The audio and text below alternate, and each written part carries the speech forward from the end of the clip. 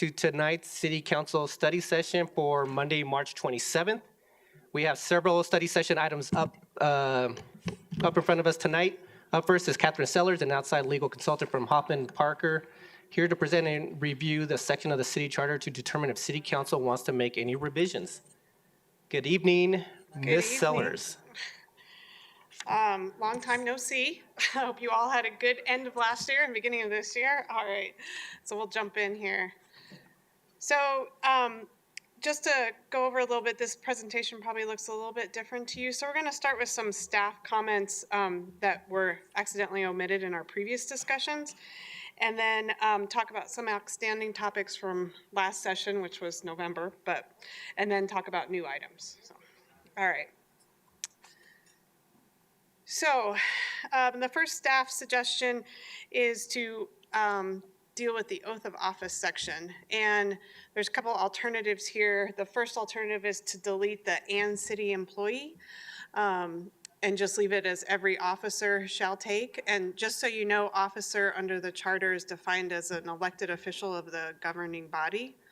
So it's just you all. The other alternative is to just delete the entire section and allow yourselves to be governed by state law on this issue. There is oath language in state statute that's now mandated. There's no real enforcement of that, but it is there, so just so you know.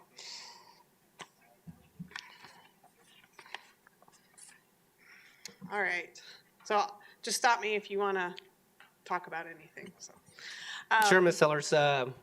Let's see. Yeah, we'll just go through it one by one. Member Russell, go ahead. Thank you, and thank you for the presentation. So, in the past, have city employees taken an oath of office? I'm not aware. Your city attorney might, some of your appointed officials might, but that's probably the only ones. And then police officers. Yes, that's exactly what I was going to say. And police officers always do. I personally don't recall taking an oath of office, neither does Sean, and I don't think our front-level employees do. For example, we've got, we own a water park, so we have a lot of 16-year-old employees, for example. They don't come in to take the oath of office by the clerk. Okay. No. So do we need to put police officers in here, or that's just part of the? The police officers do anyway, regardless of the charter language. Okay. All right. Thank you. Any further comments? See none. All right. Moving on to recall. So this is kind of a modernization suggestion about, instead of sending the affidavit in the recall process by certified mail, to actually deliver in the most expedient manner possible, including any available electronic delivery, so email, if that's, or whatever comes up later in time. So the alternative is to just remove the delivery language and just adopt by ordinance how this is to be delivered. That's the second option. Any questions or comments from council? Go ahead, Member Woodward. Question on email. Can you put in email with the receipt so the sender gets something back that it was, the email was opened? Yeah, my only concern is if there's like a software problem and for some reason the return receipt doesn't come back, or, you know, that's to make that a requirement. That's my only concern about something. Yeah, my concern is that something's wrong with the email and they didn't never get it. That's fair. That could happen too. Go ahead, Mayor Pro Tem. Yeah, Councilman Woodward, I understand, I think the direction you're going. Recall, I don't know that there's ever been a time in the history of the city where that's come as a surprise. So, you know, typically if somebody drew out a recall affidavit, the clerk would notify. The requirement to notify by mail is, you know, somewhat antiquated, and I don't know if it really serves the purpose, but I would imagine that at the time the affidavit is sworn out, whatever city clerk is serving is probably going to pick up the phone and call the council member and say, hey, I got this today, and I just sent a copy to your city email. And I don't know that we necessarily need to prescribe that in the charter. okay? Yeah, a phone call would be good, I think, just to confirm that they got it. I don't know, how do you feel about that? You had brought it up. Yeah, like I said, I'm not sure that needs to be contained in the charter. I mean, it could be contained in internal policy or procedure or in municipal code, but we're talking about the city's constitution here. And the goal of this project is to modernize it and make it more usable on a day-to-day basis. So I would not support adding any additional requirement. I like the language that's been proposed here. Yeah, I would go with that and just have it as a policy or procedure of the city clerk's office, just to verify. Thank you, Mayor Pro Tem. Thank you, Member Woodward. Member Russell. Actually, I do have some concerns because I don't mind leaving it the way it is. I cannot tell you how many times emails go into my junk email and I wouldn't think to check there.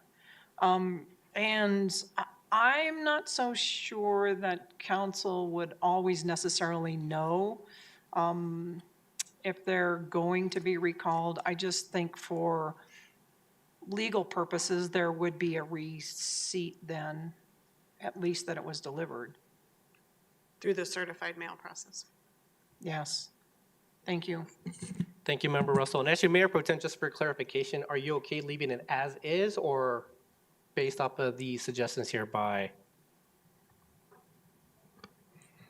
I don't think it's horrible as it is, but again, the goal is to ensure that our charter is consistent with the times that we live in and to make the charter less prescriptive. We can prescribe anything in municipal code subsequent to this charter change.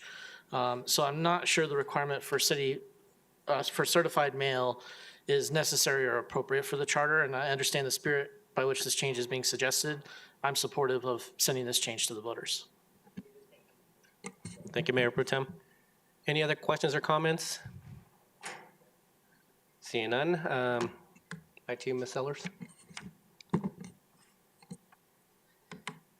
All right, so staff is putting forth the question of whether you want to keep the two reading process for ordinances. So there's a couple of alternatives. It's to have a one reading process for ordinances, or to have a one reading process for some ordinances and a two reading process for two ordinances, or for a certain type of ordinances, I'm sorry. So maybe like if you were amending your land use code, that has a two reading process. I'm just pulling that as an example. So you could do that. I think it might cause a little disruption at the beginning to have a two different types of reading processes, but I think as city staff gets accustomed to it, that will be overcome. Or you can leave it as is. Go ahead, Member Russell. Thank you. I would really like to leave it as it is because sometimes it takes the public a while to figure out what's going on. And if we just read it and pass it in one night, that's not giving the public. I think it's more open and transparent to leave it the way the charter was written. Thank you. Thank you, Member Russell. Member Noonkemp. I'll weigh in. I agree with Member Russell. I think we should leave it as is. Thank you. Member Woodward. I'm in agreement with the other two council members. I saw a thumbs up from Member Anderson, so there's a majority to keep it as is. So go ahead, Ms. Sellers.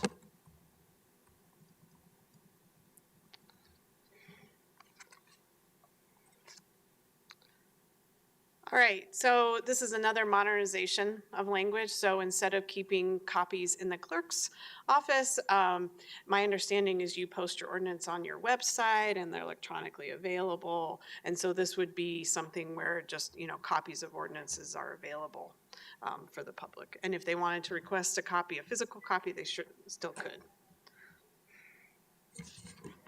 Any questions or comments? Member Wink. Sorry.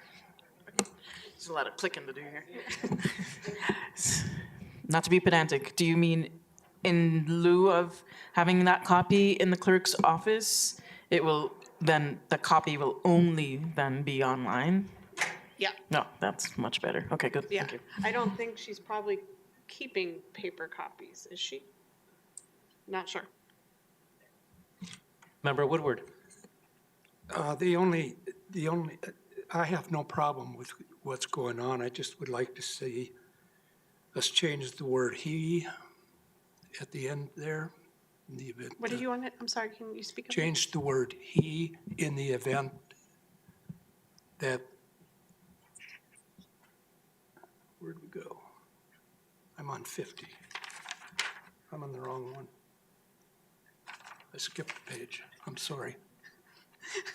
Never mind. Are you ahead of us, Member Woodward? All right. Mayor Pro Tem. This one gives me some pause. I like the current system. If you need a copy of an ordinance from 1965, you go to the city clerk to find it. You know that's where it is. If you need a copy of an ordinance from last week, you go to the city clerk to find it. You know that's where it is. I think that is one of the primary duties of the city clerk is maintaining and tracking legislation and legislative actions. And I actually believe that this provision does belong in the charter, and I would like to keep it.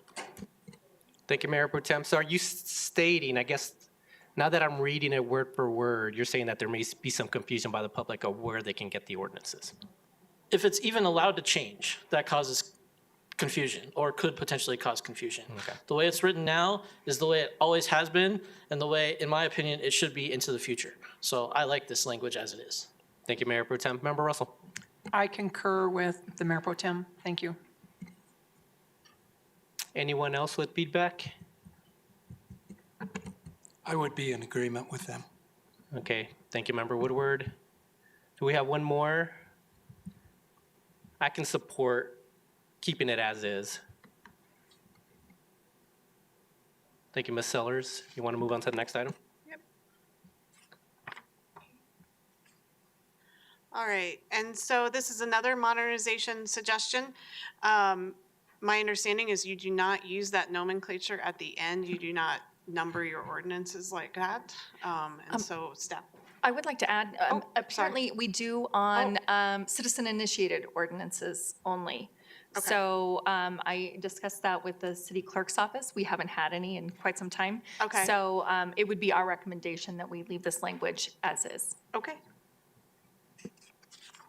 We'll move on. Any feedback from council? Mayor Pro Tem. I'm curious about the distinction here. The city attorney just made a reference to citizen-initiated legislation. And this says, every ordinance as adopted by a vote of the registered electors of the city. Council can refer some ordinances to the people. I think there is some room for some fine tuning of this. I'm not sure what that looks like. And I'm not necessarily prepared to add anything right now, but I do like the distinction between pieces of legislation or ordinances that are adopted by the people through a vote and ordinances that are taken under the authority of this council and adopted by the legislative body. I see those differently. Our charter views them differently, and we'll get to that later in this discussion. But I think having some distinction between those is helpful.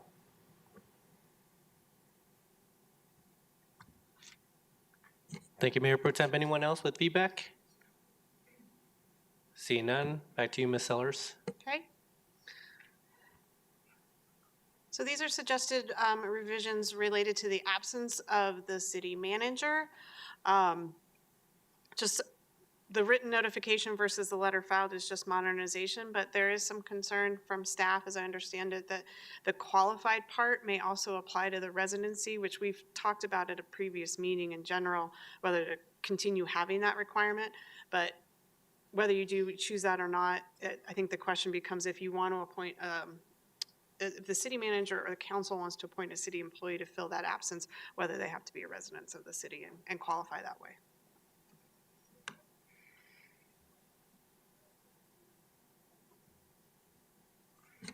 Any questions or comments from council? Mayor Pro Tem. No comments other than to say that I'm comfortable with the change proposed here. Thank you, Mayor Pro Tem. Anyone else? Member Woodward? I'm comfortable with the changes, and I wouldn't want to put it where they had to be a member, or they had to be in the city, living in the city. Thank you. Anyone else? I'm good with the changes suggested. Member Noonan is as well with the head nod. So is Member Anderson. So thank you, Ms. Sellers. All right, so this is a suggested revision to the powers and duties of the city manager.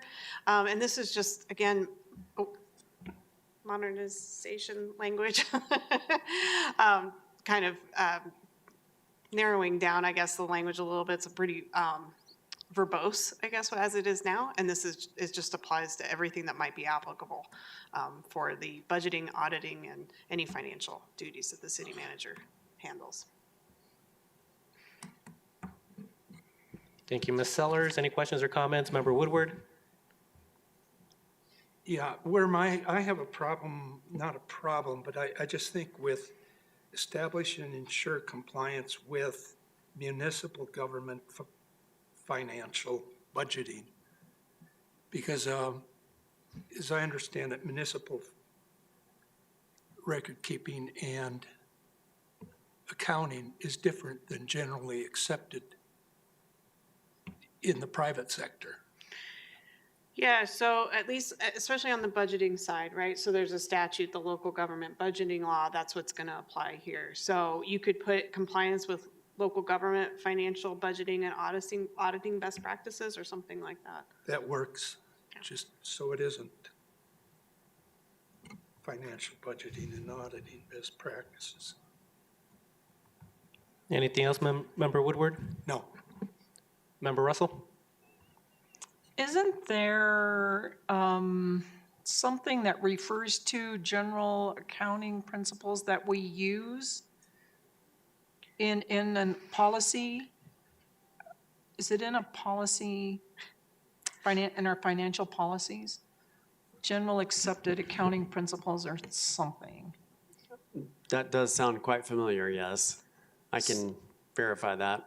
So is our policy in compliance with this charter?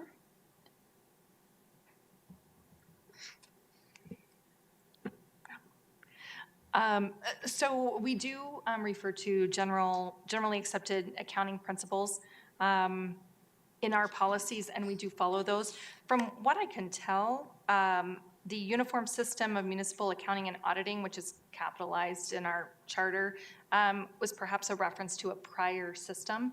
And as Mayor Pro Tem Ward pointed out, our goal for the charter is to modernize it and make it flexible. So for example, when the name of an applicable statute changes, we don't then have an out-of-date charter. So I think that's what the reference was, to just say best practices and applicable auditing standards or something like that, so that we don't refer to a specific name of a law or a policy that can then change.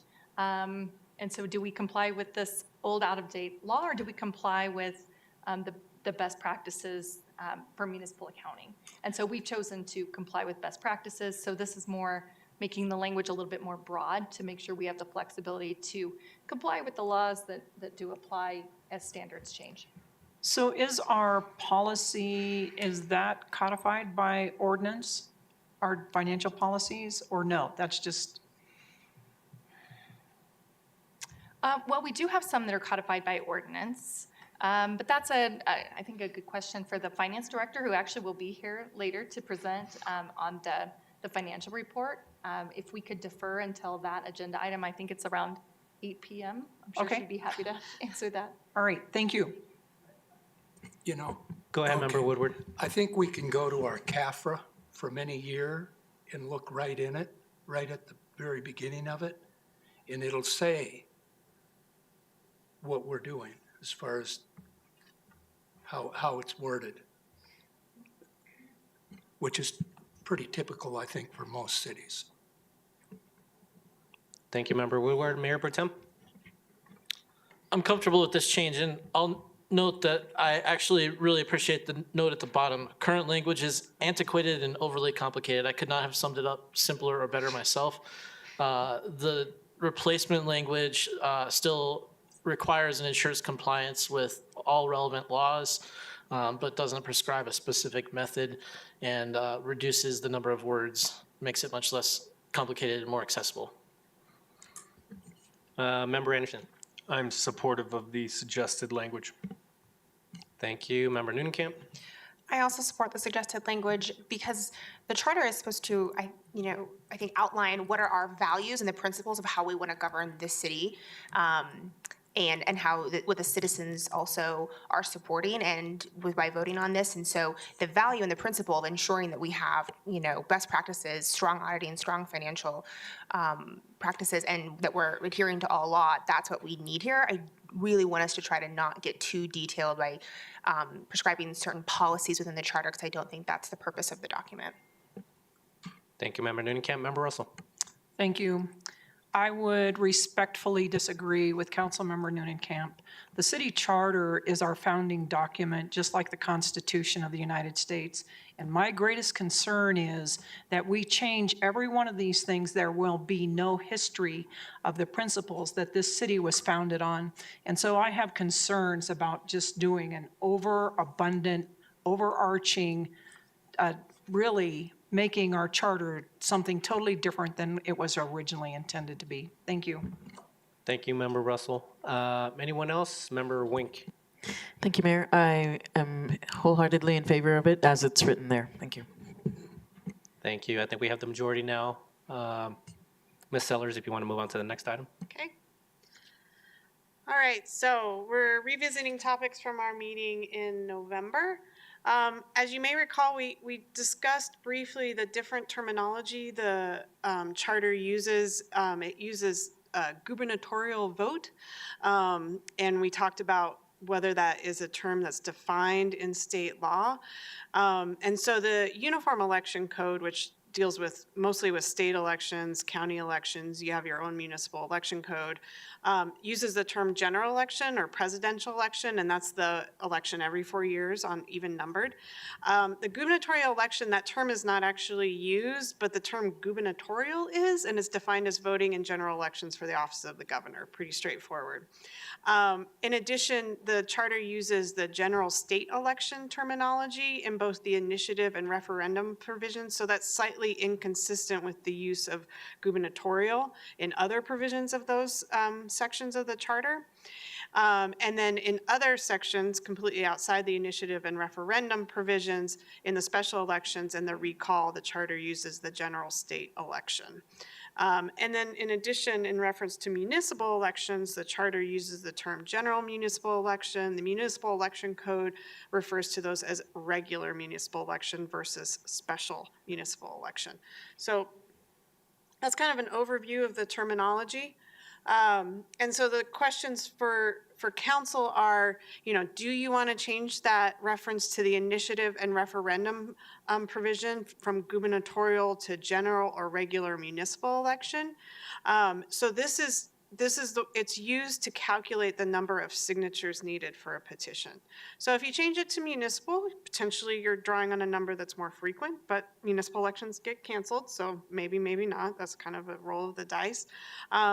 And so you could also change that terminology to match the Uniform Election Code and call it a state general election, and also have the consistency with other sections in the the initiative and referendum provisions of your charter use that same terminology. And then the second question is, changing general municipal election to regular municipal election. I'll be the first to tell you, you don't need to make any of these changes if you don't want to. So it's just something we talked about it, and I said I'd look at it a little bit more for you, so I wanted to bring it back. Thank you, Ms. Sellers. Mayor Pro Tem.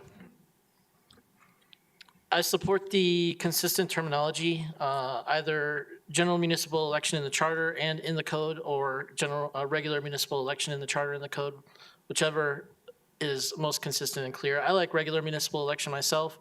Those are the elections that occur every 2 years. It's pretty common sense, I think. In regards to the gubernatorial matter, I think the gubernatorial election is sufficiently specific for me as a non-lawyer. I understand that it's a little wonky and strange, but I think it describes the election that we want to key the signature count to. as the election where the governor was most recently elected. And so I'm comfortable with that. I don't see the need to change that particular section. Thank you, Mayor Pro Tem. Member Woodward. Yeah, and the last change, or change to the regular municipal election, I think if we just held or added there, the last held municipal election, that takes care of what I think your problem was, is if there wasn't an election because maybe there was only one person running for each seat. So for calculating the number of signatures on a petition, you were saying you could change it to regular municipal election, but put last held. Last held regular municipal election. Okay. So go ahead, Mayor Pro Tem. I wouldn't insert that language. I think, as you suggested, Member Woodward, we could accidentally capture special elections there. And I want to make sure that special elections are excluded, whatever we key to a regular or a regularly scheduled November election.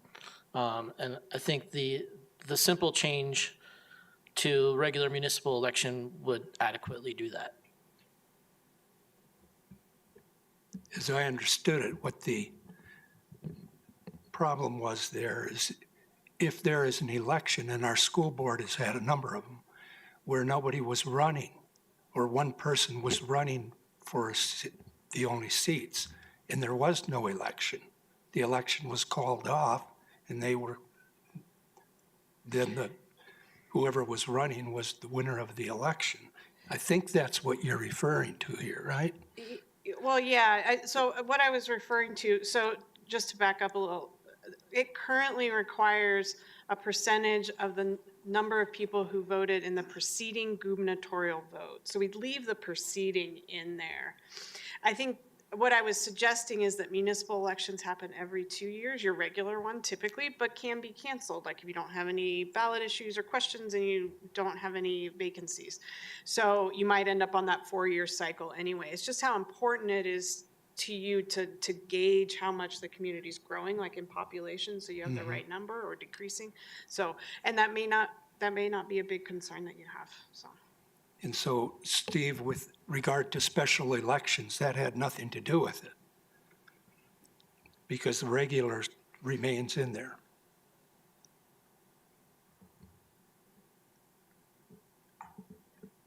Anything else, Member Woodward? Any other questions, comments from council? Don't see any. Member Noonan-Camp, go ahead. I agree with Member Ward. I'm fine leaving the gubernatorial language as is. I think there are some of these things that we could maybe make slightly better, but we are going to get to the end of this and it's going to be a very long list. And I think we're going to have to start considering which one of these are the most important changes that we really want to put before the voters. This one, for me, doesn't rise to that level. I'm happy for it to continue on in the process, but I do think we're going to get to the end and have to weigh them against one another. Good point, Member Noonan-Camp. Anyone else? I'll weigh in. I agree with Mayor Pro Tem as well in terms of the wording. So keeping the gubernatorial as part of it. So Member Anderson agrees. So we have 4 there, majority to keep it as is. Mayor, I do think we have an issue with the wording inconsistency between general and regular. General well, in our charter yeah. and regular in our city code. Right. So the gubernatorial, you're in favor of keeping, and then you do want to change the reference to regular municipal election, the second one. Yeah, it doesn't really matter to me how we solve this problem, whether we refer to the voters to change the charter or whether we do it by municipal code, but I would like to see the charter and the code have consistency. Right. I can be in agreement with that as well. See some forehead nods, so I think we're good there. All right. So we spent quite a bit talking about Section 48, and part of what we talked about was this unusual language, particularly the cannot be revised, repealed, or amended was a little, it wasn't as specific as to the ordinance being adopted or rejected that maybe the city would want. And so some options, the first thing we're going to talk about is the options of language regarding breaking that up, basically, and having an ordinance adopted through the initiative process cannot be amended or repealed by council, and those blanks, I'll talk about those in a second. And an ordinance repealed through the referendum process cannot be adopted by council blank. So that kind of really takes that language and I think makes it more clear. The blanks are, we talked about this, what trigger could allow council to amend or repeal an ordinance adopted through the initiative process? And you have some options. You have the electoral vote going back, that's leaving it as is now. The second one is a supermajority of council. And we also talked about some communities, one I found has actually a number of years that the ordinance would have to be in place for an initiated ordinance before council could take action, and that's Trinidad, and it's 4 years. And I don't know the origins of that provision in their charter, but they're the only ones I found that actually have like a set year thing. So there's kind of 3 options on how to give council power or not to amend an initiated ordinance or adopt an ordinance repealed by referendum. So. Any feedback from council? Mayor Pro Tem? This one's pretty sticky for me. Some time ago, the citizens of Inglewood decided to pass an initiative which effectively gives citizen-initiated legislation the power of a charter amendment. And we have the potential here to weaken that provision. And I don't want to do that personally. I think that sends a bad message, and it's not something that I support. When the citizens are dissatisfied enough with the work that we are doing that they feel the need to initiate legislation, I think we need to respect that. And so I would be willing to look at refining this language a bit to make it a little less clunky, but I want to make sure that the spirit of what's in place there is fully honored by this body. I would not support some sort of time-related change. I think that's clever on the part of Trinidad to do that, but I don't think that's right for us. So I think to the extent that the citizens refer something to us, we need to honor that, and we should not mess around with it any further without their permission. Thank you, Mayor Pro Tem. Member Nunekamp.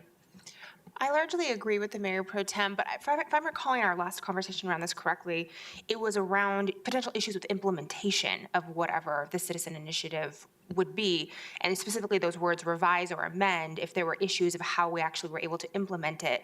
How do we solve that problem while still upholding the spirit of what the citizens are telling us? Is it through supermajority, or how do we actually, I think that's the problem that I was hoping we could fix.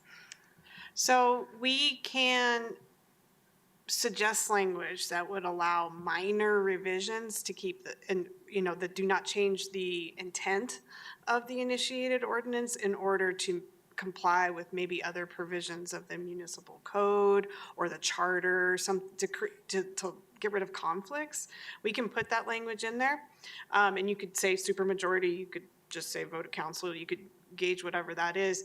I think you all know this. I'll say that's going to be open to interpretation, and you might anger your initiators if you tweak it too much. So, but it's a fair question. It's hard. It's a challenge. Okay. Any other feedback from council? I think I'm in agreement with Mayor Pro Tem on his stand. I think others are as well, so.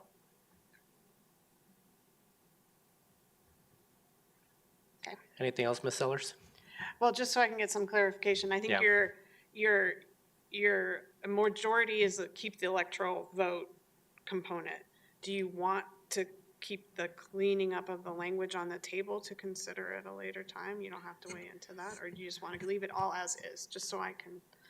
Well, it sounds like even if we have a cleanup of the language, there may still be some interpretation that would be involved. I think if we included the provision that we're discussing, yes, those 2 provisions as written, if they were to say an ordinance adopted through the initiative process cannot be amended or repealed except by an electoral vote, period. That would be just what that sentence says. So that would not be open to interpretation, just to clarify. Okay. Mayor Pro Tem? I'm not sure this is one where the juice is really worth the squeeze. Adding more time to this process to get language that's refined and looks better and is perhaps shorter, while still retaining the meaning of what we currently have and the understanding of what we currently have. I think that's a potentially heavy lift. And to Member Nunecamp's point earlier, there's only so many things we can refer to the people. How important is this change really? So I'm leaning towards just leaving it out for right now. Right. Anyone else disagree? You summed it up nicely, Mayor Pro Tem. I'm in agreement with you, so. Don't see anyone weighing in, so I'll take silence Got it. as All consensus there. right, so on to new sections. So you have 4 boards and commissions that are created in your charter: the Library Board, Planning and Zoning, Board of Adjustment and Appeals, and the Water and Sewer Board. And so I think the initial questions, and you may have had this discussion previously, do you want to keep these boards and commissions in the charter?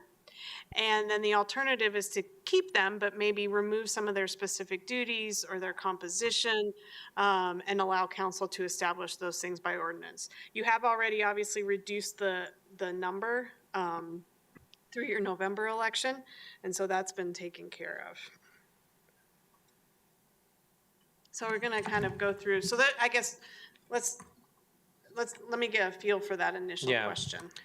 So Ms. Sellers, just as a clarification, we did remove the library board is no longer within the charter. It's now going to be part of ordinance, correct? Or trying to think of what we decided in November, or what the people decided, I guess, in November. It was the number, The correct? number, Oh, the yeah. number, that's right. Okay, perfect. Any feedback on this? Go ahead, Member Russell. Thank you. I would just like to leave this one as is. I mean, it's a historical picture that these boards were formed from the beginning. Well, perhaps they may have come in later, but I would like to leave them in there. Thank you. Thank you, Member Russell. Sorry, Member Woodward, go ahead. I am in agreement with Member Russell. I think it's historical. I think leave it. It's just not that much to look at, but leave it. Any disagreement there from members of council? Mayor Pro Tem. If I was waving my magic pen, I would remove the library board from the charter, and I would leave the other 3 boards, which are empowered to take independent action on a quasi-judicial level, in the charter as authorized and deriving their authority from the city's charter. But are you waiving that one tonight? Well, not unilaterally, of course, but if I could get support for that, Right. I would like to see that move forward. Anyone want to weigh in? I think I agree with Member Russell, Member Woodward, keep as is. I see Member Anderson waving his head, Member Nunekamp is as well, so. And so is Member Wink. All right, so we've got some specific issues for you. So this is in section 53. So the language is up there that's in the charter. It says the city manager shall provide a recording secretary for each board and commission. And so option 1, delete, adopt via ordinance, or change recording secretary to necessary city staff, just to modernize it a little bit. Any feedback here? Go ahead, Member Anderson. This is, what does a recording secretary do? Takes minutes. I mean, isn't this covered by Colorado open meetings law? Like, Yeah, you have to So- take minutes. right. So I feel like to be in compliance with Open Meetings Act, that would supersedes this and makes it ultimately unnecessary. So I wonder if we should delete it. That's the way I lean. Yeah, I think that, and this is a staff suggestion, I think the concern is the kind of dated language, a recording secretary, so much as, yeah. Right. Member Russell. Thank you. Ever since my time on city council, it has been referred to as recording secretary, and the boards and commissions that I've been on, besides keeping minutes, they are responsible to maintain the recording or record it and then give it to the city clerk. So I guess I don't see a problem with recording secretary because I have seen it that way since I've been on council. Thank you. Thank you, Member Russell. Mayor Pro Tem? I support option one for the reasons I gave earlier, simplification and removal of unnecessary provisions from the charter. Member Nunekamp and then Member Woodward. I don't see the need for a change here. We do record minutes in our board and commission meetings. Every corporate or nonprofit board that I've been a part of calls the person who does that secretary. It's an officer typically, in those kinds of settings. Someone who's recording the meeting minutes in these settings is referred to as a recording secretary. I think this is fine to leave as is. Member Woodward. I would like to stay with the recording secretary.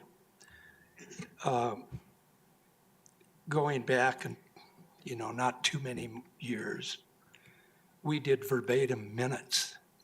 And some of the minutes we used to have were completely written out at the boards and commissions and city council. And it was page after page. So I think recording secretary I'd like to keep that, to have an official record there. I'm fine keeping it as is. For one of the points that Member Nunekamp mentioned earlier, to me, it's not a priority to have this change, so. Go ahead, Ms. Sellers. All right, so the second one is on a similar topic. So a book of records of each meeting shall be kept in place in the office of the city clerk for public inspection. So option one, delete. Open meetings applies. Packets are retained by staff in accordance with your retention policy. Or modernize the language. All records of each board and commission shall be retained by the city as required by state law and city policy. Member Russell? In some ways, I think we talked about this same thing earlier. I mean, it is something the clerk is responsible for. And I don't think, if we leave it as is, I think it is just fine. Thank you, Member Russell. Anyone else? Mayor Pro Tem? I got shut down on this earlier, but for the purpose of consistency, I support option one.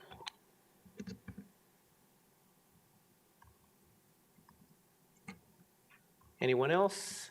I support option one.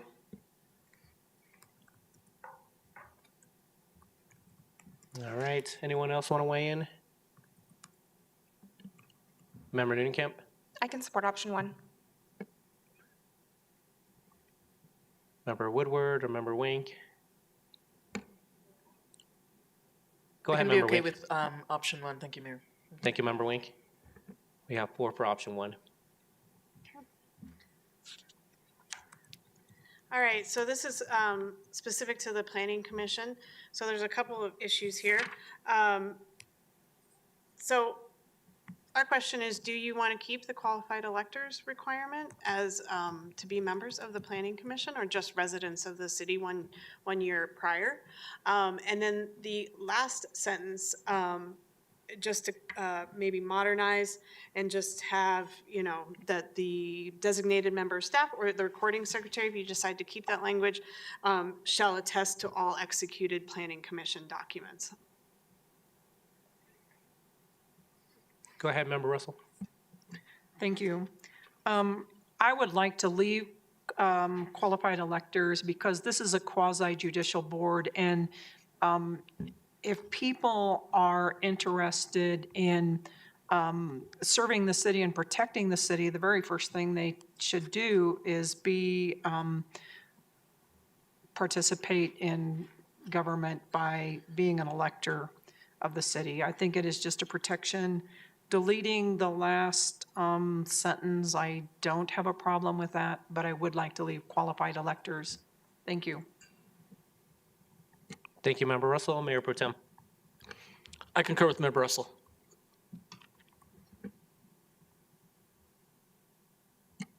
Anyone else? I'm okay with the changes. Just what Member Russell stated.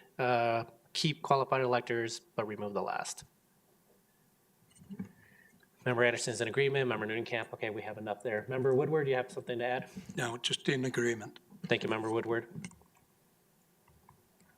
Okay. All right, so this is still in the Planning Commission. So currently, one of the duties is all plats of proposed subdivisions shall be submitted to the Planning and Zoning Commission and for its recommendation to council with respect thereto. But your code provision contains a different process for minor subs and administrative land reviews, which are approved by the city manager with no Planning Commission review and don't come to council either. Your definition of subdivision, as you may know, is very broad. So it pretty much includes everything.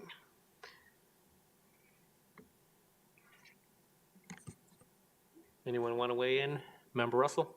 Thank you. I believe that this, the charter, the way it's written, does already, that's the same thing state law talks about also, I believe. And I think that if the minor subdivisions and the administrative land review need to be brought into compliance with the charter, not vice versa. That's my opinion. Thank you. Mayor Pro Tem? I would support eliminating this. I don't think that minor subdivisions should go before city council ultimately, as you're just talking about dividing lot lines along established patterns that are already platted. So that just is just following a pattern within the land development. So I would support just eliminating this or changing it to major subdivisions. Maybe that's a better approach, but yeah.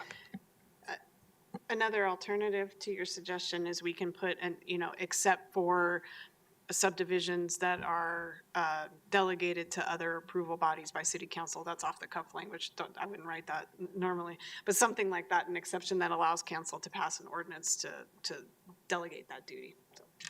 Because we do already require major subdivisions to come before council. Is that correct? I believe so, Yeah. yes. So I think a simple solution here would be just to insert the word major.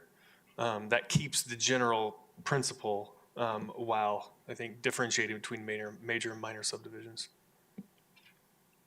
That would be my suggestion.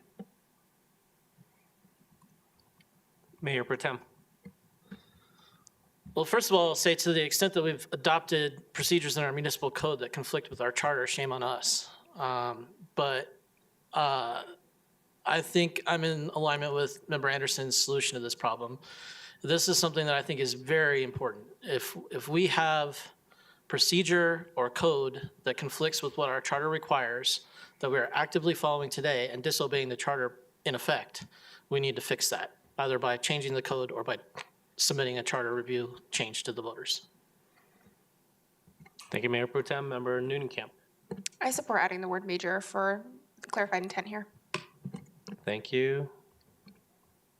Go ahead, Member Woodward. I would support adding the word major also. I'm as well, and that gives us 5. All right. Okay, so this is the Board of Adjustment and Appeal. So we still have the qualified elector question, and we can skip discussing that if the result is the same. And then the same kind of issue with that last sentence.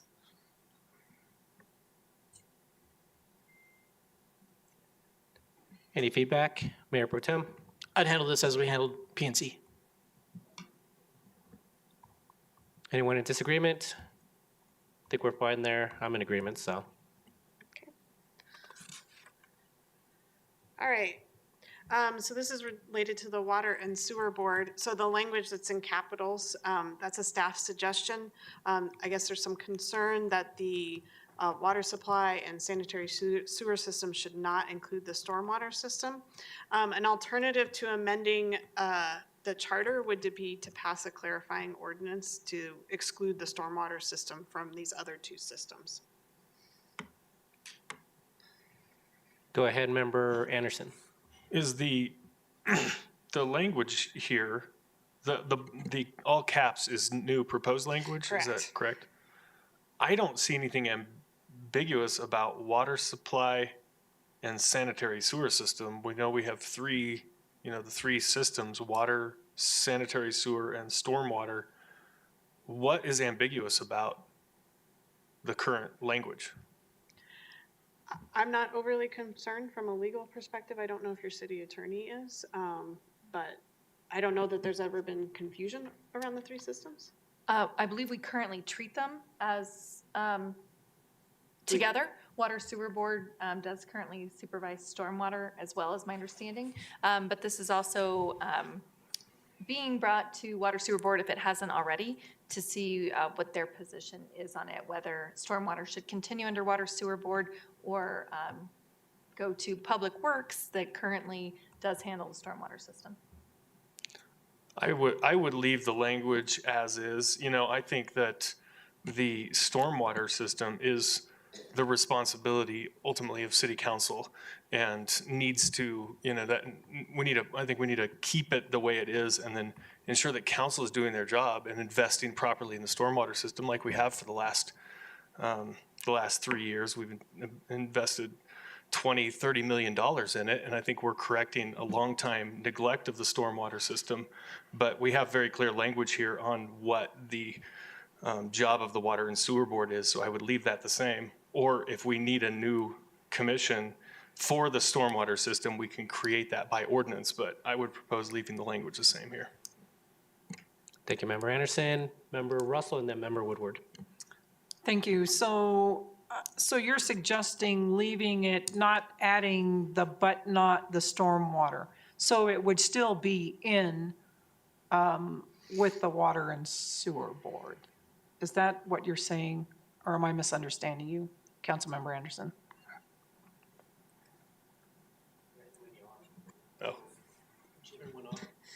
Oh, there we go. Okay.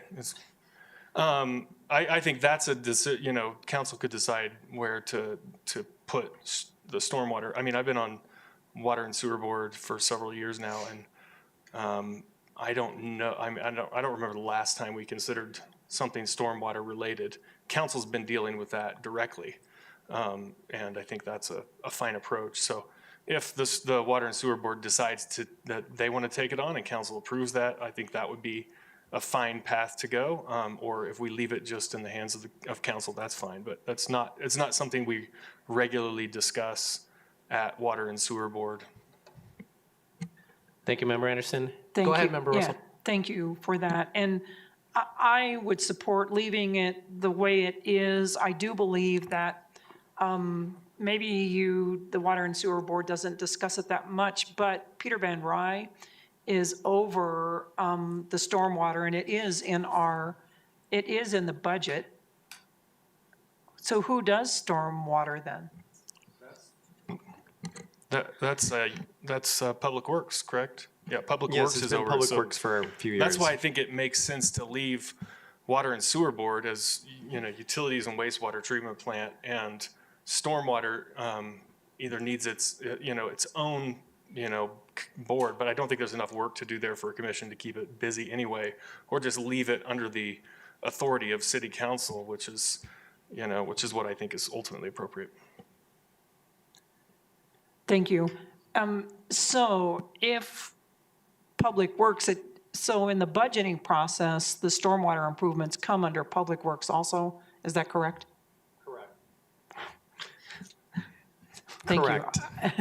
And when we reorganized when I got here, we had an interim director of utilities, which was also the director of Public Works. When we reorganized utilities and South Platte Renew, and really split those duties up between Public Works and utilities, the Public Works took on stormwater and has managed that, the entire time that I've been here. Okay, thank you. That is helpful, because there was, before you came and before that, there was a separate Public Works director, and just at a point in time, they took over that. So I am supportive of leaving it the way it is without adding that language. Thank you. Thank you, Member Russell, Member Woodward, and then Member Nuncamp.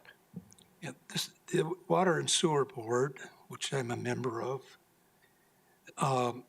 just discussed this a couple meetings ago. And the recommendation, as I recall it, and correct me if I'm wrong, Mayor or Councilmember Anderson, since you're also members there, we decided that we should put it to Public Works, since they're doing all the work, and they are the ones that are really working with that. Other than the water, other than storm water, that's the only way it relates to the Water and Sewer Board. So I would think that it should go to Public Works and the Transportation Board, as recommended by the Water and Sewer Board. Thank you, Member Woodward, and that was my recollection as well. So, Member Nunekamp? I support keeping the language as is without this change. I think we have several other boards and commissions who can weigh in with input if we need that, including the Budget Advisory Committee. If we do need some sort of clarifying ordinance, I'm happy to have that conversation, but otherwise I think it's actually working well. Mayor Pro Tem? Yeah, I agree with Councilmember Nunekamp. I am supportive of making this change by ordinance, but not by charter. Sounds great. We got a majority there. All right, so moving on to the city attorney. So the first suggestion is to remove the minimum 5 years of experience in active practice of law. I believe right now your deputy city attorney requires 9 years of experience, so that's probably, so remove that and allow council to determine that when they either set that for RFP or they hire someone. And then the second change is the attorneys who reside or maintain offices in the city shall be giving preference to council by appointment. If you want to have preference for local attorneys, you can certainly do that when you post the job, but having it as a charter provision probably is not appropriate. Anyone want to weigh in? Go ahead, Mayor Pro Tem. I'm recalling the time when we appointed our current city attorney, and I don't believe we had any applicants who fit the maintaining offices within the city of Inglewood. That being said, I think a minimum of 5 years experience, I'm indifferent about making a change there. It does prescribe a minimum, and so it tells us that we can't hire anybody who's had their bar card for less than 5 years, but my experience in the last round of hiring indicates that there wouldn't be much of an appetite for that anyway. And I'm comfortable with the language that extends preference to people who live here, as it's merely one of the qualifications that we would consider. So I'm not convinced there's a need for a change in this section of our charter. Thank you, Mayor Pro Tem. Anyone else? Go ahead, Member Anderson. I mean, I think I'm fine with the minimum 5 years experience. Taking that out, doesn't affect whether we, if we're having a minimum of 9 just on the staff side, doesn't really affect that. And it does keep the bar, at least keeps a bar in place. I think I would remove that last sentence. I don't know that it's critical, critical. This may be one of the ones that would, when we go back to kind of evaluate which ones we're going to put forward to voters or not, maybe it wouldn't meet the priority level, but if we're just talking about modifications, I think that's one I would eliminate, that last sentence. Thank you, Member Anderson. I would be in favor of what you just stated, Member Anderson. Go ahead, Member Russell. Thank you. I don't think this is one that we need to change. I mean, we can give preference, but we don't have to choose someone from the city if there's someone more qualified. So I don't think it's something that we necessarily need to spend the people's time on as far as putting it out for charter. Thank you, Member Russell. Actually, I'll just ask the city attorney or the city manager, was there any effect the last time we went through this process in terms of having that language within our charter? A negative or a positive or just neutral overall? I think it was as irrelevant then as it has been in the modern era. I mean, I think when we were, anybody that had a shingle out to, defend against horse trading and things in the day, we wanted that attorney to be the city attorney. That was a more common thing. But in a modern age, I'm not sure that's what a lot of what we're proposing is, to update things that are from a past time. Sounds good. I'm still in favor of just changing that last sentence at the very least. Anyone else want to weigh in? Right now we're 2-2. Just letting you guys know what the score is. Go ahead, Member Woodward.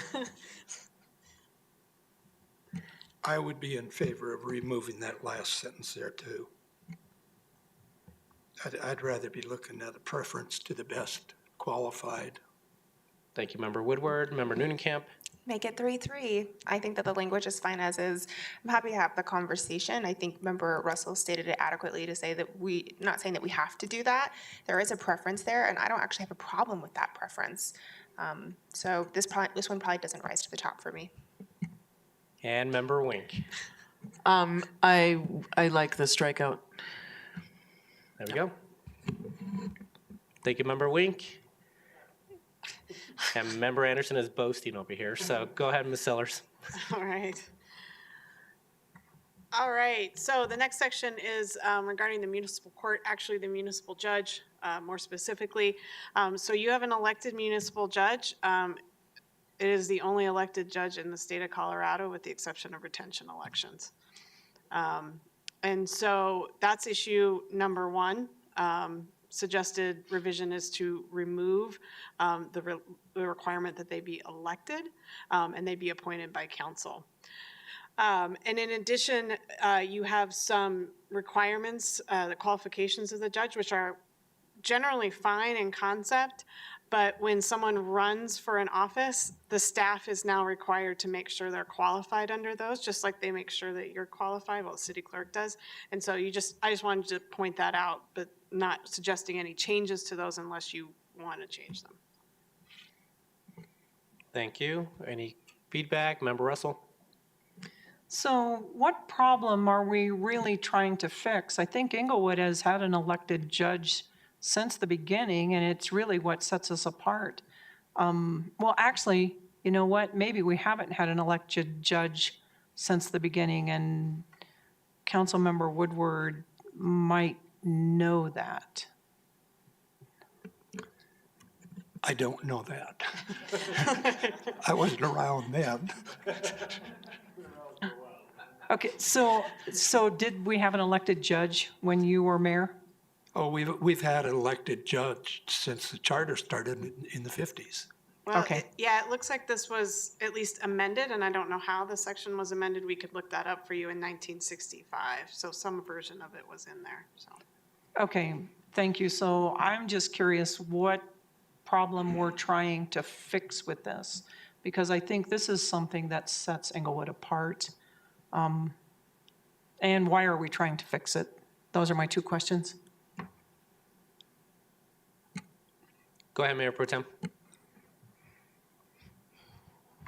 I think this discussion could probably be a city study session in and of itself. I am open to potentially making changes or requesting changes of the voters.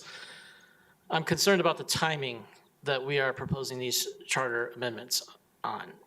We would be potentially proposing this particular charter amendment on the same ballot that our current municipal judge is up for re-election. And that makes me pretty uncomfortable.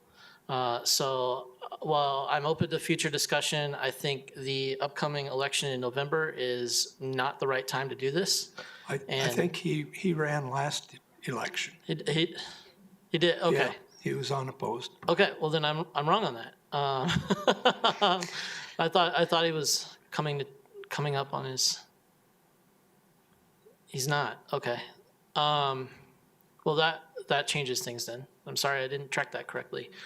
I will stick with my opening statement though, that this, I think we have some discussions coming up on the agenda regarding courts, and I think this should be a part of that discussion. I'm not prepared to take a bite out of this particular apple tonight. Sounds good, Mayor Pro Tem. Member Anderson, was it? Yeah, I have a question about that. I don't know how often the judge is up for election, but I recall that election being in 2019. Should be every Right. course. Okay, because I thought he ran in 2019. Oh, it was 2017. Okay, got it. All right. There's that clarification. Go ahead, Member Woodward. Yeah, I think I'm with the Mayor Pro Tem, as I'd like to see this in a study session. There's a lot of cities, I think, our size, that actually contract out their municipal court to a law firm, including, well, Littleton in the past, Cherry Hills, a number of them around us. So I think it is something to look at in a study session. Thank you. Thank you, Member Woodward. Member Noonan-Camp. I agree. I think this one merits a longer and more robust conversation. I feel quite torn here. I do think, obviously it's something that sets Inglewood apart. And I weigh that with the reality that just generally, I don't think that elected judges is a good idea. I think if you have not been before that court, you as a voter have very little information to assess of if that person should be retained or if someone else should run or be elected into that position. I think it's quite difficult for voters to make these decisions if they don't have that experience. And so I do think I'd like to have this conversation. Thank you, Member Noonan-Camp. I'd like to put it on the study session as well, so. And with that, back to you, Ms. Sellers. All right. So this is a miscellaneous legal provisions in the section of the legal department of the charter, and this change is being suggested, as I understand it, to kind of conform with city policy. So the council has already delegated signature authorization to the city manager for contracts less than $100,000. And so this change would allow you to continue to do something like that and change that number as you see fit in the future, but just would be giving yourself the authorization to do so. Any feedback from council?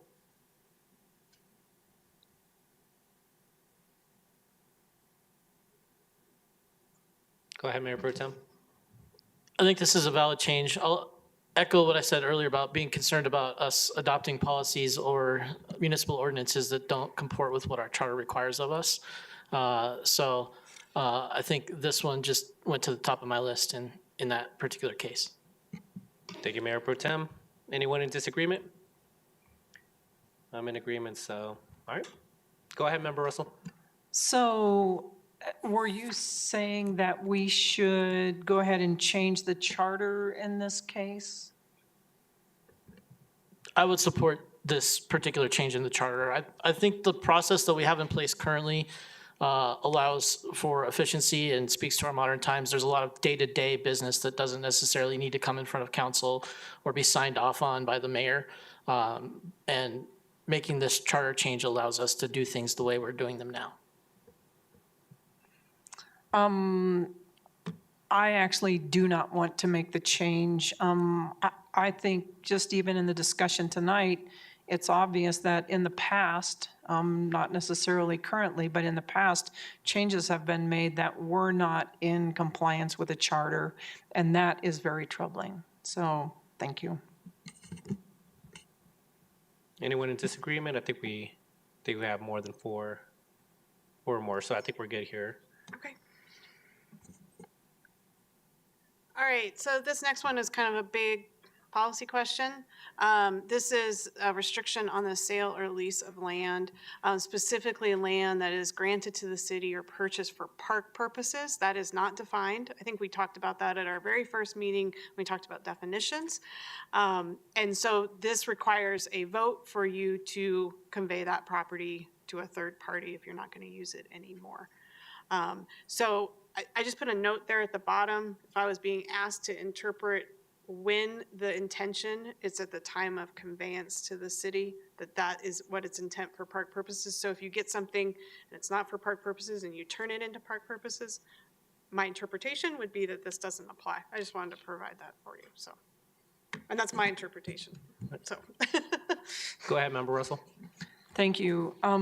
So if someone were to, let's say, donate property to the city or sell the city property for park purposes, in that case, would, the way it stands, would it be would- interpreted that It would correct? apply. Okay. This came up before, and I mean, on the last thing, and there actually was a ballot initiative that was based on this particular charter policy, and I really don't think that we should change it, and I really don't think there'll be a problem, because if somebody gives us property, we decide to change it. Well, I don't know, if the council decides to change it to a park, then it does belong to the city, correct? So if the city has vacant property and it changes it to a park, I mean, yeah, you always have it. The question is, when the intent to be used as park purposes triggers this restriction to have a vote. And I think the way that it's phrased, I think there's a very good argument to say it's at the time it comes into the city's possession. So let's say you've got just an empty vacant lot, you're just maintaining the weeds and you're not doing anything, and you say, we're gonna build a park. I don't know that the restriction to have a vote to then convey it to a third party would be applicable, the way that this is written. Okay. Now, you may choose to go ahead and send it to the voters. That's your call as Okay, council. so, and this council may or may not, but there will be future councils also. So I just, just like to remind us of the history. I mean, where this building is right now used to be City Park, and the developer promised to buy land, and the developer did buy land across the city for pocket parks and dedicated them, and so I believe that's why this is here. I think so for historical purposes, I think we should leave it the way it is. Thank you. Member Woodward. Yeah, I'm thinking about other types of open space. Is that considered a park? And specifically, Denny Miller Field. Not that I want to change Denny Miller Field, but is that a park? So that's the issue with not having a definition, right? So it's gonna be up to the council at the time to make that call. And I think I gave you an example of another client of mine that has a charter provision that's actually kind of the flip of this. They can't take land for parks without a vote. And so they've interpreted, like, when they get open space for drainage or stormwater or whatever, that they don't intend to actually put improvements on. So they're not putting a slide or a jungle gym. That's not a park, that's open space. And they've made that call. So this council, future councils, if this issue comes up, will have to make that call as to whether or not that's considered a park or not. Okay. I think it also has to do whether the park, as Member Russell was talking about, has been codified by council as a park. And specifically, I'm thinking of what came up years ago regarding Cushing Park West, which was on the west side of Inca and was basically the drainage for Little Dry Creek. So I think we need to look into that, the codification of, and definition of parks there. Anything else, Member Woodward? Go ahead, City Attorney Niles. Thank you, Mayor. As Councilmember Russell pointed out, there was a citizen election on this to decide whether to officially designate some of our properties that were subject to this ambiguous provision to determine if they would be considered parks. And so it did pass, and it's now in our code in section 11-4-6 that specifically lists, here are some parks within the city. So what happens if it happens again? Do we have to have a second citizen vote designating a property as a park property even though we didn't purchase it for that? And so that's what this is designated or intended to address. So we don't have to have a second citizen vote specifically designating a property as a park property that would require a public vote to sell. Thank you, City Attorney. Member Russell and then Mayor Pro Tem. Thank you. So I would just like to remind the citizens here that the reason that this came for a vote anyway is because I think it was the way the city council at the time was determining what a park was, and they went ahead and sold a piece of property that the citizens thought was a park, and so the citizens then decided to make certain that all the other parks got declared as a park, and so that's why that all came about. So, thank you. Mayor Pro Tem. I think I would like to see some language drawn up on this that sort of differentiates what we're discussing. The fact that our citizens initiated legislation that dedicated certain parks makes it a little stickier for us to dedicate parks in the future, because if we go to modify that particular section of code, now we need voter approval to do it because of the charter provision we talked about earlier. So I think we have a challenge here that we do need to address, but it might be a little more complicated than what we have time for tonight. Member Wink. Thanks, Mayor. Yeah, I believe this warrants some clarification in language, even if it's in the sake of over communicating for this particular topic and all the discussion tonight. I don't feel comfortable. I want the citizens to know very, very clearly and easily. And I don't know that that's happening with the 7 of us right now. So I don't know what I wanted to say, but I think we need to work on it. Yep, I'm in agreement there. Anyone else? I see Member Anderson also in agreement. Member Noonkemp. So just additional language on that, Ms. Sellers. All right, so this is another kind of policy question. So leases are restricted to a period of 20 years, and I guess our question in general is, do you want to keep this type of restriction on the lease of land? It's got its advantages and disadvantages. Any feedback from council? Go ahead, Mayor Pro Tem. Personally, I think 20 years is too long, but I agree with this provision. A lease binds future councils to the disposition of a property, and that's the source of heartburn for me. So I'm comfortable with this, the way it's written. I think it restricts the ability of anybody to bind future councils for an indefinite period of time. Thank you, Mayor Pro Tem. Anyone? Go ahead, Member Russell. Thank you. So we don't, according to the way this is read, we don't have to lease it for 20 years. We could lease it for 5 if we wanted to, correct? Yes, that's correct. Go ahead, Member Wink. Thank you, Mayor. So then to Member Russell's question, City Attorney, if I may, can that 5-year term be renewed to exceed, is there are there parameters around the extension of those to not avoid what we're stating here? Is that clear as mud? Can we repeat what Member Russell just said? Let's start there. So the 20 years is a maximum. Anything over 20 years, lease requires citizen vote. That it could mean council could adopt a policy that says we won't approve anything over 5 years. We could send that to a vote. The council does have authority to do that because we can put things on a ballot. You asked about extension of terms.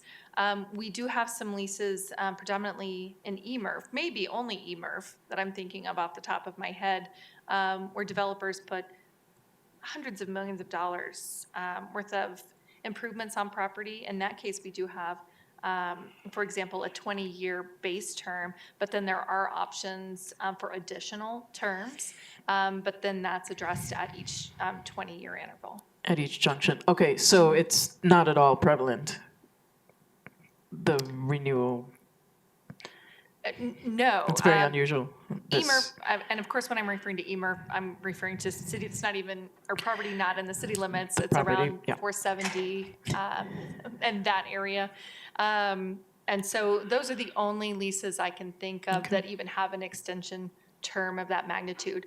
And then city policy has been to bring those to city council to consider and weigh and authorize. Okay, great. Thank you very much. Thank you, Mayor.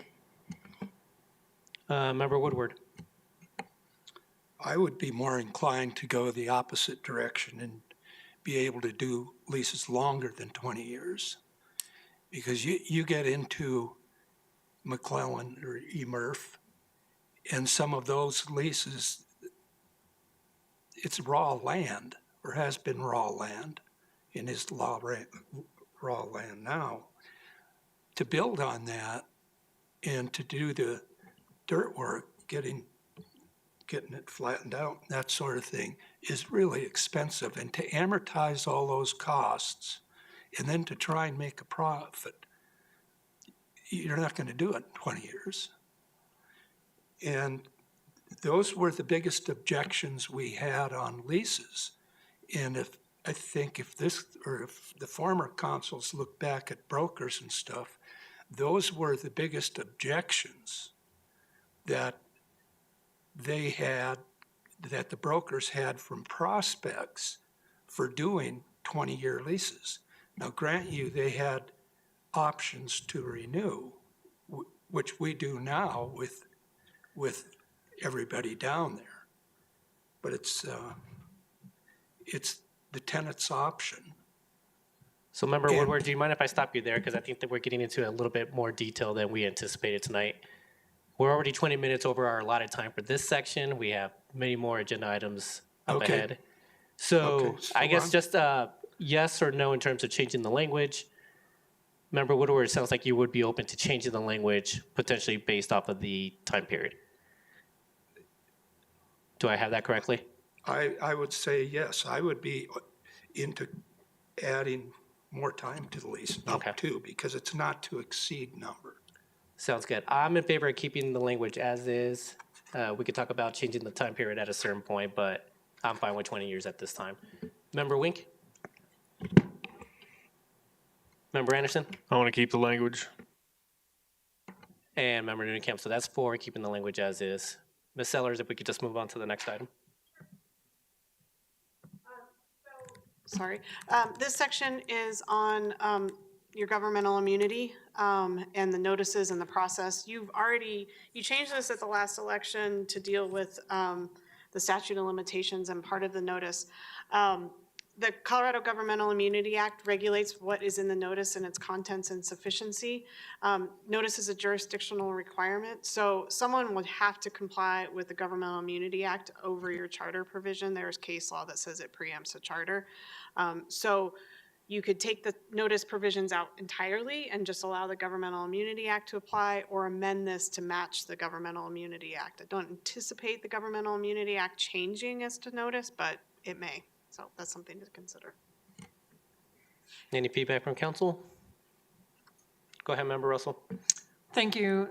The only reason that, and I don't know if the Governmental Immunity Act prevails, but I personally feel like if the city is negligent on something, that if they follow this notification, that is really our obligation to pay, not be immune to that. I don't know that, because I'm not an attorney, I don't know if this would hold up in court. So if the city were to get a notice that complied with this and didn't comply with governmental immunity, I mean, I think there's a real practical issue. I think your insurer, I'm assuming CIRSA is your insurer, yes? Yes, okay. They're going to weigh in and they're going to say, well, we may not want to pay this. We may want to keep this person out of court because they didn't comply with the Governmental Immunity Act. Now, I suppose council could go ahead and say, we're going to pay them out of our pockets, and that's fine.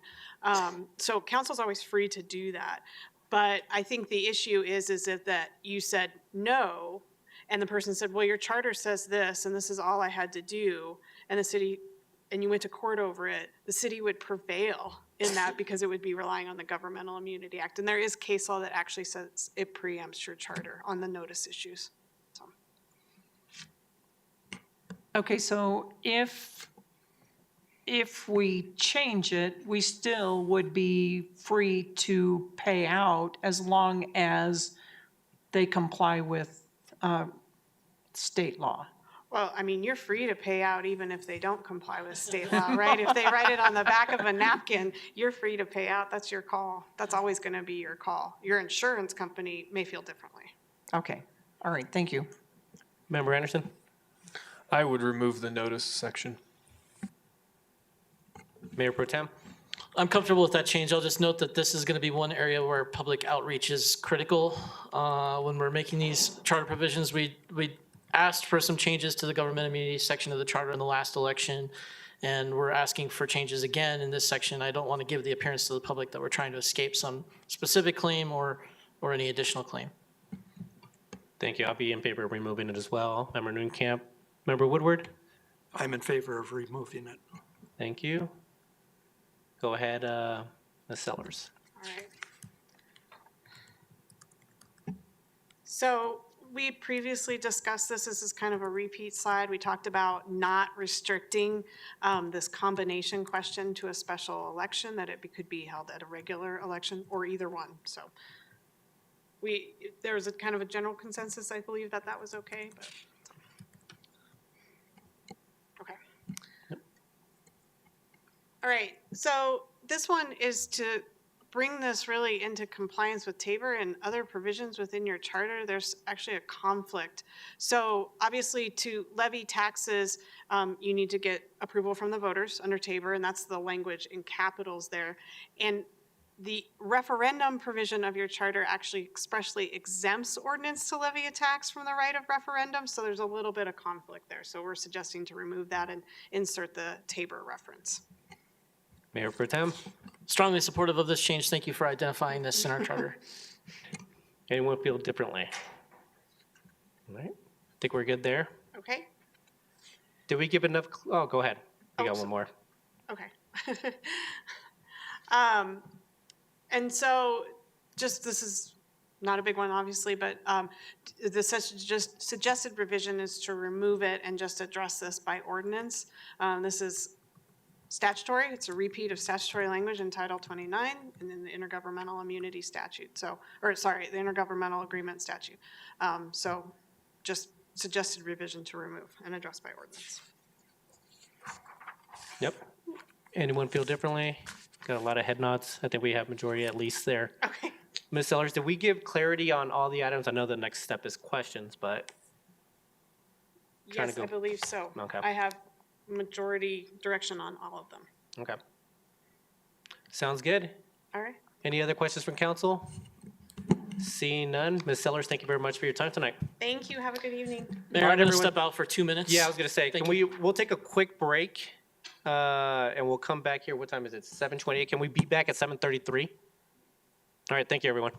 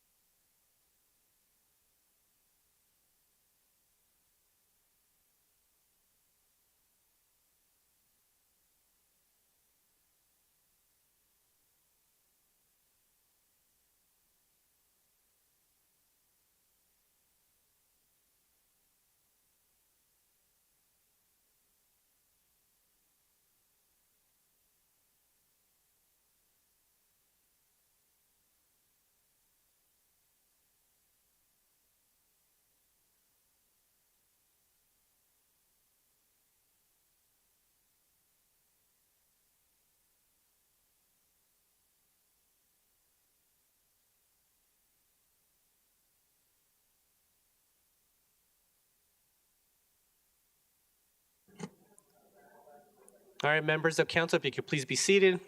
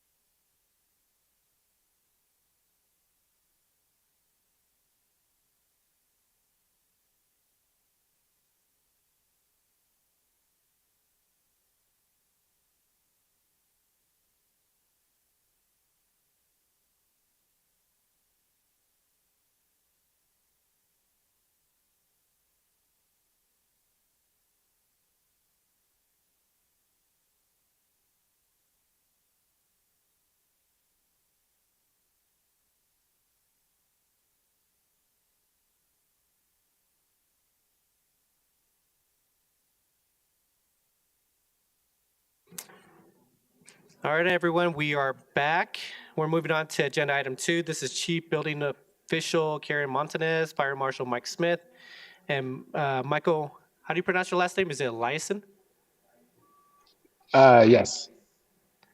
Thank you, Mr. Eliason. Of Larch Lab, here to present and discuss an overview of the code adoption for building and fire, as well as to discuss point access blocks. So I believe Ms. Montanez, you're going to get us started.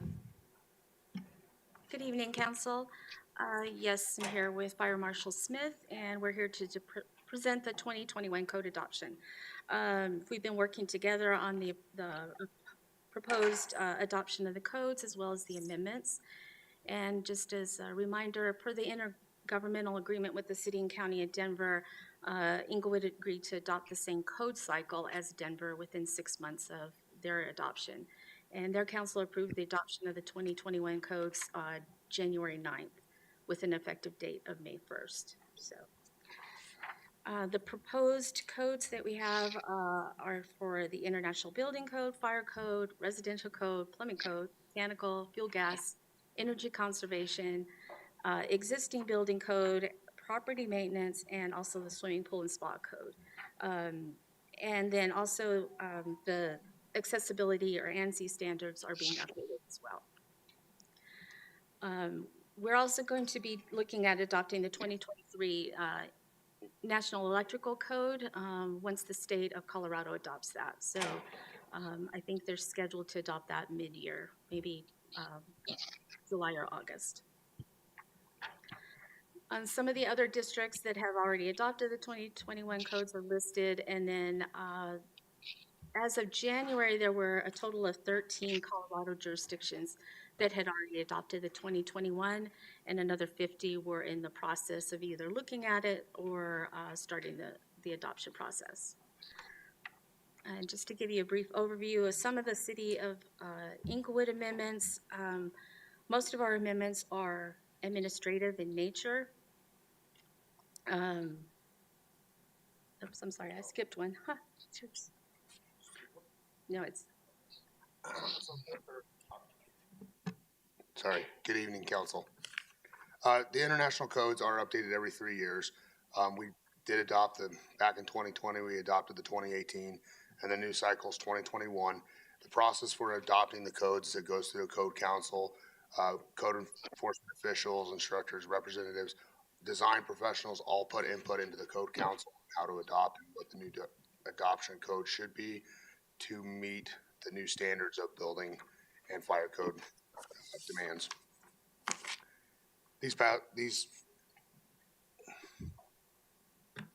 principles that are passed through the committee hearings are on the International Code Council, government members, and they have meetings and they discuss, and so if there's ever any code, like you, myself, or Karen, we could submit to try to get a new code in there, and it would go through the International Code Council Committee.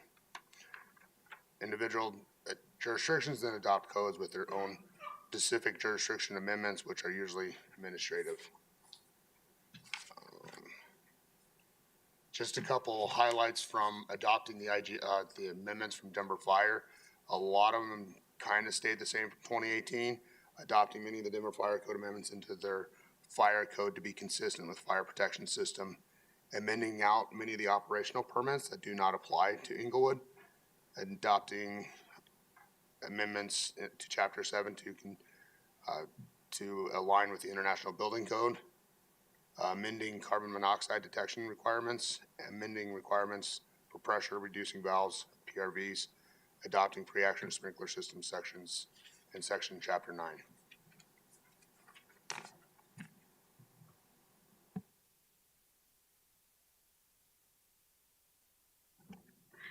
Some of the other amendments we're looking at are, like I said, predominantly administrative in nature, referring to our Board of Appeals, our fee structure.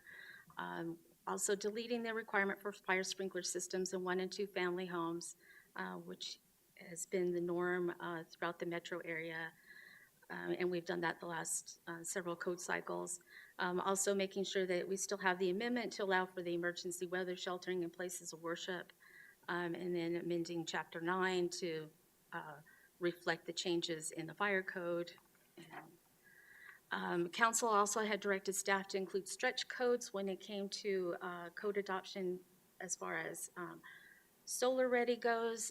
So we're proposing to adopt amendments that would adopt the appendices of the International Energy Code so that it would require solar ready for new construction, which would mean that they would have to provide a certain amount of space and make sure that the roof was could support any future solar that was put on the home or the commercial property as well.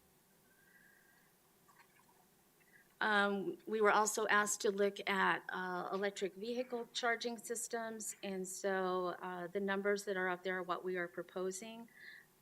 The state just came out with their draft proposal, and we are actually exceeding the number that they are requiring. So we're above on that. One thing that I did leave out was, the electric ready. So we are also including that. And that would just mean that wherever there is basically a gas-fired furnace or water heater, stove, that there would also be a junction box that goes back to the panel that would allow anybody that wanted to change from gas to electric, they would not have to do any upgrades. They would simply replace the appliance. And just to give you kind of an idea of some of the costs of these things, since they are stretch codes, to do PV ready for residential, it's very minor. It's about $200 increase. Don't have a firm number for commercial because that would vary based on, the size. Electric ready would cost between $700 and $1,000, and that would be to increase the space for water heaters and then just also running that additional electric.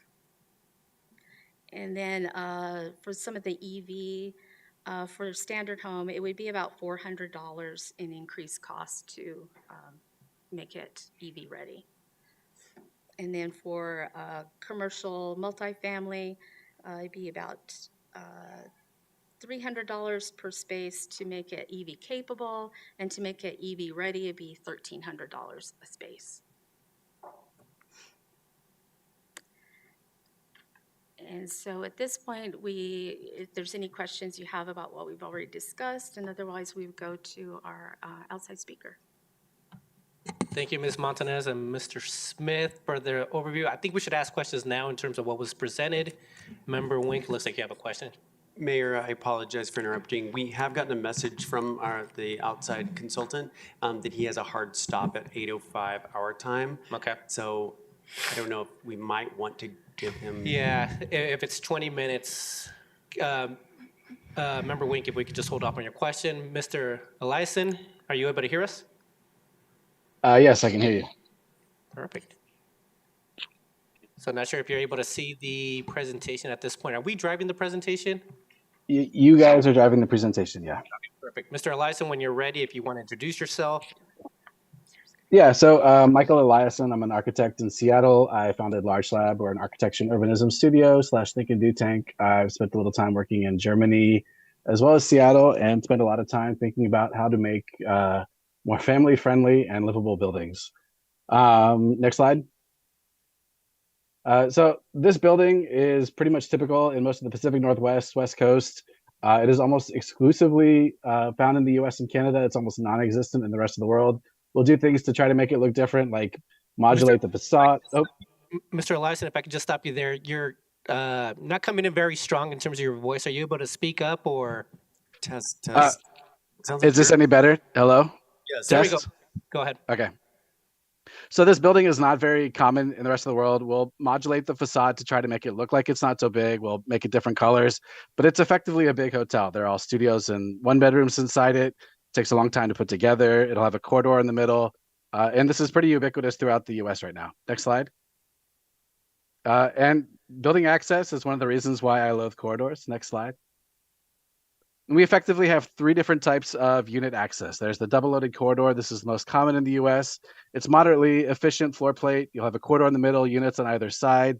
It's really difficult to get family size units in this. You'll have a lot of units on one floor, so there are issues for the elderly. If you're on a major arterial, your unit doesn't get the ability to cross ventilate. You don't get any respite from the noise or the pollution on that street as well. Next slide. And so this is just a plan from a project here in the Northwest. It's all studios and singles with a little bit of multifamily size or family sized units, 2 or 3 bedrooms on the corner. Next slide. Another option, this is much more common in Europe, is the single loaded corridor. Not as thick of a building, but it also means it's not as efficient. This is a corridor on the exterior of the building, can be external, it can be interior.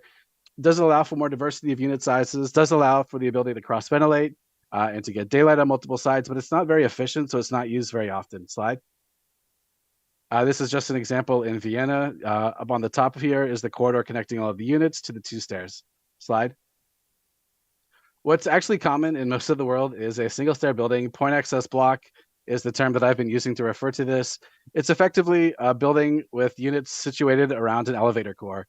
It's extremely compact. It's extremely efficient in terms of its floor plate. There are generally limits on the number of units per stair per floor. So this induces larger bedrooms to maximize the use of the building. It allows for units that have cross ventilation. It allows for units that have daylight on multiple sides. You can put your bedrooms on the quiet side of the building. Slide. And so some of the history that here in Washington State, since 1977, we've allowed single stair buildings above 3 floors. 77, we were the UBC at the time, I believe.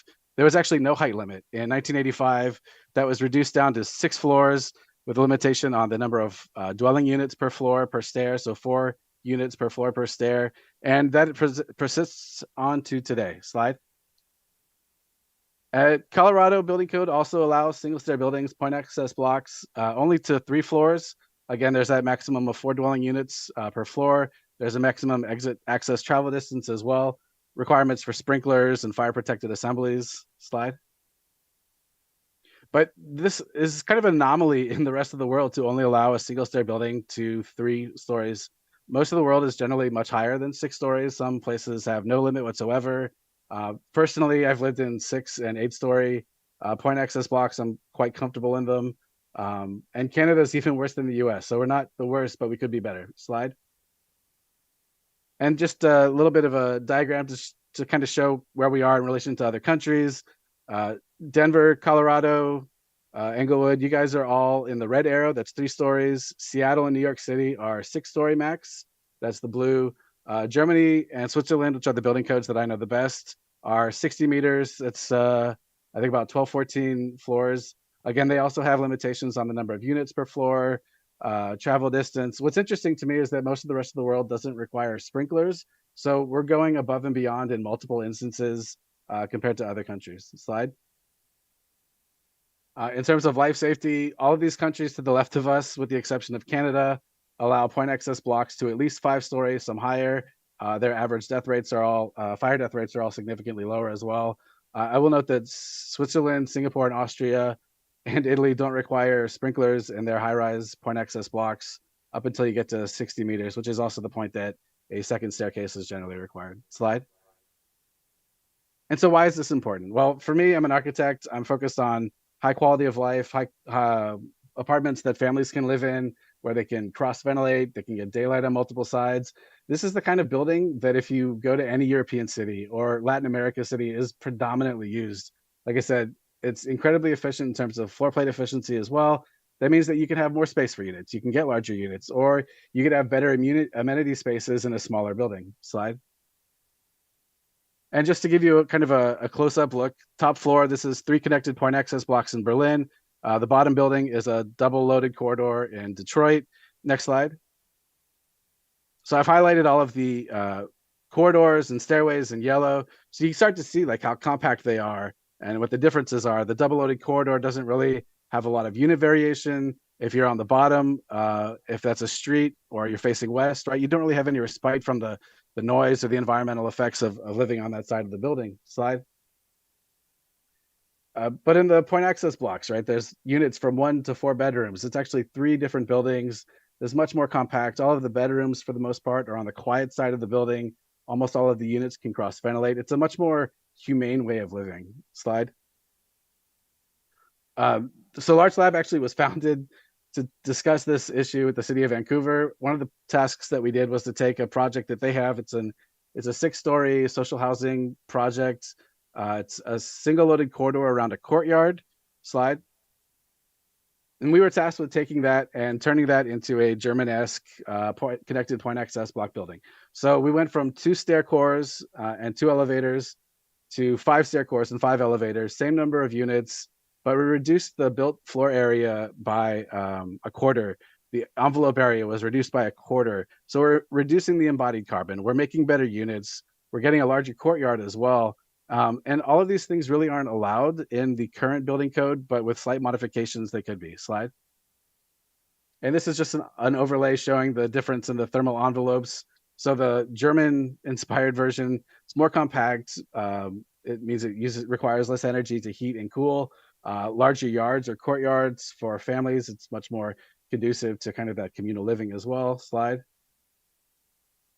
And looking at the way that we do multifamily housing, especially in Seattle and on the West Coast, we don't regulate floor plate depth like they do in other countries. And so we're getting these wider and wider floor plates. If you go to any development now, it's just massive buildings, but there's no unit variation in those buildings. It's almost all studios. It's almost all 1 bedrooms. But the number of units is not necessarily correlated to the density of the building. So we looked at 2 projects, one in Hamburg, one in Seattle. The one on the left is Hamburg, the one on the right is Seattle. Hamburg is 8 connected point access blocks. Seattle, of course, is the double loaded corridor. It's the typical way of doing it. We end up getting a bigger courtyard, almost as many bedrooms, almost as many, fewer bathrooms, fewer kitchens, right? Because these are larger units. These are family-sized units. It's not all studios. And so what that means, next slide, for almost the same number of people living in this building, we've reduced the floor area by 13,000 square foot per floor plate, really for just 5 more bedrooms. If we take our average construction cost, that's $5 million savings almost per floor, times 6 floors, that's $28 million. More than offsets the cost of those additional elevators, right? Oh, by the way, our courtyard in Hamburg is also 150% larger. And then there are additional effects on embodied carbon and things like that as well. Slide. And then just looking at kind of the day-to-day stuff, the size of a point access block on the left, same number of bedrooms as the one on the right, 7 bedrooms in the double loaded corridor. But the European way of planning is much more conducive to more compact buildings, more efficient buildings, and buildings that allow light on multiple sides and cross ventilation. Slide. Just a couple of quick examples to show you. This is a 7-story building in Paris, infill, Hoffmann, Paris, really elegant project, incredibly small parcel, 2,300 square feet. Next slide. On the top left, you have the stair core, Francis Winder stairs, which is a whole other discussion, and the elevator. This building allows for units that are studios all the way up to 3 bedrooms, 1 to 2 units per floor. If that second staircase was required on a project like this, as we would in the US, outside of Seattle, then the project probably isn't going to be feasible. Slide. So in Seattle, we can go up to 6 floors.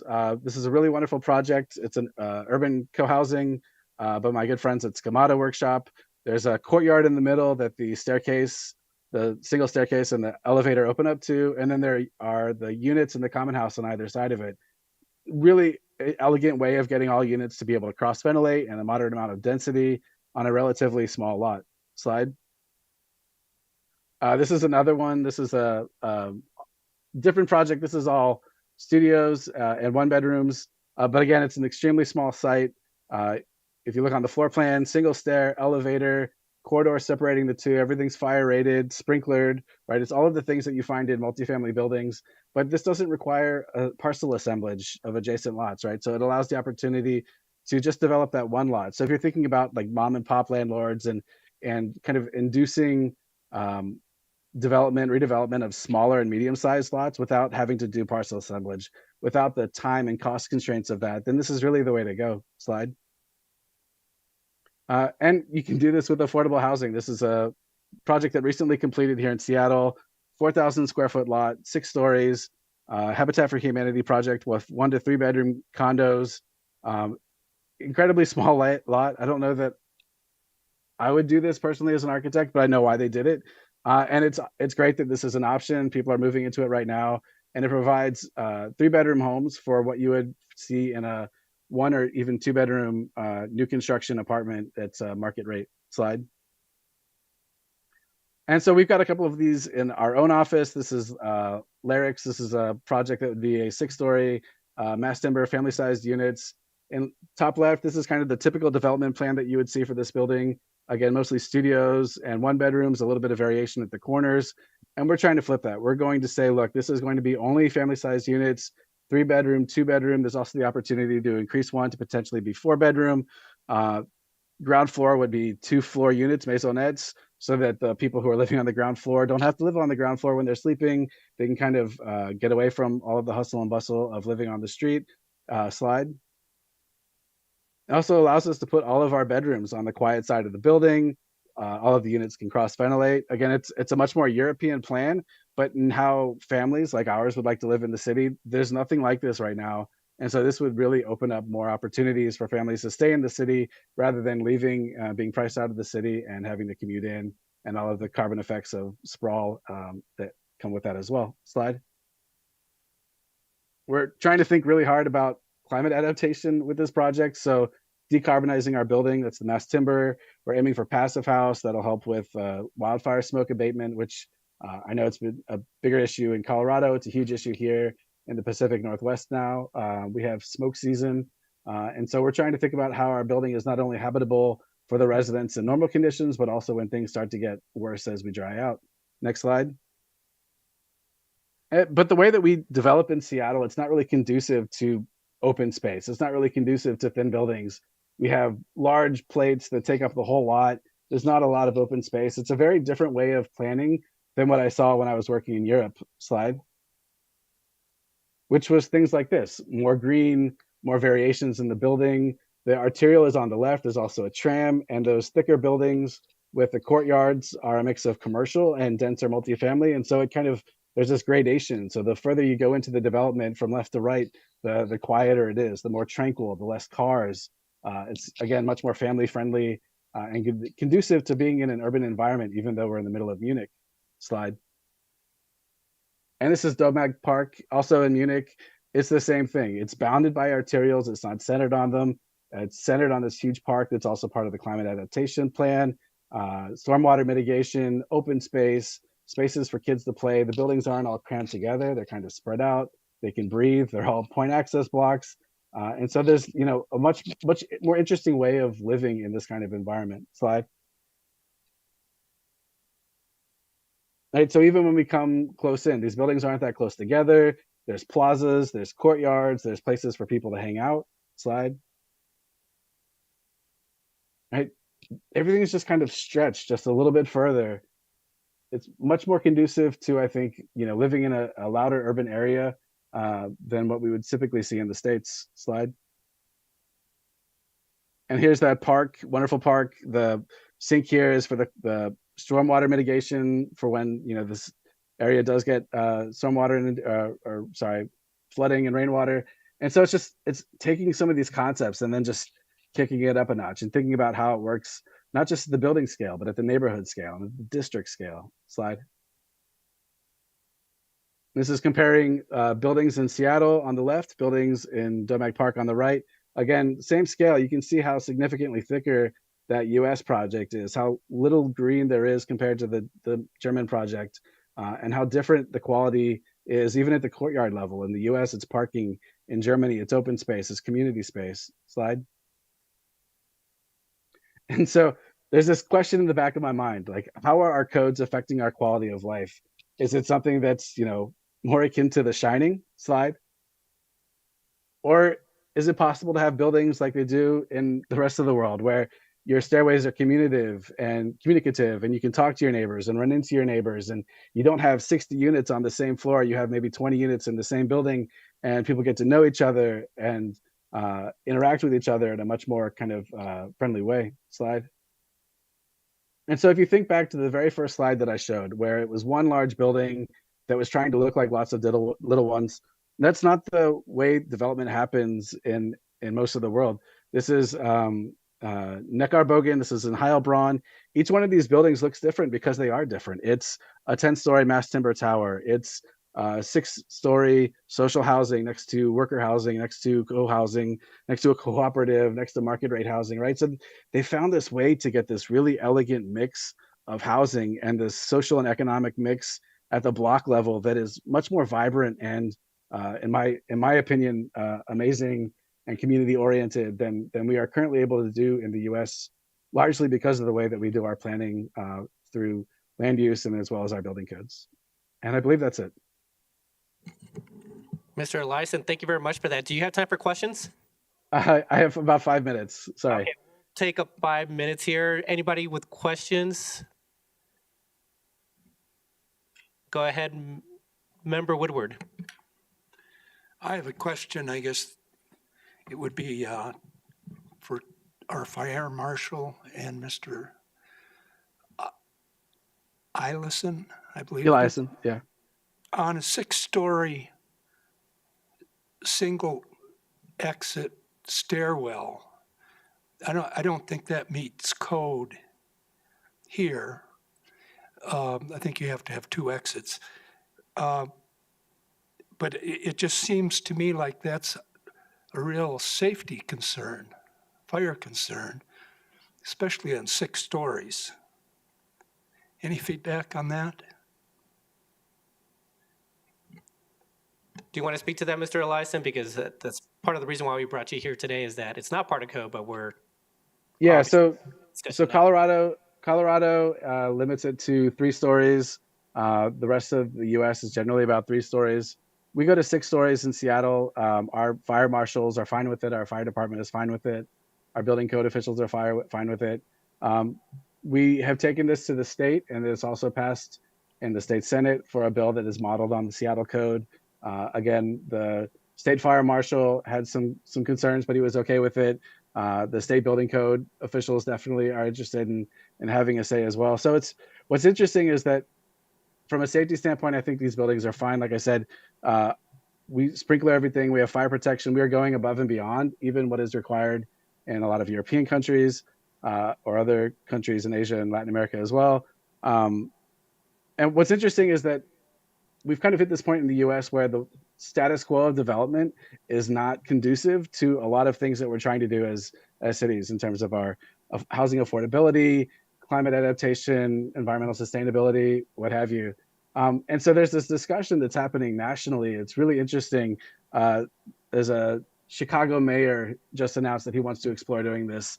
The state of Oregon is studying doing this. The state of California is studying doing this. There's a proposal to take Canada from 2 floors to 6 floors. So it's I think that people are coming around to the idea that we need something to change, and this is one thing that could be done to change that. And in terms of safety, it's like I said, you can go much higher without sprinklers in other countries. They have much better safety outcomes than we do. If we're sprinklering, we have fire alarms, we have fire protected assemblies. Our fire marshals are comfortable with it. I'm comfortable with it. But it is a discussion that has to happen, I think, at a larger level. So.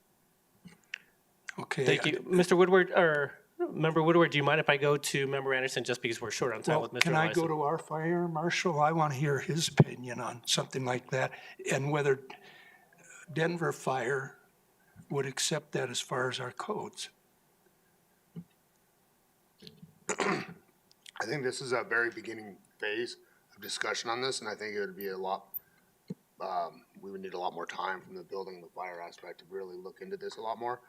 Initially, my initial thought is yes, I would have a safety concern with this based on a single stairwell for not just egress, but also emergency responders trying to get into the building with one staircase. When we come in as a fire department, we add in a lot of stuff, as in the air packs.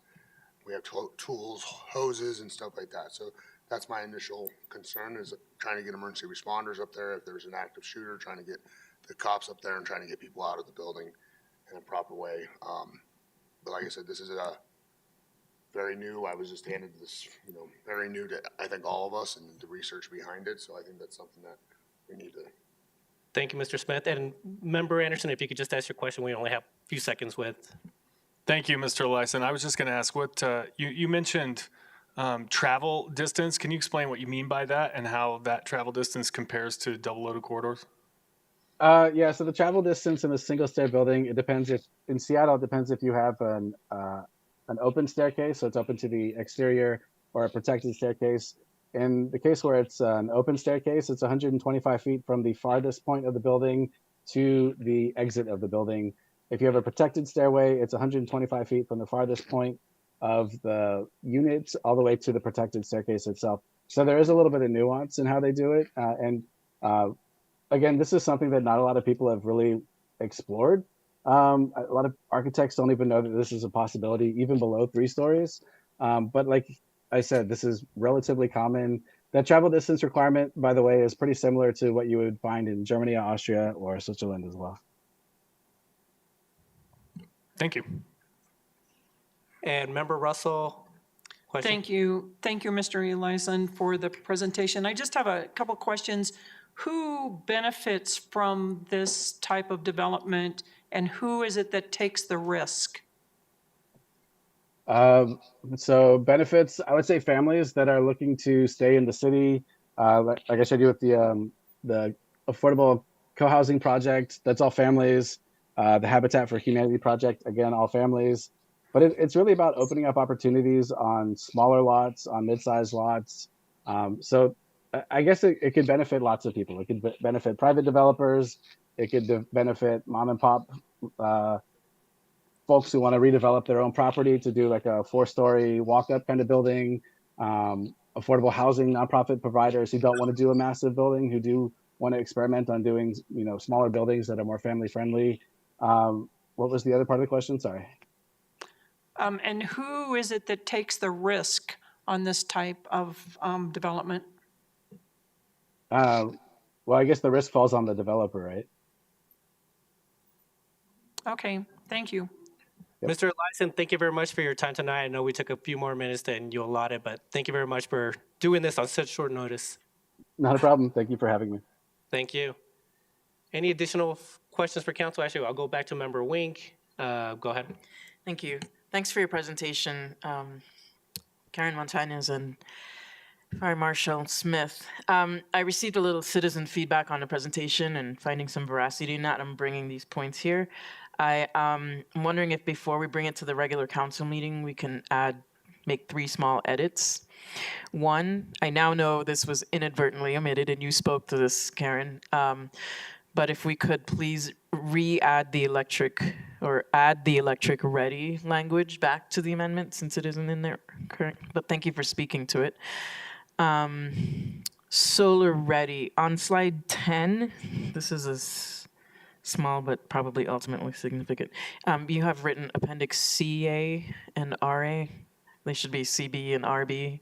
Yes, as I've started submitting stuff to the city attorney, I've already I corrected figured it would those. hit you sometimes sooner or later. Good, thank you. So that edit. And then regarding EV ready, I'd like to suggest changing the multifamily, and it gets in that table. Multifamily EVSE from 10% to 15%. And that's it. Thank you. Any other questions, comments from council? Go ahead, Mayor Pro Tem. I'd like to recognize one thing that the fire marshal brought up earlier, which is, when we think about building codes, and particularly as they relate to hazards, there's a tendency to think about the hazard exclusively as a fire. But in modern society, we have more hazards than just fires. More reasons why you might want to have multiple methods of egress for getting out of a building. Active shooter was brought up. And the reality of the world we live in right now is that that's a possibility. And when we don't have a plan for that can adequately handle it, that's concerning. So that is one of the sources of concern that I have related to single stairway entries and exits is absent multiple points of egress, people are just fish in a barrel. Secondly, on the subject of EVs that we just brought up, I want to thank the chief building official for bringing up the cost of those things. I struggle with the fact that this council talks about affordability out of one side of their mouth and talks about adding environmental regulations which decrease affordability out of the other side of their mouth. I think there's a balance that we need to find here that we haven't quite found. When we're adding things that we like that increase the cost while simultaneously preaching about affordability, we need to evaluate our values and consider which one we care about more. Thank you, Mayor Pro Tem. Member Woodward. Thank you. I would like to address something you said there with regard to the energy savings type things like the electrifying and stuff. A lot of that, I think, can be what I think I was hearing and reading was being roughed in. In other words, preparing for the future to be able to put wires through conduits, meaning the conduits are there, not necessarily the wiring or anything else. So it could be future, some of it is just future type things. And over time, I think some of these things are very much savings. Like I've said numerous times before, I think here, I have solar on my residence. I have an electric bill January, December, and probably February of this year. But I don't have electric bills the rest of the year. And then I get a check from Excel, not at the same price I pay, but a little bit back every November for the year, the difference. So those types of things can pay for themselves, I think. I think that's just good planning.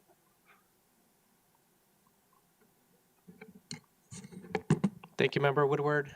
Member Wink. Thank you for those examples, Member Woodward.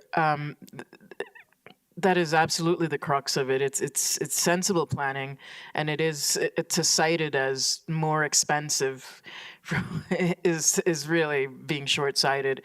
It reduces, if not wipes out, the cost of a lot of what citizens are paying for certain utilities now and into the future, and that increases over time. So it's not a secret, folks. It's a savings. So let's keep the facts where they are. Thank you, Member Wink. Mayor Pro Tem. Having a solar-ready home does not save me a dime if I don't install solar on my house. Just like having an EV-ready apartment doesn't provide a benefit to me if I don't drive an electric car. I think it's pretty common sense that everybody has to pay for these things, whether they intend to use them or not, and that increases the cost for everyone, not just the users. Thank you, Mayor Pro Tem. I'll go to Member Russell and then back to Member Wink. Thank you, Mayor. I actually agree with Mayor Pro Tem. I think probably the more expensive cost is going to become when I don't see that having it EV ready is necessarily all that expensive. However, it's going to price certain people out of the houses. I think the problem is going to become is when we go totally, we do not have the infrastructure currently to go to all electricity. And I think that California and Texas both are great examples of what happens when you move too fast and you don't have the infrastructure. And even Germany, they've done away with all their solar gardens and they've gone back to natural gas. So I think that we need to be careful. I mean, we always in the past have had a gas dryer over an electric dryer because it is much less expensive to run a gas dryer than it is to run an electric dryer. And I think when we go to all electricity, we're going to find out really how expensive it is. So I'm in agreement with the Mayor Pro Tem. Thank you. Thank you, Member Russell. I think in terms of the language, I'm okay leaving the language in right now or making the changes. I still want to do a little bit more research because I do agree with Mayor Pro Tem in terms of the added cost would be passed on to all residents within the apartment complex or multifamily development. So I do want to look at that aspect of it and just wanting to see if we need to make that requirement because I think the market is driving these future ads for some of these complexes. So do we have to do our part in order to do this? I think the market's just driving that and it's going to change it. So I'm not sure if we really need to go to the level of actually changing the language within our building codes and fire codes to make that change. So, but I want to do a little bit more research before we obviously vote on any type of changes here in the coming months. Member Noonan-Camp, go ahead. Especially for the 1 and 2 unit dwellings, I support the EV ready language as we have it currently drafted here. And it's because of affordability, Mayor Pro Tem. If we look at what the cost of one of these is, it's around a few $100s, $200, $300, $400 to put in an outlet like this at the time of the build. It is exponentially more expensive for someone to retrofit it after the fact. And so while a developer will much more easily be able to absorb a $300 charge at the time of the build, a regular family who might want to make a change after the fact is looking at potentially, 4 or 5 times that amount. And so if we can make it an option here and not a mandate, but say, yeah, it's EV ready, it's something if they want to do that, they have the ability to, versus something that only the most wealthy would be able to do after the fact. I do like that. I think it strikes the right balance. We know that retrofitting is the most expensive way to do things. And so I think this is a step in the right direction without going too far. Thank you, Member Noonan-Camp. Member Anderson?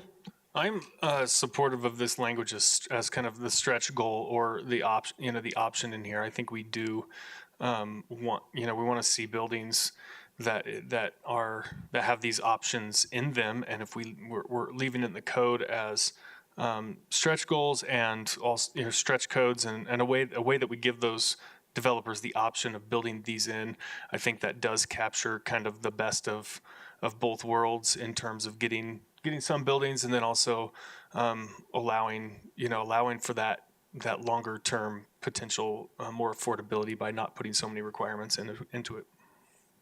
Thank you, Member Anderson. And Ms. Montanez, you didn't quote the retrofit price, did you, or the costs earlier on? I did not. Actually, I can give you the numbers though for EV ready. I do have those. Okay. So for EV ready for single family residential, it'd be about $400 in construction cost upfront. To retrofit would be $1,500, and that's just to make it EV ready. And that could go up in price depending on what somebody's panel size was and how far the parking spot would be from the panel and to run that. So Well, the same would be true with the single family as well, right? correct. With Yeah, the detached garage and all that is that. for the single Yeah. family, as far as the pricing goes. For commercial multifamily, to do a retrofit EV ready would be about $6,300 per space. So it just, and once again, that number can change a little bit just depending on you know, the panel size and how far they would have to run any. Thank you, Ms. Montanez. Did someone else have a light on? I thought I heard. No? Go ahead, Member Anderson. I wanted to return to the point access blocks if we're done with the EV stuff. Okay. I wanted to respond a little. I know I brought this forward as something for us to consider a couple months back or a month back. And I wanted to speak to the safety concerns because I'm really sensitive to that. And I think it's something we really should look at in terms of, you know, whether this is a good approach or not. There's actually really good data on it. These buildings are proven safe over a very, very long period over a good solid majority of the world in terms of fire safety.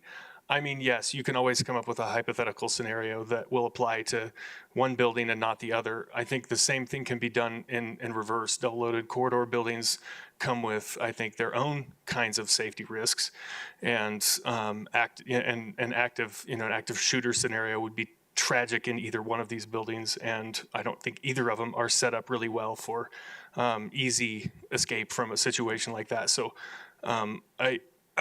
I think we need to look at the big picture and also the downsides that we're currently living with. Here's a downside that we know we have in Inglewood that I think is a downside, is that all of our apartment buildings are massive. And so they go into one space and they take up huge quantities of space. They have parking impacts on the neighborhoods around them. Then they don't have hardly any family units inside of them. People are blocked off from light and air. These are real downsides that people experience every day. And then on the flip side, we have hypothetical safety concerns that have proven over a very long period of time to not have come to reality. Even in countries where they don't require fire sprinklers, they have lower fire safety hazards in their buildings than we do in America. And so it's not adding up for me. The evidence does not meet the concern. If it was a fire safety hazard that had data behind it as a fire safety hazard, I'd be the first one to say this has got to go. That's just not reality. We already allow these buildings up to 3 stories. I think going up to 6 stories is a reasonable next step, and it provides a lot of different opportunities for what development could look like in Inglewood. We've had a lot of citizens come and say they would like to see us do affordable housing along Broadway. It's not going in along Broadway because there are not big enough lots available for the kind of buildings developers have to build in order to meet the kind of requirements of the code and get to the scale that they need to be at to get the efficiencies within the building. These would allow small scale buildings to be tucked into small places and not have a huge impact on the neighbors around them, and allow opportunities for a variety of different size units and different affordability levels. I think these could be highly desirable if we could put these along Broadway, in that they're a way of increasing our allowance for affordable housing without requiring huge buildings all over and having a lower impact on our neighborhoods. So with that said, I would be interested in seeing this move to the next step, which to me is to draft some code language similar to what Seattle has. And I know we have to go through our Denver Fire IGA and get Denver to weigh in on it and see if this is something worth pursuing after we get feedback from them. And if Denver's approving of it, then I think we should incorporate it into our building codes in this building code cycle. Thank you, Member Anderson. Member Russell. Thank you. I actually have some requests before we would move forward on any of this. And the additional information I would like is how many fires, injuries, and fatalities in the Denver metro area in the last 10 years, or really since 2009, which is where the year that the information we received is from. What role did the sprinkler system play? And what role did access to the second stairwell play in saving lives? Would these safety downgrades be allowed for commercial buildings, mixed use, and office buildings as well? And regarding issues with recent venue and nightclub fires, I think that's another thing that we need to be aware of. And I just would like to make a statement about Seattle. The city of Seattle, the 2020 census population was 737,015. The density of Seattle is 9,248 people per square mile. It is 142 square miles. The average household income in Seattle is 128,124. The Seattle metro area is half of the Washington state's total population.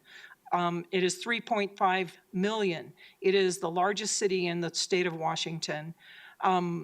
The average median age in Seattle is 35.2 years old. The males are 34.9 and 35.6. It is a tech city, and that's why there are so many young people. We are not comparing apples to apples. And so I think this is a huge push. There are plenty of articles already out there. There's an article, firms building single stair towers are betraying residents, says Hackett. There's an article that's called Stairway to Heaven. I think that we are not, the other thing I would like to remind us, we are already a fully built out city, and destroying our city and replacing it with buildings, I think this is a far reach. I think we're taking this to a huge level that the people in this city are not ready for. Thank you. Thank you, Member Russell. You brought up 3 requests. I just want to make sure I captured them correctly. How many fires, fatalities? Was it just Denver Metro? Denver Metro. And then sprinklers and then the staircase with your other 2 questions, correct? What role did they play in saving lives? Okay. Thank you. Member Noonan-Camp. Thank you, Mayor. I understand that this is a new idea. In reality, it's not new. It's just new to us, right? I think we have heard that it's actually quite prevalent and not new in most of the world. And, you know, ideas or best practices come from a lot of different places. I don't judge a policy just because it came from maybe a city that has things that I don't like about it. If it's a good idea, it's a good idea. And when I look at the things that our citizens regularly ask us for, they ask us for smaller scale development. They want it to feel like a small town. They want us to build or allow to build places that allow you to know your neighbors, to feel like a small town. How do we do that? They want more green space, right? They're asking us for these things. They want to unlock more housing in places where it's not currently being built, like along Broadway, or we think about what's even the future of this site in City Center. And so right now, the tools that we have, we're not able to deliver or make available those opportunities, the things that our citizens are asking us for. This is a way we could do that. That alone for me, and also looking at the data that we've seen so far in safety, makes it very worthwhile to continue this conversation in the next steps. I understand that our staff will want to look at this further and get more familiar with it, but I think that from what I've seen and what I've heard, that this is worth continuing that conversation. Thank you, Member Noonan-Camp. I'll weigh in. I do want to continue the conversation. Obviously, I have the same concerns that other members of council have brought up, just safety concerns.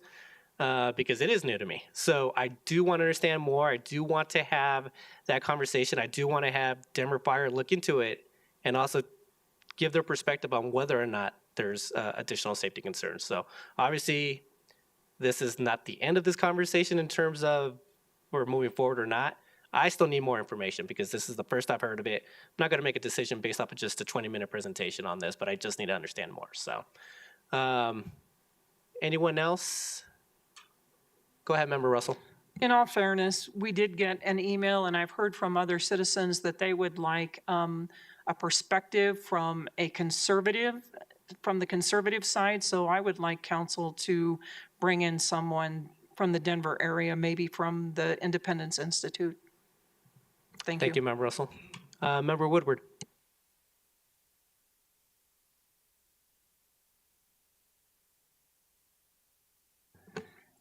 Having spent over 35 years as a career in office buildings and stuff, from mid-rise to high-rises, I get real concerned about safety. And I mean, that was a big thing, that you have at least 2 exits 2 stairwells, 2 ways out. I am interested in this point access block type building. It's a good and interesting idea, I believe. As far as the density and stuff, I see the density for these types of things only in certain places in Inglewood. I don't see it in any of our R1 stuff, anything. I mean, 3 stories is too tall for me in the R1s. 6 stories is out of the question. But you get along the rail line, that sort of thing, I see that. City center area, I see it. I mean, the type of construction. But one exit, and I didn't see in all those drawings, I saw elevators, but I don't know how many, if, I'd hate to have a 6-story walk-up. I mean, people don't move too often because they can't carry their furniture up and down stairs that long. But I'm interested in seeing or looking into this further. But again, to me, it's one of those that has to be very strategically planned. And this is a whole different question to me than the Chapter 16 stuff that we're doing with the code, development code. Thank you. Thank you, Member Woodward, Member Anderson. Oh, sorry, Member Wink, and then Member Anderson. I'll at least be quick. Thanks for that, Member Woodward. I appreciate the introduction of a new way of viewing many discussions, options for the discussions we've had over the past many years, but many weeks more specifically. I'd love us to continue this conversation and dig in further with what we looked at tonight. Thank you. Thank you, Member Wink, Member Anderson, and then City Manager. I just wanted to respond to Member Woodward. I think on the elevator thing, I do believe elevators and stairs are typically done in these and required. Mayor Pro Tem. To Member Russell's point, I think there probably is a sort of a differing perspective available on this matter. We've heard from an advocate of this fairly radical change, as Member Woodward hinted. I think there might be some other people we can talk to, even if that is just the Denver Fire Marshal telling us what they think. I'd be eager to hear what some concerns are. We heard one side of the advocacy tonight, and I think there's a flip side of the coin that bears future exploration as well, regardless of where it comes from. I don't know what experts are out there. Land use is not really my thing, although I'm neck deep in it right now. There's more there. The other thing is we saw a slide presentation tonight that was not included in the packet. So I don't know if those slides have been delivered. I assume they have been delivered to the city, but if they could be inserted into the packet and preserved for the public record, that would be awesome. Completely in agreement with that, Mayor Pro Tem. Member Wink, do you still have a question? All right, anyone else? Member Noonekamp? Sure, I just have one comment. Just 2 points of clarification. One is this is about our building code. It has nothing to do with Code Next, our land use code. So they're 2 completely different conversations. And I don't think that anyone's proposing something like this and speaking to what we're considering in Code Next. But where we do allow multifamily of this height, would be a conversation. And then secondly, I just want to be careful. We all are nonpartisan members of this body. The work that we do here is to serve the citizens. I'm very uncomfortable with the idea of bringing in different people on the political spectrum, liberals, conservatives, how we talk about these things. I think we can hear— Members of the public, if you could just let Member Noonekamp finish her statement. Go ahead, Member Noonekamp. I want us to hear a diversity of thought. I am hesitant about how we frame those things in political terms in this body, given that this is not a partisan body.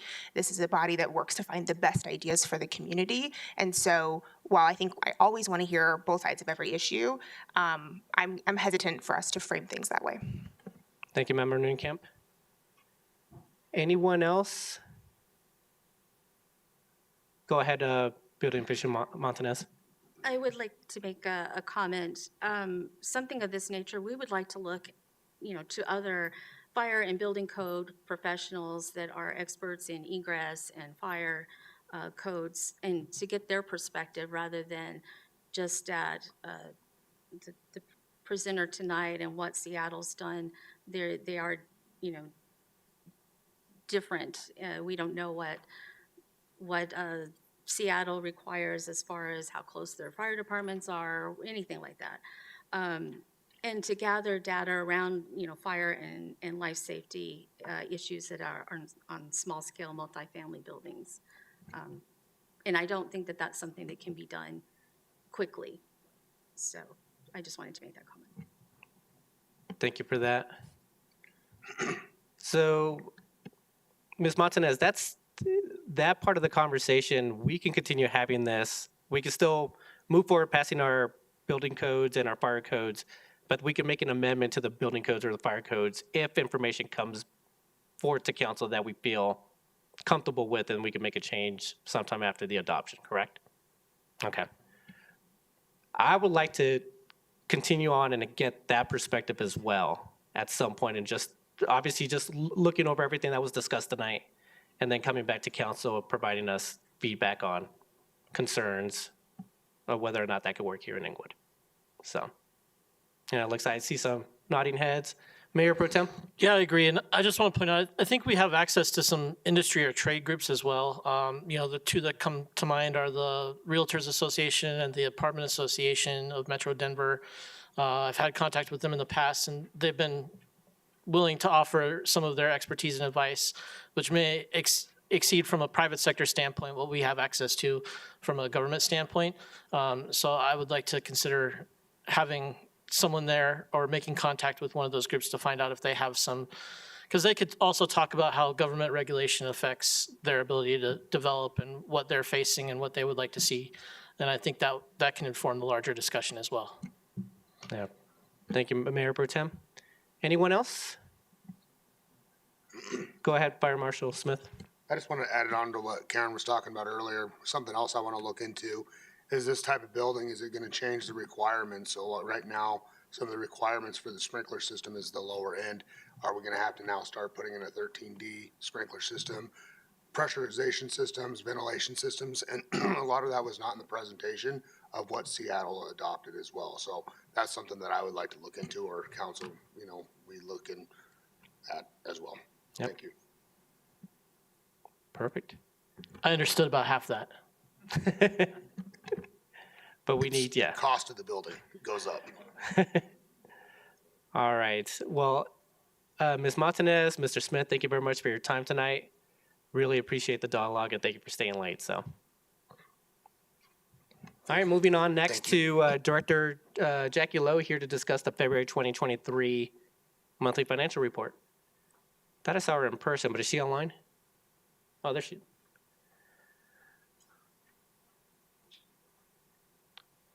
Hello, Director Loh. Yeah. Good evening, Mayor Good and evening. Council.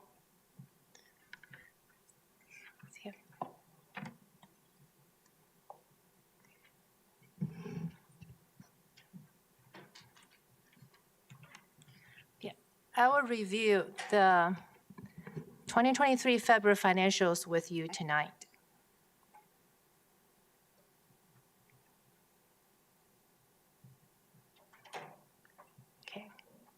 So through February 2023, the city's general fund received a total revenue of $9.47 million, which is about $14.7 million of the amended budget, or $19,000 lower than the same time last year.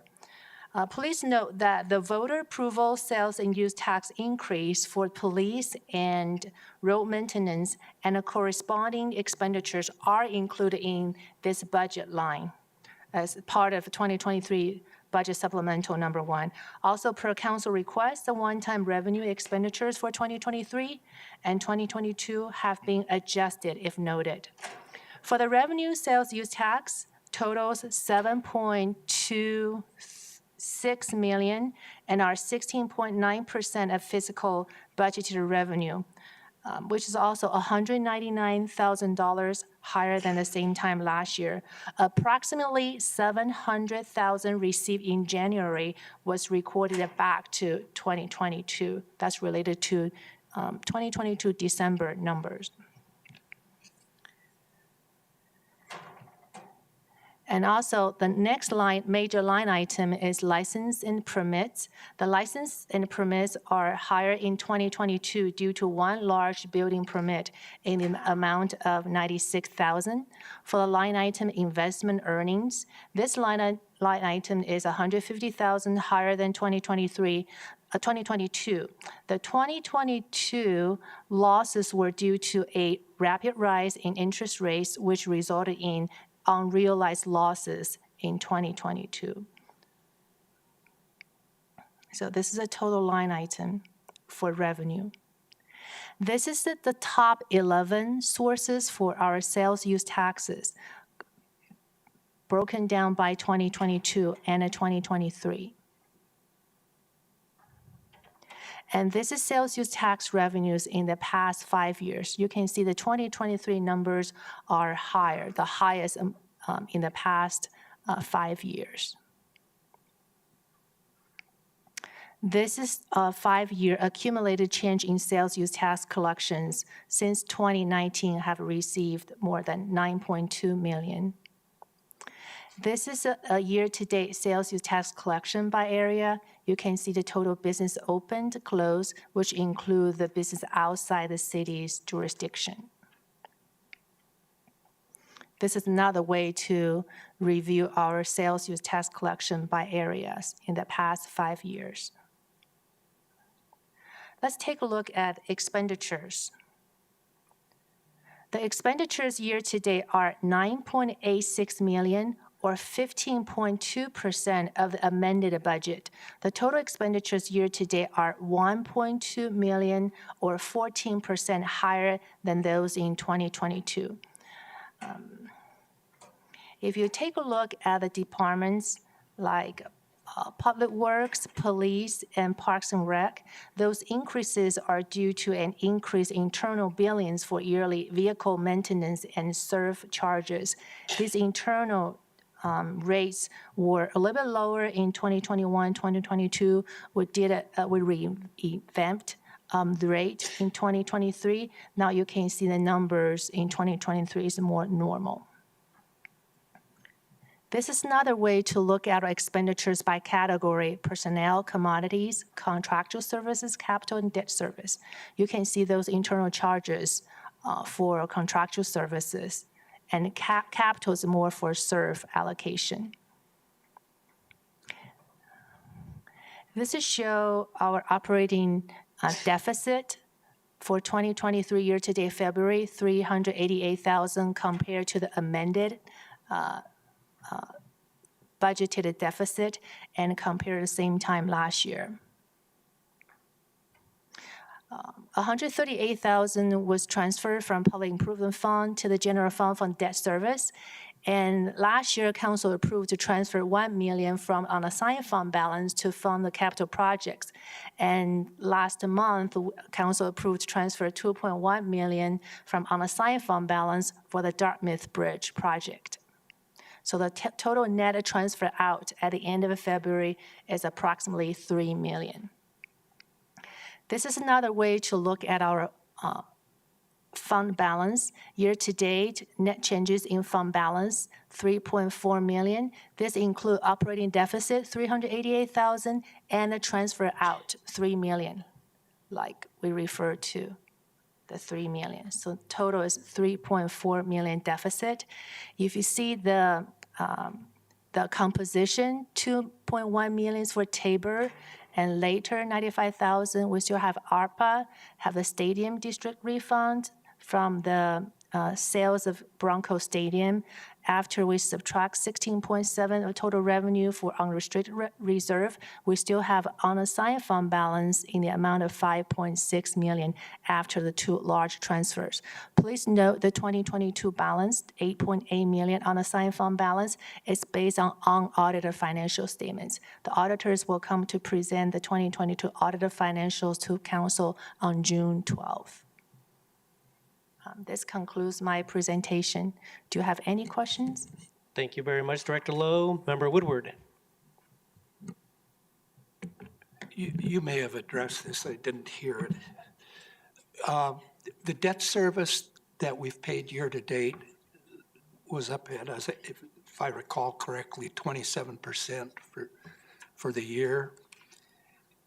What was that made up of? Yeah, debt service, 27.5% of the budget. You mean this one? Yes. Or, I don't have the detail for the $38,000. oh, Why wait, don't I that's get- that why don't- public fund one. Sorry, my thought is, this 138,000, that's a transfer from the PIF to pay for the energy savings project on this building. Yeah. Yes. We pay that Yeah. on a monthly basis. Yeah, the other thing that I guess I overlooked there was, first, the budget number is so low compared to everything else. When you get high percentage, it's still a very low number relative to the other numbers, but the percentage is high, so. Correct. This is the transfer out here, $138,000. Right. That's we reflect in this line, 138,000. Yep, thank you. Thank Sorry. you. Any other questions? Member Russell. Thank you. So my question is all of the ARPA money that has not been spent yet is only 348,000? Very good question. We did a audit for 2022. So let me see the details. If you look at your package, at the end of 2022, we still have like 300 roughly for ARPA money. This number includes, we only spent, let me see. See the ARPA money. Yeah, we'll only spend 33,000 on workforce training, 17,000 for vaccine program, also 22,000 spent for homelessness. This is just all for general fund. And last month, council approved 79,000 for the homeless action plan. That's included in the budget column. So which slide is all of that information on? Yeah, the ARPA money is not included in any of the line item, but it is in, In the one-time? yes, ARPA fund restricted. Whenever we spend down, this number will decrease. The 348,000, that project line item. Okay. So the 348,000 is correct. We've spent all of the 8 million other than 348,000? No. No. Okay. We can do an ARPA true up. We still have over $1 million left for water, sewer, and stormwater, and other has been allocated in enterprise funds. This is just cover the general fund. Okay, thank you. So when the general fund expenditures, when it happens, it will show on one of these charts? Line item, Okay, correct. all right, thank you. Mayor Pro Tem. I have a question regarding the operating deficit. So as I recall, in the most recent budget cycle, we approved an operating deficit because of the place where we were in the portion of the year where we approved the budget. However, subsequent to that approval, the voters have approved 2 taxes, which should have closed the gap on that budget deficit so that we had revenue sufficient to cover what we were spending on an operating level. Is that a gap that we can expect to see close over the course of the year? Last year, on the paper, we had a deficit, probably 600,000, but we're using the proceeds from the sale of Bronco to pay for that. And in this, you see a budgeted deficit. We have the new revenue from sales use tax increase to cover corresponding expenditures, but we'll also allocate 254,000 from unassigned fund balance for the library staff. Yeah. Okay, but we're talking about almost what is it, close to $3 million in additional tax revenue. You know, some, for the roads and for the police building. Correct. And so, or not the building, the staffing. So I guess I'm still not understanding. I know that we did draw from the unassigned fund balance to fund some things, but the revenue that's coming in additionally should be covering a portion of that, and particularly the portion that's going towards operations. I know the library is not included in that, obviously, but police staffing and some, presumably the money that we're giving to Public Works would also backfill some of that. Yeah, so the total budgeted revenue increased by 2.9 million in this presentation. Of that, 1.9 million is for the road maintenance, 978,000 for the police. Then we have corresponding expenditures, 1.9 million for road, then we have 575,000 is for the 5 police officer. We want to use unassigned fund balance to pay for that. Also 254,000 for library and 79,000 for ARPA for the homeless project. Okay, thank you for that clarification. Any further questions for council? All right, seeing none, Director Loh, thank you very much for the presentation tonight. Okay, thank you. Perfect. Council, do you guys want to keep going on this next agenda item, and then we'll see where we're at after this? So moving on to Director Van Rye, here to discuss the utility strategic execution.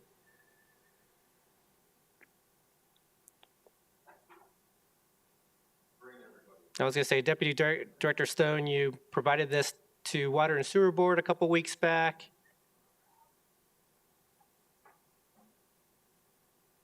Good evening, everyone. Thank you, Mayor and Council. So I'm Peter Van Rye, Director of Utilities in South Platte Renew. With me today is Sarah Stone, Deputy Director of Business Solutions and Interim Deputy Director for Engineering for Utilities, and Josh Roach, who's our Deputy Director for Operations and Maintenance. And the reason we're here tonight is it's been about 3 years since we started this process of overhauling utilities, the water and sewer fund. And so we thought it would be a good time to come back and share what's been done in 3 years so that you all have the information when questions arise relative to what's being done, what kind of projects are being done, what kind of work is being done. We raise the rates, what are we getting for it? So this slide deck is as much a reference for you all in terms of a quick guide to things that have been executed in the last 3 years. And ultimately, what triggered my thought for coming back on this was I've heard some feedback from the public in the past several months that has asserted some things that probably is older information, and so I wanted to provide the most current information of what's essentially happened since March of 2020, since we really started this in earnest. So, recognizing that it is late in the evening, and this was originally scheduled to be, I think, a 30-minute item, I'll do what I try to do best, which is get through 45 slides in about 10 minutes. And please feel free at the end. I'll cover this stuff pretty quickly. Again, it's more of a reference for you all, so that if there's things you want to dive in, it's more of a way to have it all in one place.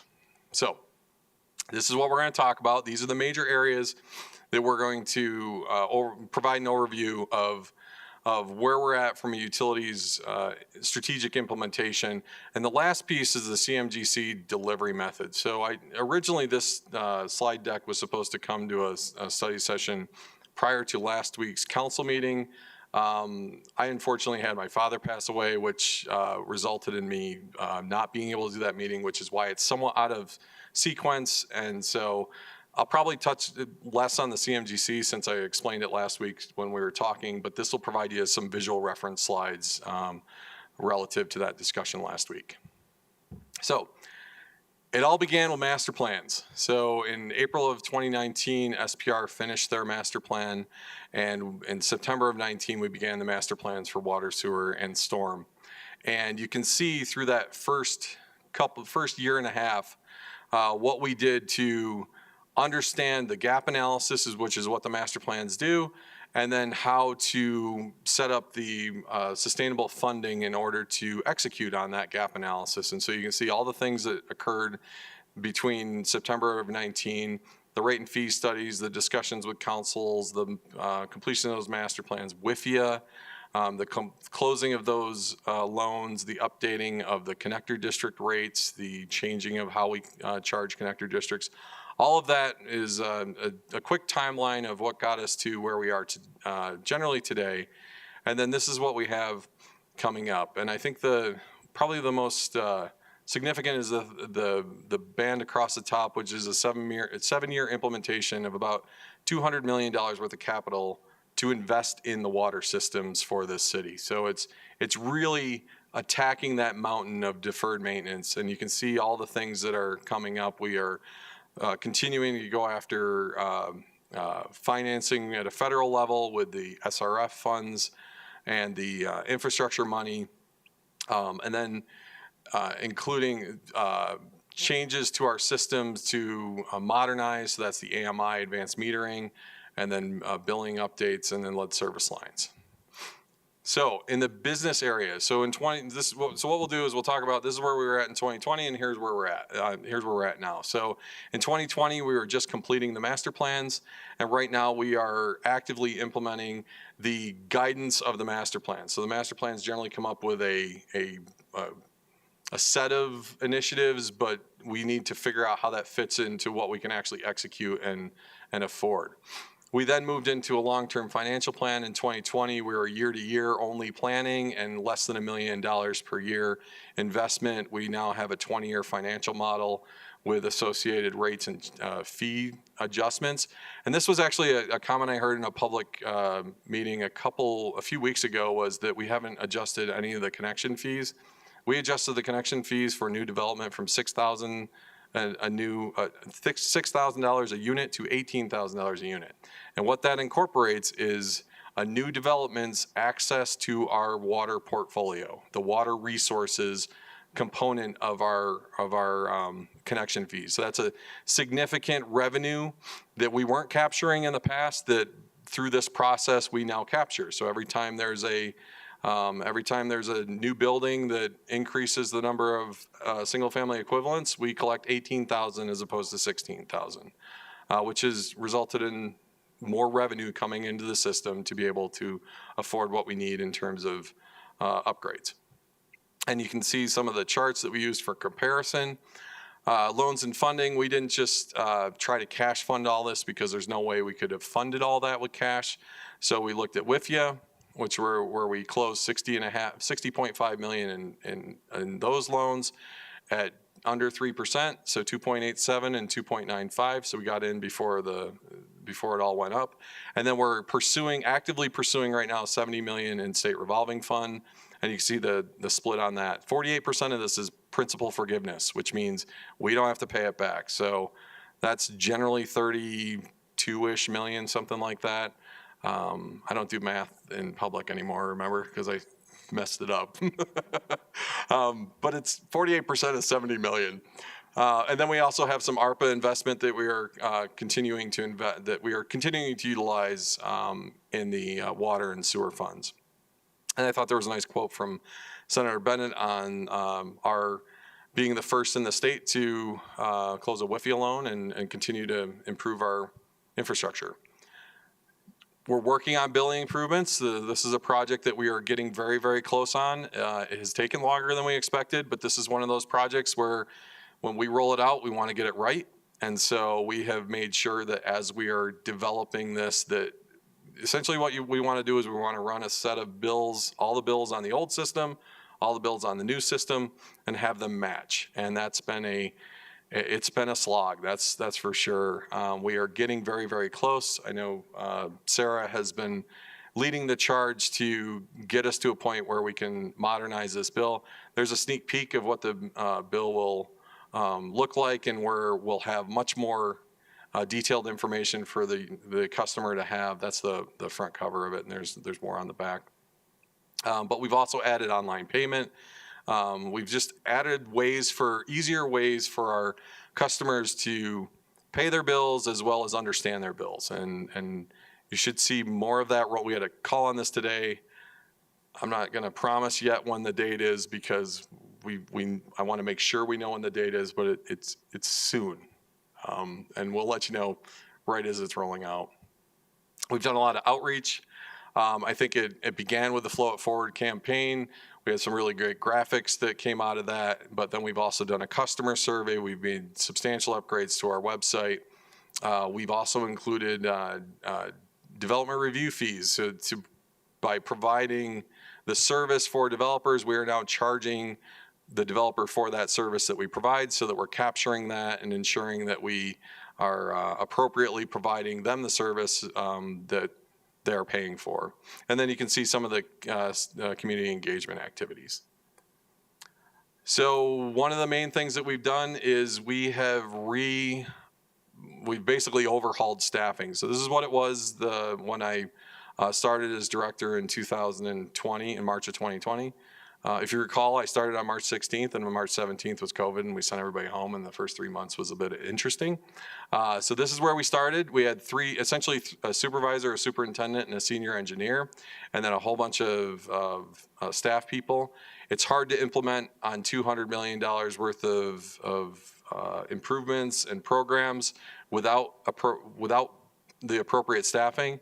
And so this is what we've become over the years as we have brought forth additional staffing requests. What you'll see is there's a strategic approach to this, where each one of these smaller subunits has a core area that they're focused on. We've essentially divided into 3 divisions, which is engineering, operations and maintenance, and business solutions. And then this gives you a sense of where we're at today in terms of being able to provide the level of service that is required of a modern utility today. So that's been that's the thing that's been going on that we haven't really talked about in great detail, other than here's additional staff, here's what it looks like. So there's been a very iterative, well thought out approach to how we've come to this point. Okay, we'll move on to programs. So regulatory programs has been a huge focus. In the pictures, Lauren Worley, who's our regulatory professional that we have on staff now. So you can see some of the things that we are working on. We are trying to develop a complete environmental compliance framework, as opposed to doing this on an ad hoc basis. But you see everything is coming down the road for us, which is the large system designation, PFAS, cross connection and backflow, storage tanks, lead and copper rule.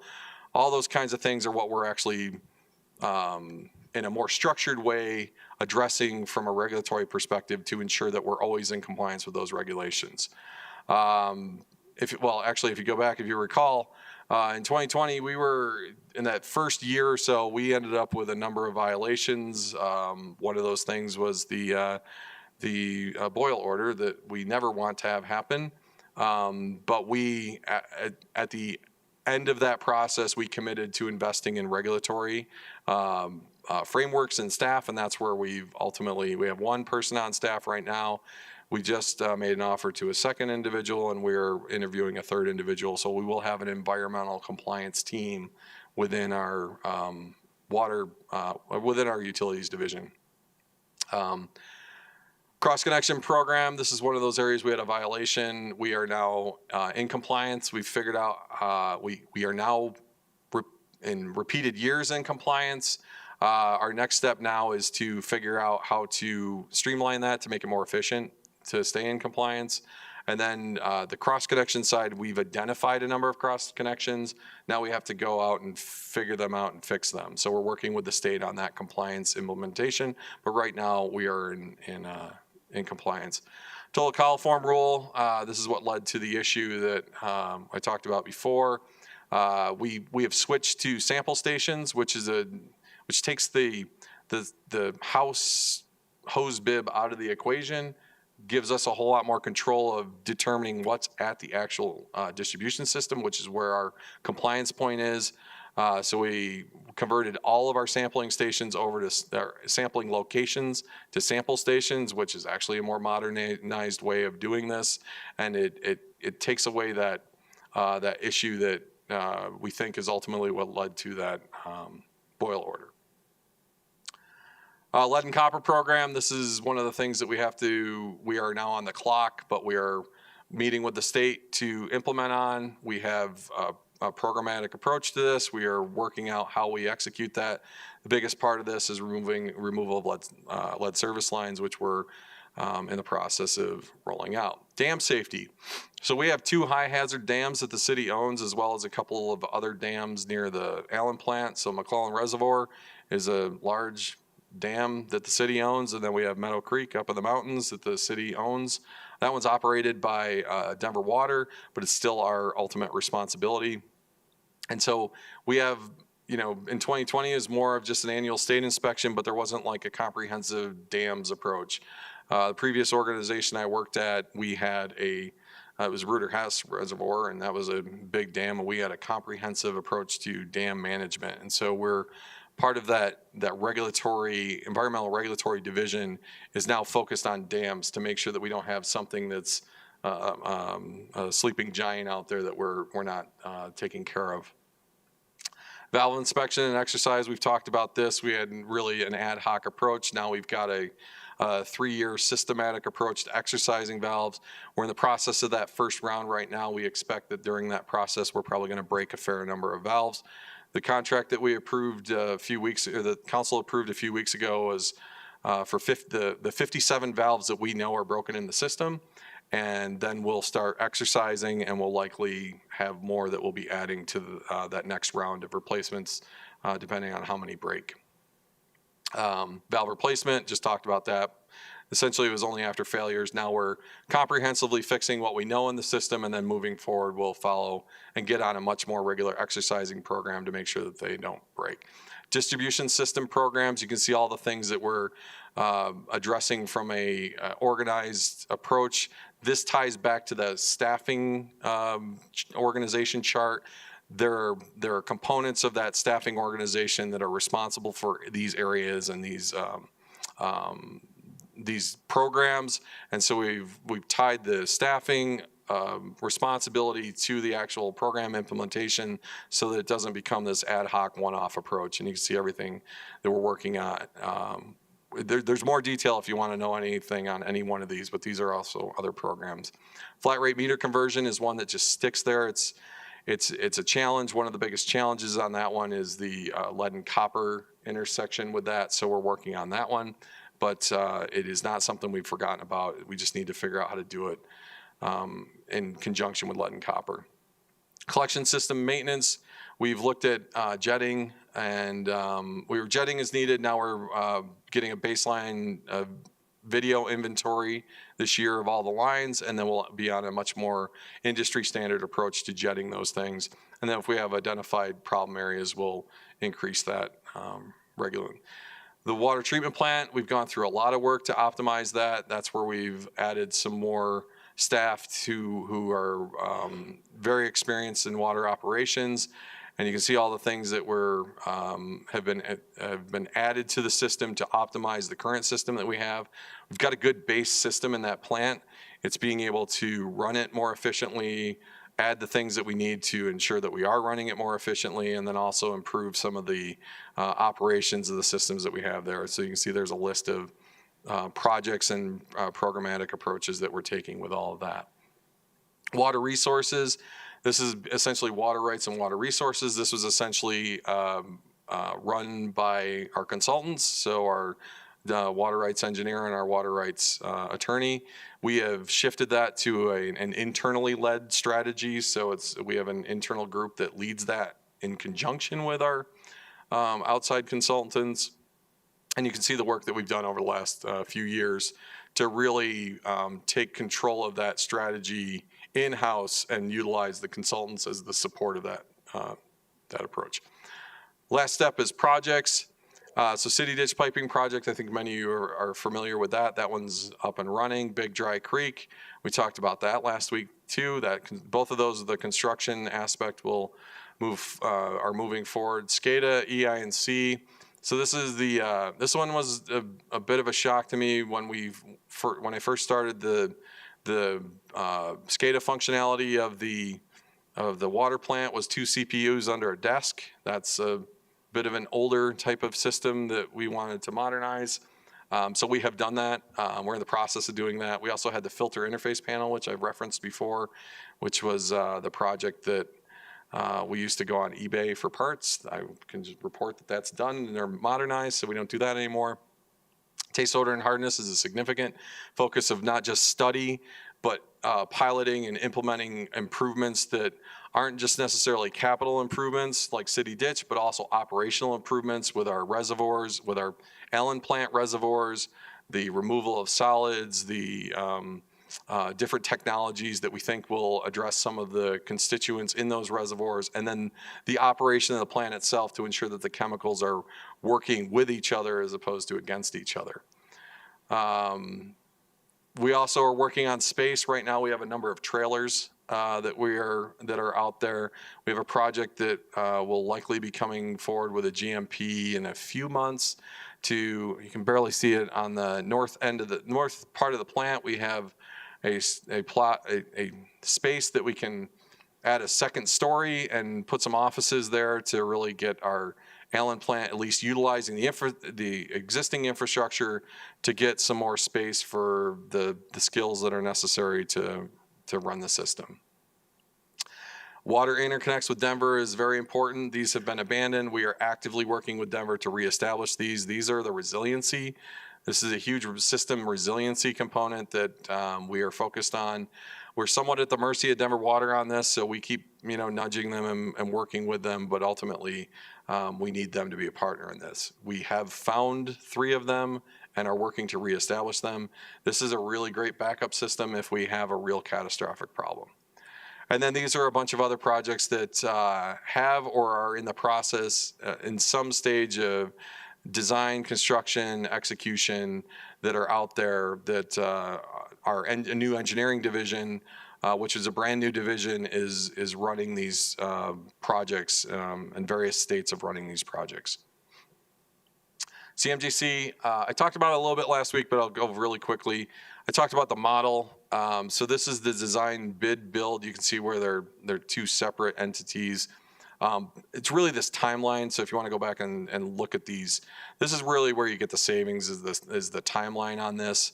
You can see how it's all sequential and it lengthens out projects. And if you have long lead items on anything, it just adds more time. And when your costs for labor increase faster than you can secure equipment, it creates a problem with our projects. This is how we are looking at executing some of these major capital projects. The one piece that's missing off this that I mentioned last week was the owner's advisor, which is you have the design engineer, the CMGC firm, us, and then an owner's advisor, which reports to us directly.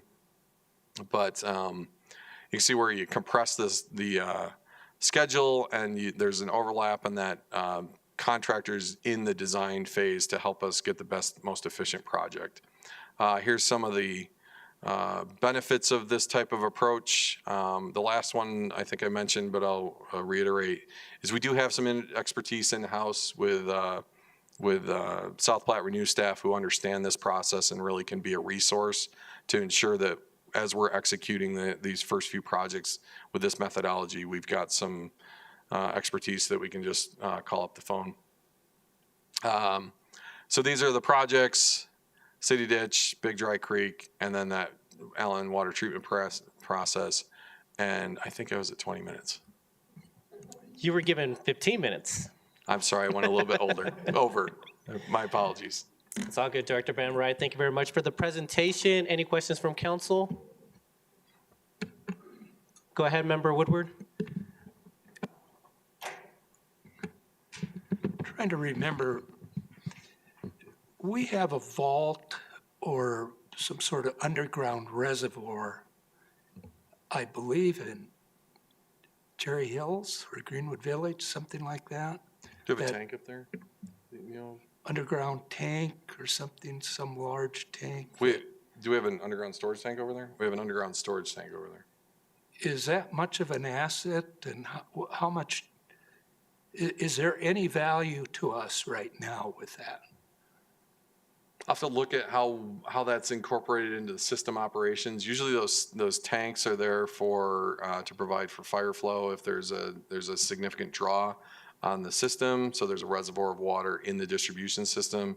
Additionally, there's it could be there for pressure stabilization. So you have that static water to provide a constant pressure head.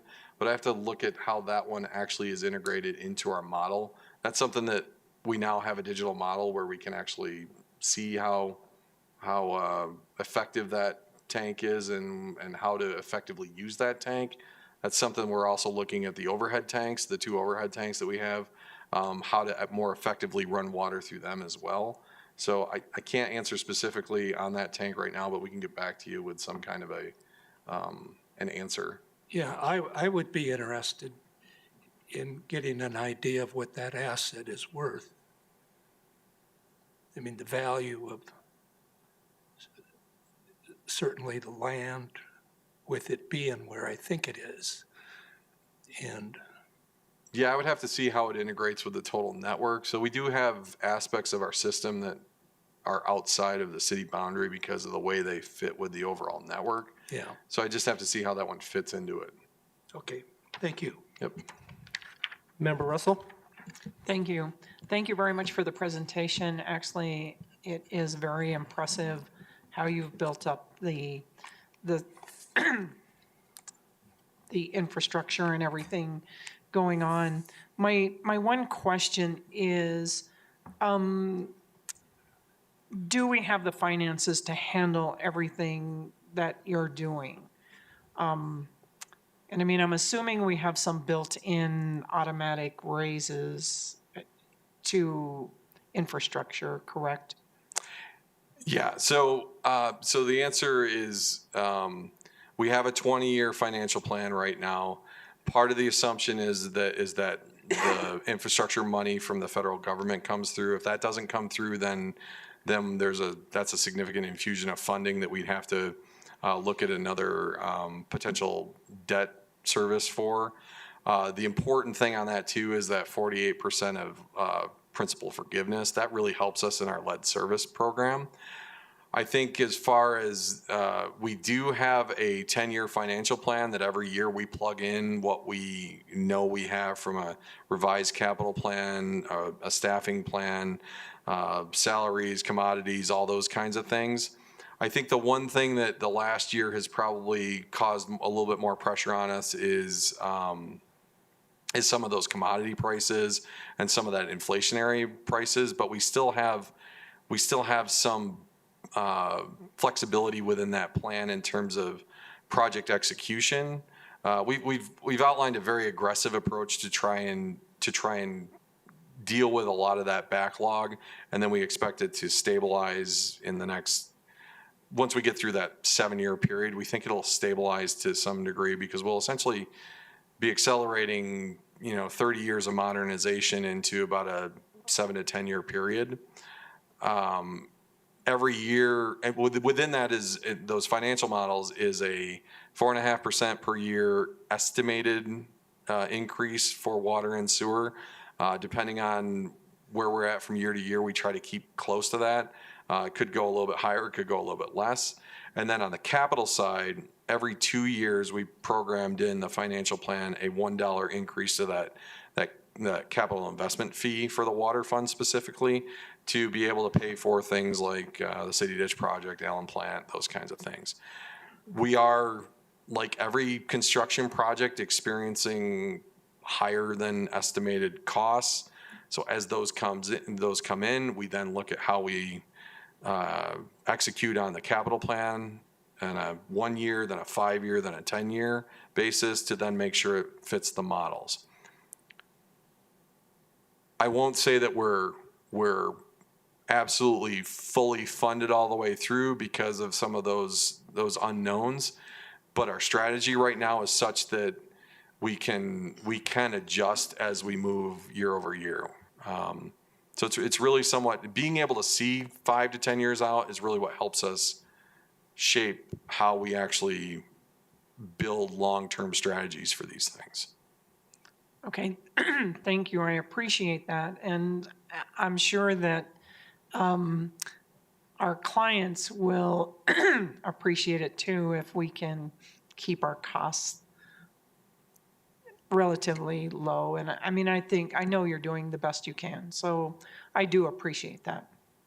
So thank you. We can probably bring another comparison again. I think we're lowest or second lowest, or we're lowest now. And so Littleton got ahead of us again, so now we're lowest. Mayor Pro Tem? I usually don't like to spend a lot of time looking backward, but I think it's relevant here. I've seen some discussions in various social media platforms and online recently about the rates and what seems like consistent rate increases. Can you talk a little bit about what you know about what occurred or did not occur with rates for the 20 years preceding when we first started looking at our infrastructure and the needs of these programs? Yeah, I think what there was not a predictable, systematic approach to rate increases. I think the last time the water rates were increased prior to the adjustments we made in 2021, I believe it's 2012, is that right? Or 2014?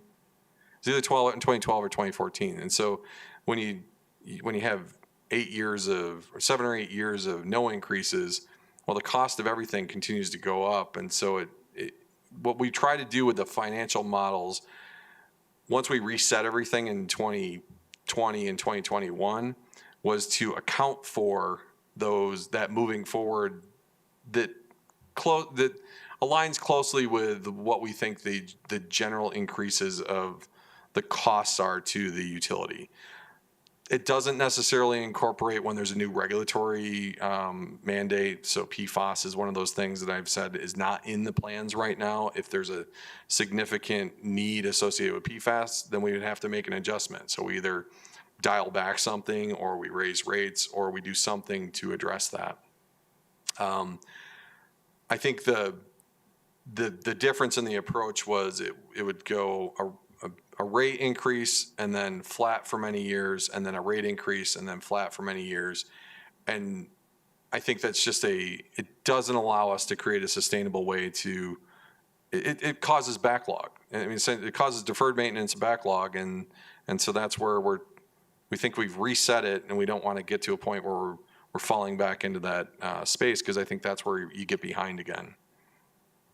I think you hit on what my next question was going to be, which is the things we're doing now with the money are in this presentation. But is it safe to assume that those are things like valve exercising that weren't being done over the past 20 years, perhaps because of what our rate structure was?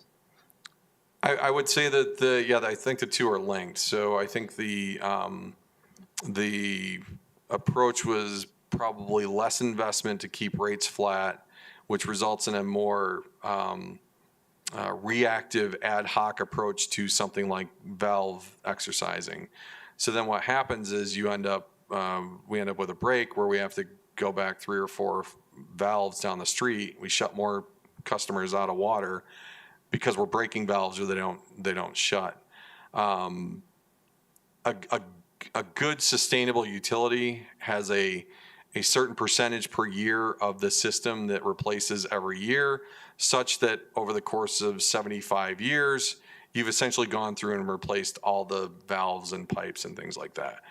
Our system is generally around 70 years old, and so we are implementing a program to try and get through everything in the next 50 years. So we'll do a certain percentage per year, and that's the only way you can really attack these types of things, is you have to just continually invest a little bit each year in a programmatic, systematic way. And I think that's the fundamental difference between the reactive nature of just the systems there will respond to problems versus where we are moving forward, which is we know we have a system that's aging, And we want to make sure that we're prioritizing the investment in that system so it doesn't become a bigger problem down the road. Thank you. I have some comments if now is an appropriate time, but otherwise I'll defer for questions. Go ahead with your your comments, Mayor Pro Tem. Just want to say, I'm consistently impressed with you and your team and the work that you've done and the tenacity with which you've attacked some of the challenges affecting our system. And while I don't like paying my water bill every month at the rate that it's at, I understand why I'm doing that and what it's going towards. And I appreciate the efforts you've made towards communicating that. I'm looking forward to the improvements, particularly on our water source. And I'm hopeful that along with the improvements to the plant will increase the overall, as you say, what is it, odor and taste and aesthetic qualities of the water. But I have great faith in your team, and I appreciate the work that you've done in this presentation. I think puts it all together and shows us where we've come from and where we're going. So thank you. Thank you. Thank you, Mayor Pro Tem. Actually, you just reminded me of one thing. Regarding the water resiliency with Denver Water, how long have we been trying to contact them? And just trying to get a timing on how important they're seeing this issue. How's that been going? I'm sorry, we started this conversation probably about 6 months ago, and it goes forward well. It gets to the point where we have to wait on them to respond to us, and they say we're getting to it. We respond, remind them they're working on it. I think we're in a good spot now, but we've had some complications with that. Is the change in leadership at Denver Water a factor, or is it more just their bandwidth? I think Denver Water is so large, we're not working with the high-ups necessarily, work with individuals, so I don't think that's necessarily a factor. Member Woodward, do you have a question? I see your light's on. All right. Member Newnenkamp? I'll just reiterate the gratitude to this entire team from this council. We're so impressed with the work that you've done.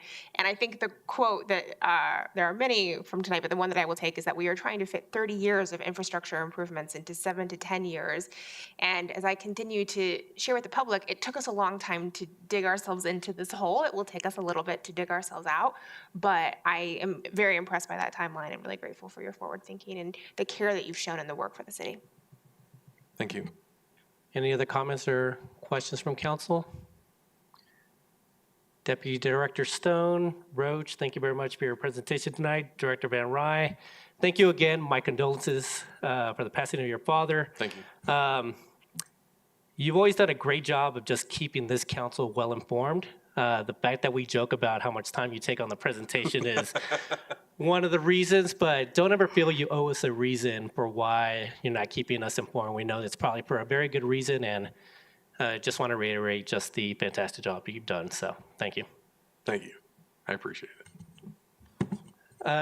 And now we're moving on to the final agenda item for tonight, short-term rental regulations with our city attorney, Tamara Niles.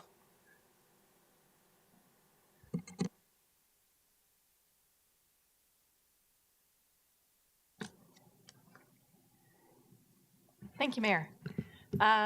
Of course, you've seen several iterations of this previously, previously presented by Community Development, and Eric Sampson is on the phone in case you have any questions regarding how we currently enforce short-term rental. However, I feel like we have fleshed that out pretty thoroughly, so now we're looking at what should we do differently, not what have we done in the past. Current regulations, we have studied it, and we, of course, received quite a few complaints from citizens and other concerned people within the community regarding our code, enforcement of code, and how to ensure compliance. As the city attorney's office has gotten involved, we have identified some ambiguity, some inconsistency, both with the short-term rental ordinance as it's currently written and with the land use code. Of course, Title 16 Land Use Code, currently the subject of Code Next, it also provides definitions for short-term rentals. And of course, we can't change Title 16 Land Use Code because that's part of the Code Next process and goes to a city board. So this proposal does not touch Title 16, but instead embraces it and incorporates it by reference. So we work very closely with community development, who is charged with enforcing this section of code. And then, of course, as I do with every ordinance and code that I touch, I always look at make it succinct, make it clear, make sure anybody that reads that code knows exactly what's required. And so people that are looking at our community for short-term rentals, or people that own a house that want to try to recoup some income to help pay for what is fairly expensive housing these days, that they can read it easily and they can understand it. So that's a really important goal for me. We also identified multiple provisions in our current code that could be eliminated because they're duplicative of other code sections. So we don't need to write it twice because that means we have to remember to change it twice if we change it. So we wanted to address that as well. So for the substantive changes, we delete the definitions that are duplicated in Title 16, the Land Use Code. We had, the definitions were the same in both sections, so we don't need to provide it twice. Well, goodness. That's a different one. That's what's in your packet. So unfortunately, I'm almost out of battery, but that must have been an earlier version. So if you will turn to your packet, and I apologize for anyone that's watching this online, so I will hopefully not lose my computer battery. If so, I might have to steal Councilmember Woodward's written copy here. But so now to the substantive revisions, or substantive proposals, rather. We've got Councilmember Anderson to the rescue with a battery. Oh, thank you, sir. I tried to bring a smaller briefcase today, which did not work out. Okay, so first in the definitions, and because this is not on the screen, I am going to read the slides in a little more detail than I might otherwise. So for definitions, owner would include every trustee and beneficiary of trust owners, and every person with an ownership interest in an entity owner. So what this means, if there is a trust, for example, that owns a property, it would include everybody that receives money from the trust. Would be considered an owner for our short-term rental license application. And what this means is that they all certify, they will comply with our short-term rental regulations. It also, let's see, regarding the ownership interest in an entity owner, that means if we do allow corporations or LLCs will be specifically discussed here in a minute, then every person that owns that corporation is considered an owner. So for example, let's say you have an S-Corp, which is a little bit beyond my expertise, only enough to be dangerous, but let's say you have 3 owners of that S-Corp. The 3 owners would be considered owners. They all have to sign this application. So if it's more of, I hesitate to say investment property because somebody does have to live there as their primary residence, but let's say a corporation bought it and maybe one of the owners lives there too, then all 3 would have to sign. Primary residence. This is an issue we have addressed repeatedly regarding whether a property actually is the owner's primary residence here in the city, because that is currently a requirement in our code for most zones. So we really worked on what is the definition of primary residence and how do we enforce this. So the proposal now is that it must be actually occupied by an owner at least 185 days per year. So more than half the year, they actually have to occupy that property. And the federal tax return must list the short-term rental as the owner's address. Now, let's go back to that corporate situation where maybe there's 3 owners. So if it's not the primary residence of all owners, then we propose that they must designate an owner as the beneficial owner. So at least one person that owns that house has to live there at least 185 days per year. Of course, this is all a proposal, so please, we'll welcome your comment, and don't hesitate to interrupt me if anyone wants to make a comment as we're going through this. Go ahead, Member Woodward. Took that literally. Under your top one, the owner includes trustee and beneficiary of the trust, is owners. if a minor, let's say we have a family trust, and there's a minor under the age of 18 as one of the beneficiaries of the trust, are we asking them to sign the STR license application? As written, yes. However, a minor most likely can't sign a binding contract, so there's a little wrinkle there. We could certainly revise it to say trustees 18 and older, or having the age of majority, something like that. There And you go. I think that's what I would suggest on that. I mean, because, you know, you could get a baby in there, do their X. add a footprint, is there, Yeah. Under primary residence,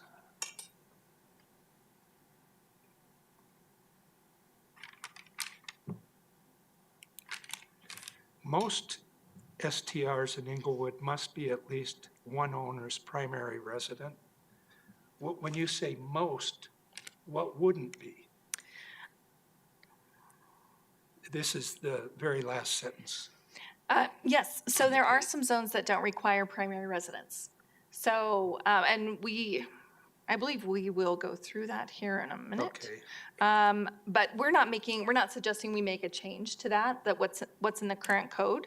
Actually, because this isn't on the screen, I will read that out. So it has to be a primary residence in our single-family zones, which is R1A, R1B, R1C, also R2A, R2B, MUR3A, MUR3B, and MUR3C.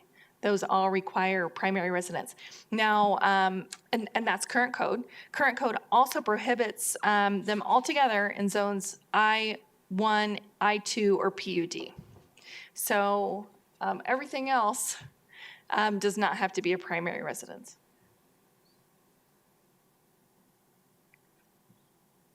Now, of course, that's something you can change. We just didn't propose that as a substantive change. Okay. Any other questions, Member Woodward? On that section No. at least? No, that's it. And actually, Member Woodward, just make sure to have the mic when you're speaking to the city attorney. Sometimes you drift away from it, so. Go ahead, City Attorney Niles. Okay, next slide, substantive proposals regarding licensure. This does eliminate the requirement of an additional hotel license. So currently, we require someone to have a hotel license, they require a short-term rental license, and they're required to have their tax license.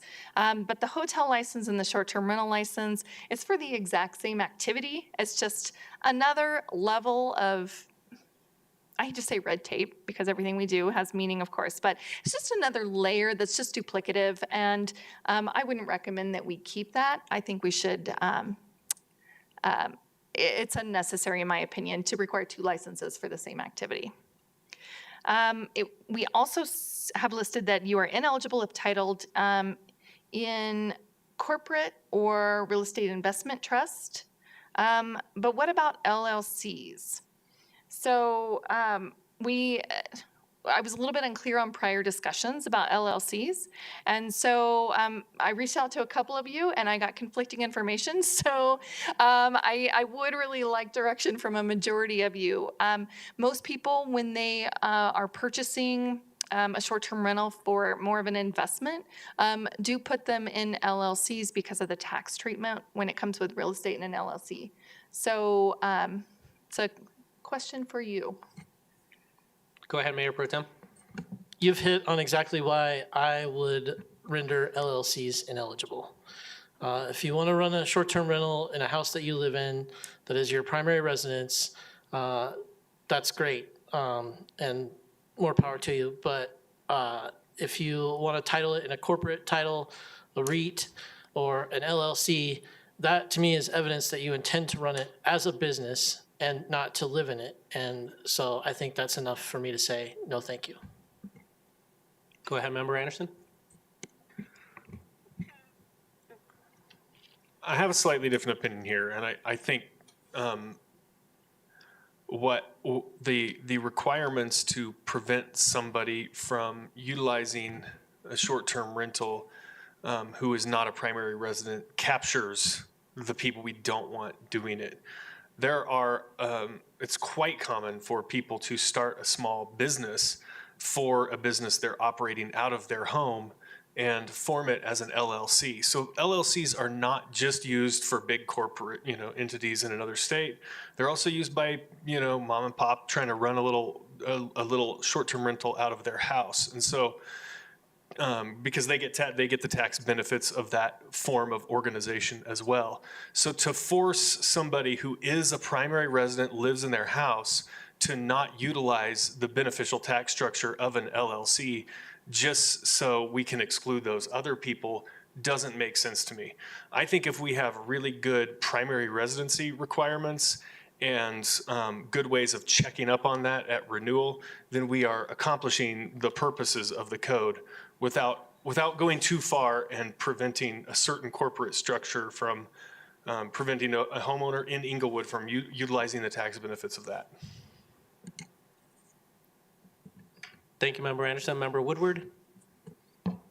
I agree with Member Anderson on the LLCs. I know people that have formed LLCs more for liability protection and to protect their own finances. So I can see a husband and wife or a couple people that are owners of a property doing this just for that type of thing, liability protection. Thank you. Thank you, Member Woodward. Go ahead, Mayor Pro Tem. I'll note here that the subject at hand is actually the title of the property.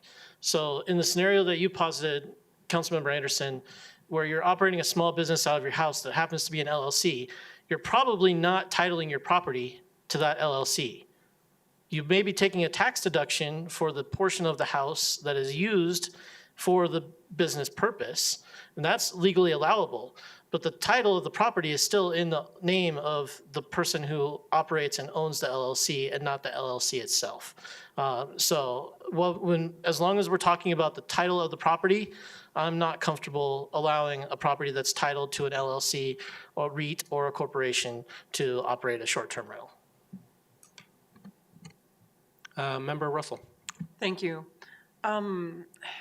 Actually, I do agree with Councilmember Woodward, because I do believe that people form limited liability companies to protect them from liability for certain things happening. It's really a protection from lawsuits or other assets being attached. I believe that they can only go after that one thing. They can't attach other assets. I think it's a protection thing, not that they're running a business. I think that perhaps we need more information on what a limited liability company is. I mean, I did that. I had a wallpapering business, and I did form an LLC because it protected other assets. So go ahead, City Attorney. Okay, for anybody listening to this, they need to consult with their own attorney regarding forming an LLC and how that protection applies to them. So this is in generalities. And I've spent a lot of time putting myself in the shoes of someone that is trying to operate a short-term rental out of my house to try to pay for a $500,000 house, which is, from looking at Realtor.com, that's what our houses cost here in Inglewood, and that is hard to cover that payment, especially when interest rates are 8%. So I've tried to put myself in those shoes. So I agree with Councilmember Russell. The reason you form an LLC, if it has to be your primary residence, is to protect yourself from liability. And if you didn't form an LLC, which is actually fairly easy to form under Colorado law, there's a form that you fill out, I think it was $1 to form an LLC, to fill out the form and file it with the state. But again, anyone listening should contact their own attorney to walk them through how to do this and how to make it legal. But once you do that, as long as you operate the LLC separately from your personal finances, then if something happens on that property and you ran your LLC properly, The only thing someone could recover from you if something goes sideways are the assets of the LLC, which would be the house. And any other property you have. So when I put myself in the shoes of that person that's trying to figure out how to pay for a $500,000 house with 8% interest, and I say, okay, I've got to rent it out. I've got to have people in here to help me make the payment. I would want to set up an LLC and put it in the name of the LLC so that I don't know, fell off my roof or fell off the porch and hurt themselves, they couldn't get my car, they couldn't get my my checking account, my savings account. They could get the house and they could get the insurance that I have, which we do require insurance and quite a bit of it. But then they can't get a judgment against me personally and garnish my wages for the rest of my life. So that's, I certainly understand your position, Mayor Pro Tem Ward, and I think it's valid too. But if I was this person, I would want to form an LLC, even if it is my house, even if I do live in it. Go ahead, Member Russell. Can you explain the difference between an LLC and an S corporation? Liability, as long as you, again, disclaimer, I'm not a corporate lawyer. Anyone listening needs to talk to their own lawyer. And so generally, as long as they're set up correctly, they both protect the owners from liability because you're essentially creating a separate legal entity that's in charge of all of this. So as long as you operate it correctly, keep the finances separate, don't personally create some sort of dangerous condition or create liability for yourselves, the liability stays with the corporation. So if anyone sues arising out of the operation or the short-term rental, they're limited to recovery from the assets of the corporation. And now there are quite a few tax differences regarding S Corps and LLC, and that is far beyond my expertise. But liability, they would have the same effect. Go ahead, Mayor Pro Tem. So how would we go about establishing the ownership of the LLC? We talked about trusts and how every member of the trust would have to sign off on the STR application. In the event that someone decides to title their property to the LLC, I would imagine that the mortgage company might have something to say about that, but also, establishing actual ownership of the property and who's responsible for the property. One of the other benefits of LLCs potentially is obscuring who actually owns the property, depending on where you decide to form that LLC. You're exactly right. So when you form an LLC in the state of Colorado, you do not have to list every owner of the LLC. It's within your articles of organization, which only lists the organizer. So what lists the actual owners of an LLC, which are called members legally, is the operating agreement. So it's a contract between all the owners or members that lists who they are, how they will operate it, what happens in dissolution. They can be very, very long regarding all contingencies. But that's the document, what's in the operating agreement. And then sometimes they'll have minutes, they'll have resolutions. That could also be described in there, but all of the members should be listed in the operating agreement or documents attached thereto, such as amendments to the operating agreement. Is there a provision in this code that would require them to provide that? Well, I wrote the proposal to prohibit LLCs. I anticipated that was the direction we were going. So we would add that in. Okay. To define owner as all members of the LLC as established by the operating agreement or something to that effect. Which must be provided. I mean, Yes. the thing that I'm looking for here, and I think you can see the direction I'm going is, in the past, we've experienced people who are very gifted at finding and exploiting loopholes in our law. And so I want this thing sewed up as tightly as possible with a focus on owner-operators and actual residents who are operating these things. I want to make it as difficult as possible and as punitive as possible for an owner to come in and attempt to exploit our system as an investor as opposed to an actual resident owner-operator.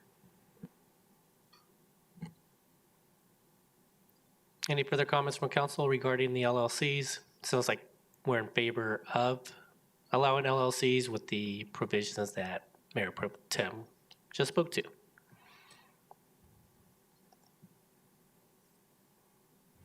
Go ahead.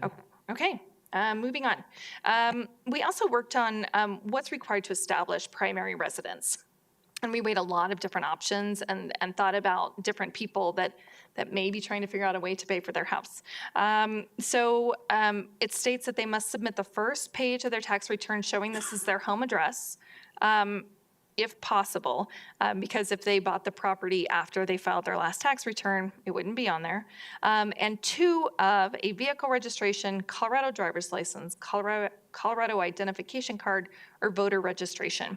We really debated this internally because we could identify times where it's not legally possible to obtain 2 of those documents, such as what if they're a foreign national, and perhaps they can't get a voter registration because they're not a citizen, they can't vote.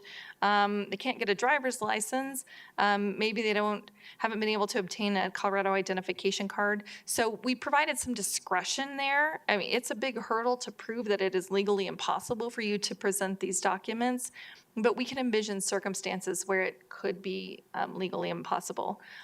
Or even what if somebody was recently, recently released from incarceration or something like that. They may not have been able to get 2 of those documents. I mean, it's a big hurdle, but we could envision there's times where it may apply.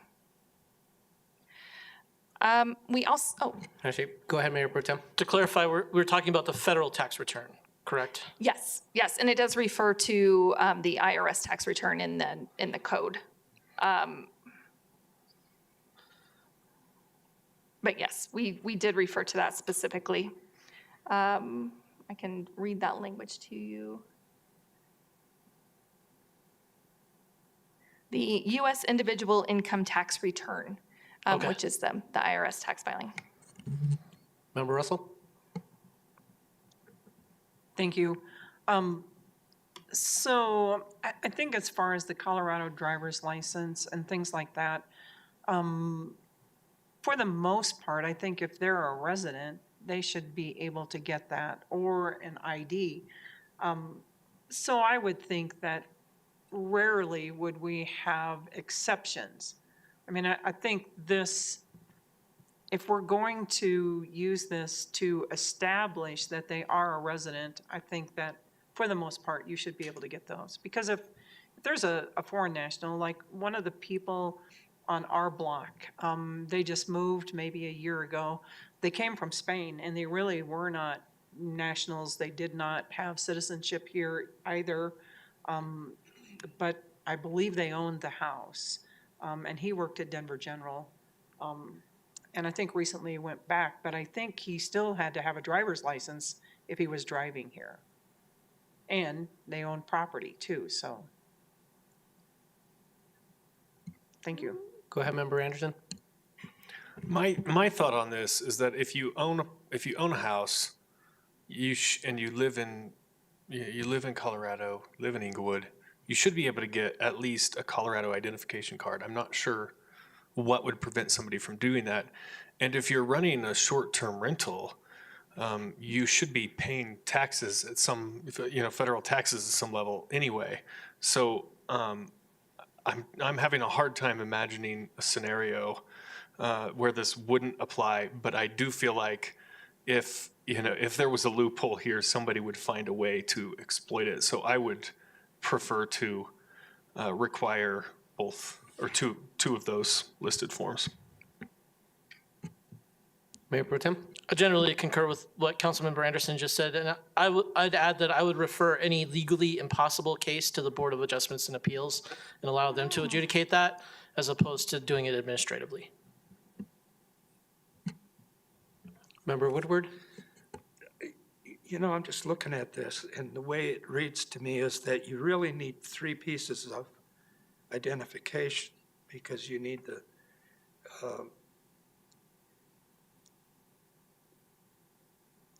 first page of the tax return, and then 2 of vehicle registration or Colorado driver's license or Colorado ID card or voter registration. That seems almost excessive to me. That's 3 pieces of identification. And I don't know, maybe it's, if they've owned the property for over a year or over 3 years or whatever that number is, maybe that should be lower.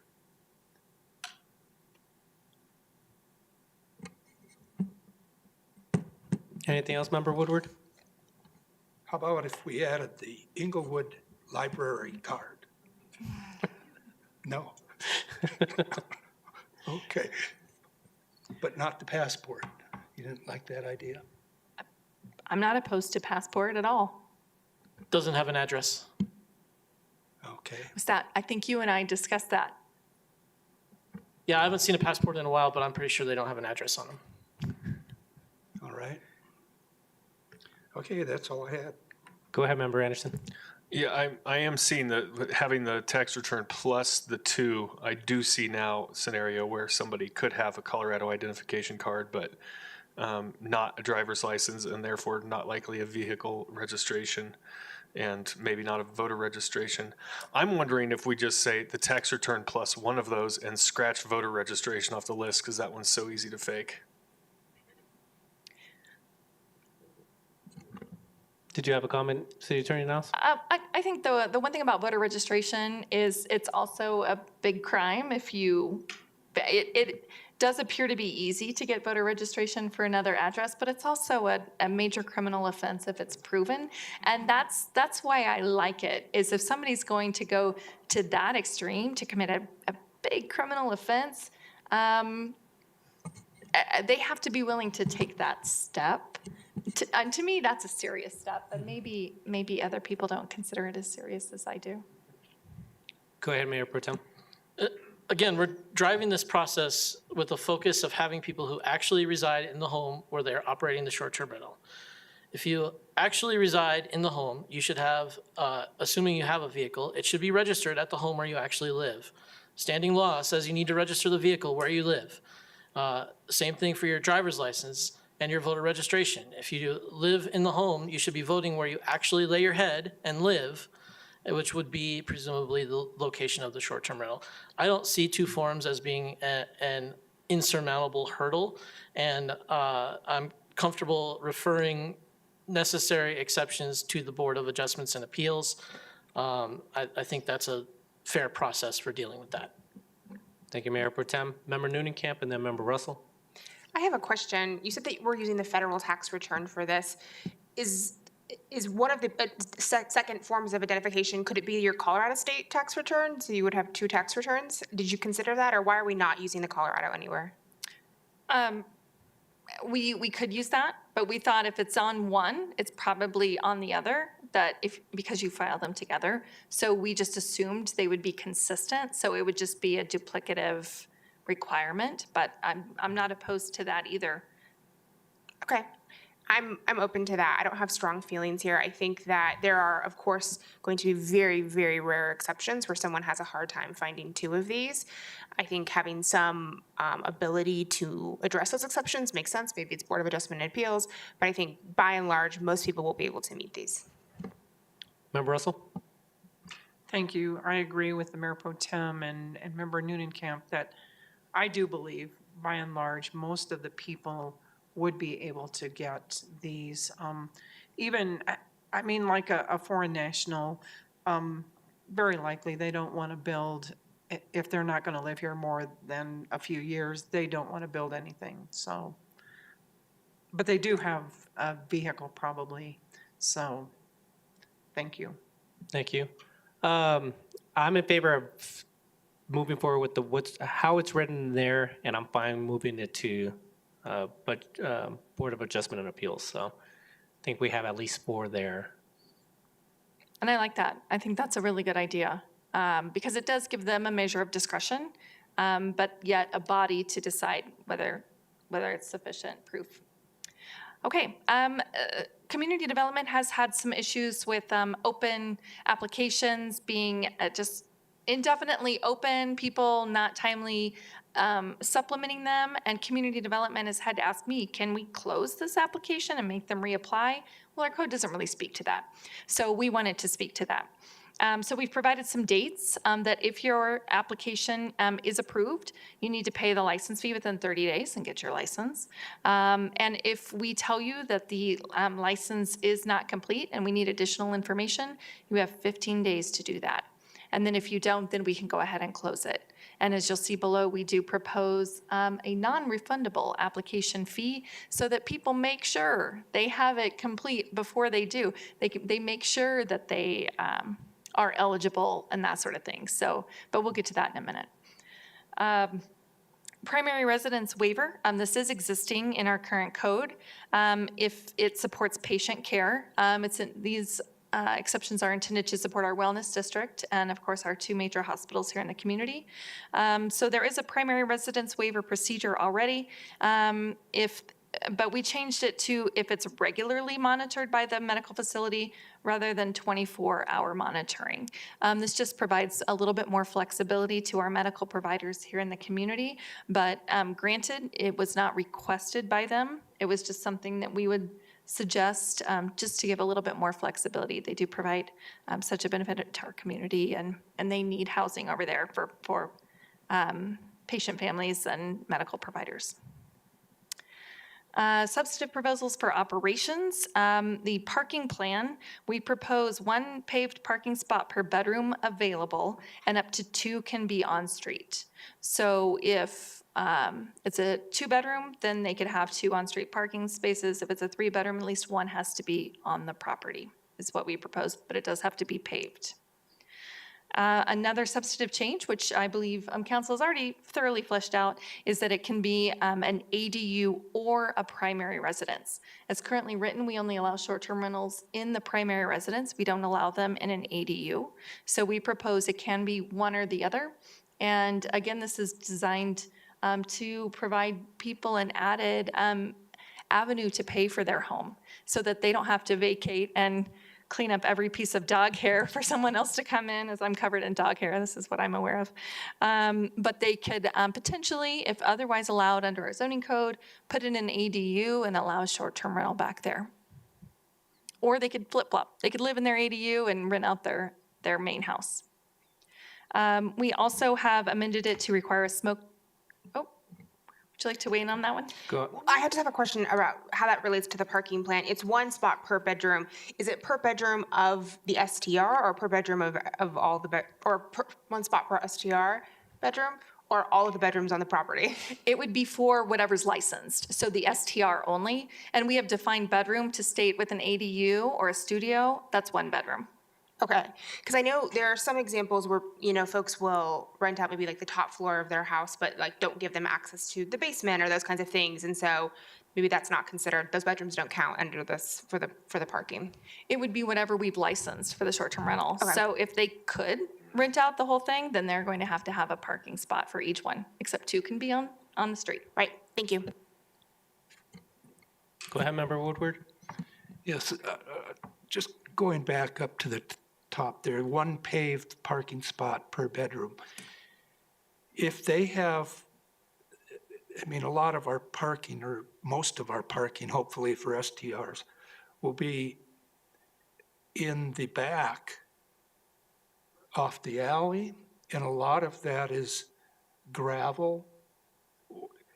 And I'm wondering why we're having paved, which is just giving us more runoff water. We're certainly flexible on that. The thought was that it needs to be a permanent parking spot that's not going to encroach on the neighbor's lot or not create a parking problem in the neighborhood. We want to make sure if you're running a business and you're getting money, then you need to provide parking for that business, essentially. I'm all for the providing the parking. It's just paved is the word that I'm getting at.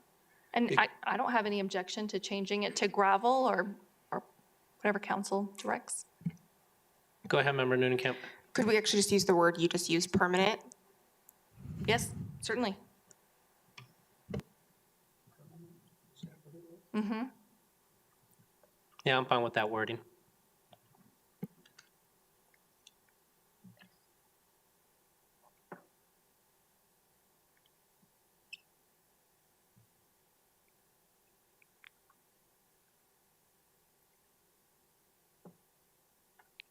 Okay, moving on. A safety issue, we propose adding a smoke detector in each sleeping room, not just each floor.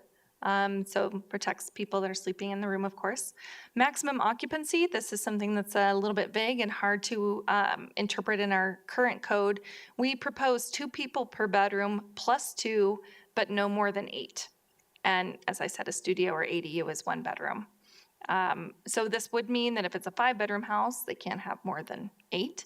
But it means if it's a 1-bedroom house, they could have 4 because it's 2 people per bedroom plus 2. So the thought is they could have a pull-out couch, they could have a room with 2 queens, something like that. Bunk beds, maybe for kids or adults. We also have a current section that says there's no more than 2 simultaneous rental contracts. I think this is a throwback to the original Airbnb where people rented out bedrooms in their home, not the entire unit. And this is something Mayor Pro Tem and I discussed as to whether we should continue it. As written, we have left that language in. Any questions? I think I'm fine with that, so. Go ahead, City Attorney. Okay, moving on to suspension. We wanted to provide clear bases for suspension and revocation of licenses. And if you are a problem property, then you lose your license for a significant period of time to try to encourage people to comply with our codes. So if you fail to notify the city of a change in the contact person or fail to respond or comply with a notice of violation, or if you don't show up for a scheduled inspection, then as written, we would propose suspending your license until it is either fixed or you file an appeal. We also propose that your license will be revoked for 18 months and you can't get another one if you have fraud or misrepresentation in application. If you say it's your primary residence and you live in Highlands Ranch, we would propose that you lose your license because you lied to us. Or if you create a dangerous condition at short-term rental, this is a safety issue for the tenants. If you fail to maintain it as your primary residence, so let's say it was when you applied for your license and then you moved to Highlands Ranch, well, then we propose that we revoke the license for 18 months. Or if you have 2 suspensions in 12 months, or if you receive 3 orders to comply in 12 months, unless we dismiss them or you appealed it and won. And those are intended, again, for people to know what the regulations are and to comply, not try to hide non-compliance from us. Also, and we do include that the city will notify hosting platforms to remove the listing for any revoked license. Then substantive proposals regarding hosting platforms. We mirrored this completely on the city of Denver. We understand it has been very successful there. We have an issue right now where hosting platforms do advertise unlicensed properties as short-term rentals. And so what is some teeth? We need some teeth to make sure they don't do that anymore because it's not currently against our code. They're complying with code. It's the property owners that occasionally are not. So we propose the same fines as City of Denver. If they advertise for an unlicensed short-term rental, there is a fine of $1,000. And it also requires the listing to include the license number, the number of parking spaces, and the maximum occupancy. And then just like mirrored the City of Denver's, we will provide to the public information regarding where short-term rental licenses are, or short-term rental properties are, and then the list of different short-term rental city actions. Go ahead, Mayor Pro Tem. One thing that we've encountered recently, and we've been a little bit back and forth on, is a short-term rental hosting platform will present a property as a short-term rental when it is not licensed. And the property owner or operator will then either cancel bookings that are shorter than 30 days, or he will offer to the city that he is operating only on a 30-day basis. Is there a way for us to insert a provision in this code that says you can't advertise or list a short-term rental for that's unlicensed, period? So when something like that shows up, we don't have to guess as to whether or not the property owner is actually complying. It's just assumed that if the listing is shorter than 30 days, he's out of compliance and we're fining. Excellent point. And in fact, we did write it that way. It is illegal to advertise an unlicensed short-term rental. So that would be any stay of 30 days or less. It will be illegal to advertise any stay of 30 days or less from both the owner and the hosting platform. So there have been some issues with that, and we've spent some time really looking into that. I appreciate that. Thank you. As far as enforcement, my office has been involved in quite a bit of enforcement activity, trying to enforce our short-term rental code as written and prosecute offenders. So Ian Griffin, city prosecutor, has done an excellent job of that. So I looked at this personally at how much work we have done and how we could redraft the ordinance to make it easier to enforce our code. So we propose that posting notice on the short-term rental is okay. If there's a violation, you can go put it on the door. Or you can send it, of course, certified mail. You can personally hand it to somebody. But we have not been able to track down a lot of property owners, and we've run driver's licenses. So I just want to make it easier on our staff. If you can't find them, just put it on the property. Then if the city inspects to confirm compliance, let's say we found a violation and they called and said it's fixed, can you come inspect and confirm? Then city staff can extend the time for compliance if the owner made a good faith effort. So let's say they called and said, okay, fine, I've got all the smoke detectors up, but they missed a bedroom. We can give them time to comply. We won't suspend. And I think that is being a good partner with the owner. We also provide minimum fines, $500 for a first offense, $1,000 for a second, and $1,500 for a third, and that is minimum. Then, if guilty, as written, it states the city will be reimbursed for its costs of prosecution and investigation. From my budget, I've spent a significant amount of money on process servers trying to track down people that are supposed to be primary residents of the city of Inglewood but are not, and we've had to send them all over the Denver metro. And so I want to make sure we're able to recoup those costs of tracking down people. And then we can suspend their certificate of occupancy for violations. This is an additional tool that we don't currently have.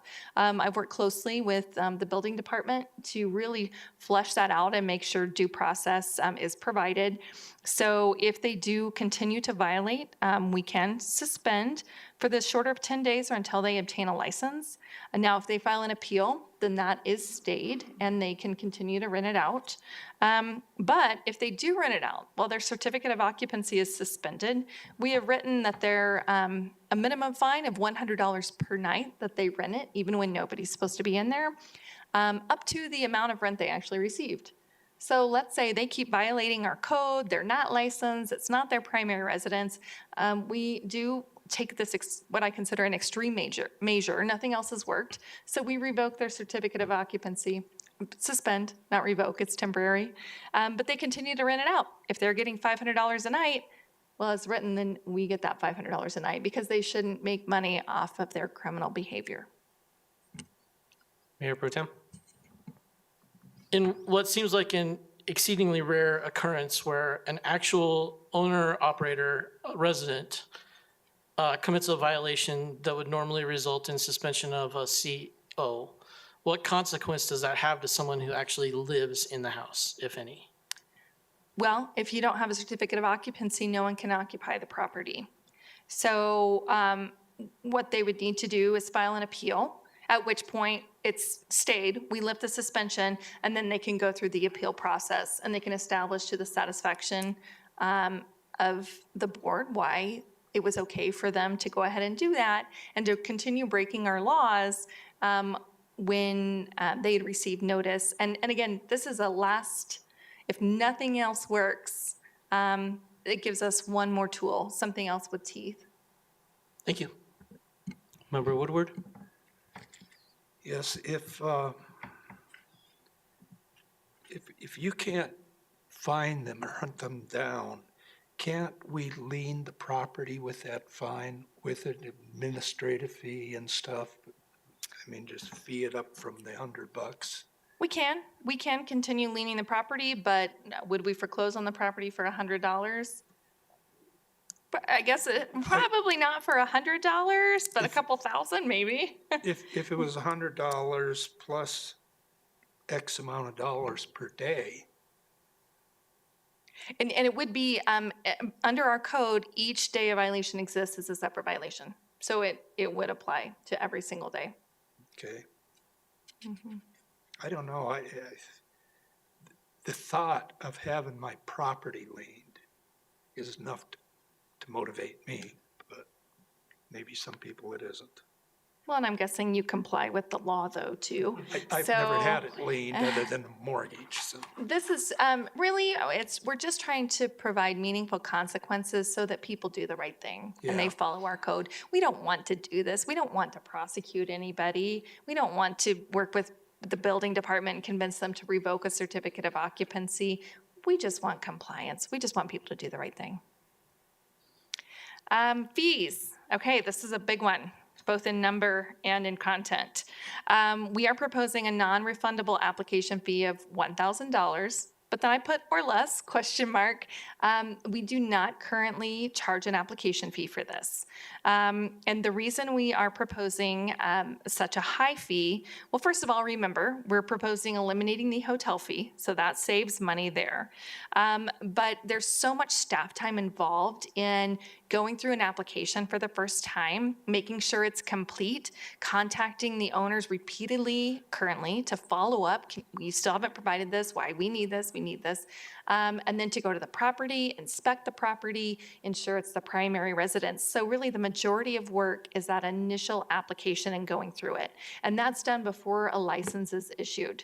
So we worked with city staff and tried to value how much time does it take you to actually go through every line of this application, especially with the new proposals that provide a more robust mechanism to establish it as your primary residence, for example. And we have multiple affidavits that are required. So plus then the inspection that we go through and make sure it meets all of the life safety requirements, all of our smoke detectors, all of that. So really the majority of work will occur on an application before the license is even issued. So we propose $1,000 for that to reimburse us for our time, and hopefully it's sufficient enough that it makes sure people really do their homework and the legwork before they submit that application. They really try hard to make sure it's full, complete, and they are eligible. We did do quite a bit of comparison to other cities, both in reviewing their codes and reviewing their costs. And this isn't completely out of line. Other cities, there are some other cities that charge, cities, counties, other jurisdictions that charge more. There are some that don't charge any. I mean, there are some jurisdictions that don't even regulate short-term rentals yet. I think everybody will eventually. But so it's not out of line, and we do think that it would compensate staff for time. But the amount is completely within your discretion. Go ahead, Member Anderson. So that's $1,000 application fee, and then you have to pay the $400 license fee. It's the same, so it's $1,400 to get up and going. And what's that $400 going to? Is that just city revenue, or is that going to pay for staff time for something too? Then that will compensate for city staff time for monitoring compliance and responding to complaints. So that's the staff time for the year that you have the license. For all of those hearings and appeals, and that staff time staff has to attend, has to prosecute. I mean, that does not anywhere near compensate our staff time for it, but at least it provides a little bit. And that's 400 annually? 400 annually. And then 200 annually for the renewal, so it's 1,400 the first year and then 600 every year after that? Yes, 1,400 the first year, and then 600 every year after that, yes. Member Noonenkamp? Yeah, looking at this, I will say 1,000 seems high at first read. Denver's is $50. And then their license fee is $100. I would maybe like to see all in at 1,000, including the license fee. Obviously, some people will be, making this back quite quickly. But it does seem to me, from my research, a little out of line. So I'd like to see it just maybe a little bit more all-encompassing. Obviously, I want to make sure our staff time is compensated for. And I don't know if we're charging these kinds of fees for other applications that we take in the city. Did you want to provide a response, City Attorney Niles, if you have one, or? Yes, I was just pulling up our, the fee schedule that City Council, I'm sorry, I moved away from my There we go. I moved away from my microphone. So our fee schedule is available online, and City Council approves it every year. So currently, just looking at some of our fees, hotel restaurant renewal occupation tax, $650. Hotel restaurant renewal license, $75. Hotel restaurant renewal application, $100. Currently in our code.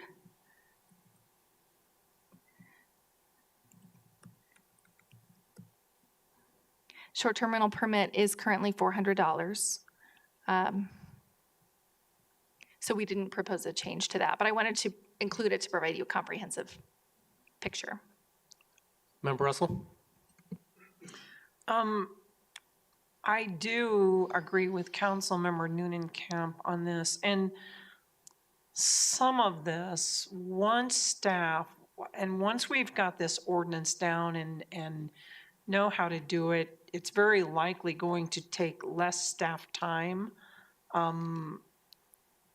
So I would like to see it more in line, like the hotels or the motels license fee. Most of those places have several rooms, not just, 1 or 2 rooms, and it's less expensive. So, but I do want to get this under control because it has been so far out of control since we started. So I would like to see that.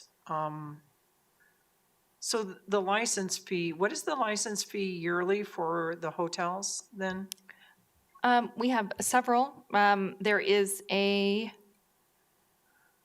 let's see, the renewal application, $100, renewal license, $75, renewal occupation tax, $650. Quite a few different line items. So what is the occupation tax? Is that for employees? That one, I can't tell you for sure what we charge it on. Well, then there's more. There's an application fee just for the operation license, which it depends on how many units. 1 to 25 is a $100 application fee. Let's see, 26 to 50 units, $150, so it goes up. Over 200 units, $300. Hotel motel inspection fee, $50. For subsequent inspections, $400. So I could keep reading, but there's, it looks like maybe 15 different line items subject to hotels, motels. Okay, so I don't know, maybe we should leave it where it's at now and see if, I don't want to necessarily make it easy for people to do short-term rentals unless, and see how it goes and then maybe reevaluate, especially if nobody's starting short-term rentals. But I do believe that short-term rentals are very lucrative. And so I think there ought to be some expense to that also. I guess I'll weigh in. I agree that I think it's too high. And I keep thinking about the person that's following all the rules. The fact that it's, 185 days that they have to be the primary residence.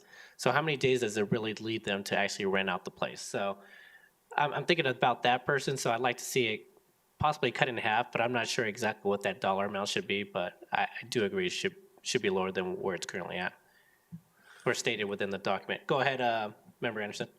I think didn't we put on the ballot a couple of years ago a hotel occupancy tax or an increase of it? I think that passed. Oh, it failed. Okay, so we have a hotel occupancy tax right now, but it's not that much. Does that tax apply to short-term rentals? Because that's why we had them licensed as hotels initially, was so that we'd get an occupancy tax off of them. Does this cutting that revenue source out? No, Okay. it doesn't impact the hotel tax. So but they are required to pay hotel occupancy tax. And that's I have verified that. 2.5%? Yes, it's quite low. Pretty low. I think it's one of the lowest in the state. Because I'd rather see a higher occupancy tax and a lower license and application fee. So that way the people who are utilizing, making more money off of it are paying more, because this does seem like it hits really hard on those people who are just like, well, I'm gonna rent it out, disincentivize somebody from doing it for, 50 days a year or something like that. But I want to see that come down. Mayor Pro Tem and then Member Anderson, or Member Russell, sorry. Yeah, the city attorney and I had some conversations about this particular application fee. I think I'd be comfortable with something in the $750 range. I think a high application fee risks shutting legitimate operators out of the market, or people who want to run that mom and pop. Some of the fines that we have included in this, I think, capture some of the regulatory costs that we have. So I do think we've set the bar pretty high here. I'd be comfortable reducing it a bit, recognizing the sizable amount of administrative overhead that this is going to add by tightening up our restrictions. Go ahead, Member Russell. Thank you. I agree with the Mayor Pro Tem. And I think the one thing we have control over fees because we can establish fees. We cannot establish taxes. It has to go to a vote of the people. And that's probably why that happened. So I would be okay with $750 and then see from there. Member Noonan-Kemp. Yeah, I'm just looking at some of the other cities around us. This is, from my quick research, way out. Like the highest I'm seeing is maybe 150 for an application fee, or some of these things. Like I'm seeing a lot of 50s, a lot of $100. I think of the people I know who have short-term rentals in Inglewood, who are young families who are just like trying to maybe say, okay, when we're on vacation or when we can go stay with our in-laws, maybe we could rent it out for the weekend and make a little bit extra so that we can like break even on something. And I just think that while I understand we're trying to avoid or ensure that people are not abusing it, I also think that we can become like way too onerous on the other side. And I think this is that direction. I'd like to see us much more in line with our neighbors. And I will say that the Aurora lodging tax is 8%. And so then their STR fee is like $100. So something to consider. Go ahead, Member Woodward, and then Member Anderson. I will support the 750 application fee. Thank you, Member Woodward. Member Anderson. I'm with Member Noonan-Camp. I would like to see this come down quite a bit. So I would be more like maybe in the 250 range. I think this is pretty onerous, especially with the $400 license fee that they're going to have to pay immediately too. Yeah. Thank you, Member Anderson. Member Russell. I think that short-term rentals, if you go to stay somewhere in a short-term rental in another city, it is very expensive. They can recover those costs very quickly. Now, if they don't have an updated house and they're doing it, I mean, I don't know what kind of inspection we have to make sure that they qualify. But I'm just saying it is very expensive. And that's part of the concern that I had with changing ADUs to short-term rentals, because people can make a lot more money on a short-term rental than originally we wanted to build them for affordable housing. So, but I do think 750 is a good place to start. Thank you. I guess I'll weigh in. I still want it lower than 500, so I'm fine with 250. I think we're going to be like at an impasse here with 3.3, but I like to look at the numbers and just see my earlier comment stands. Mayor Pro Tem. I think I'll also point out here that from an administrative standpoint, the most expensive applications are probably the ones that we reject. And we will derive no continuing revenue from those applicants. So this application fee needs to be set at a bar that honors the work that goes into both accepted and rejected applications. One thing we might consider is potentially offering some sort of discount, and I don't know if this can even be codified for like a clean application. If you get it right the first time, congratulations, here's your coupon for your first year's license fee or something along those lines to reduce your cost and incentivize actually providing a complete application packet. Copy with the mayor pro tem. Go ahead, Member Russell. I think another thing that happens, it makes only those people that are really serious about doing this to follow through. So you're going to weed out those people that don't, would never follow through anyway. Any other comments? Are we going to go back and forth on this one, or I think it's a tough conversation to have because I see both sides. I understand where, Mayor Pro Tem, Member Russell, Member Woodward are coming from. So, but yeah, I still like to look at the numbers. So, I think from my perspective, we would rather leave the application fee higher and reduce the license fee. Because it really is that time after you get the application that we're trying to reimburse the city for, so that property taxes aren't supplementing somebody's short-term rental business because we didn't charge what it actually cost us to review their application and go through it. So either way, completely up to council, but I certainly understand reducing the amount, but I would like to see us at least try to recoup our costs. yeah. Well, I also see it from like Member Noonenkamp's point of view, where I'm not sure how many people are actually doing this, but it sounds like someone that's taking like a summer vacation for a week and then decides to use that week to just rent out their house. And that's it. It's not something that they're looking to do for every week within, a 6-month period. It's just that time during the summer. We're just like, hey, we're going to be gone this week. Let's see if we can rent it out. So that's who we're discouraging by having a high app. But again, I don't know if anyone's doing that, but it sounds like someone. But anyway, go ahead, Member Noonenkamp.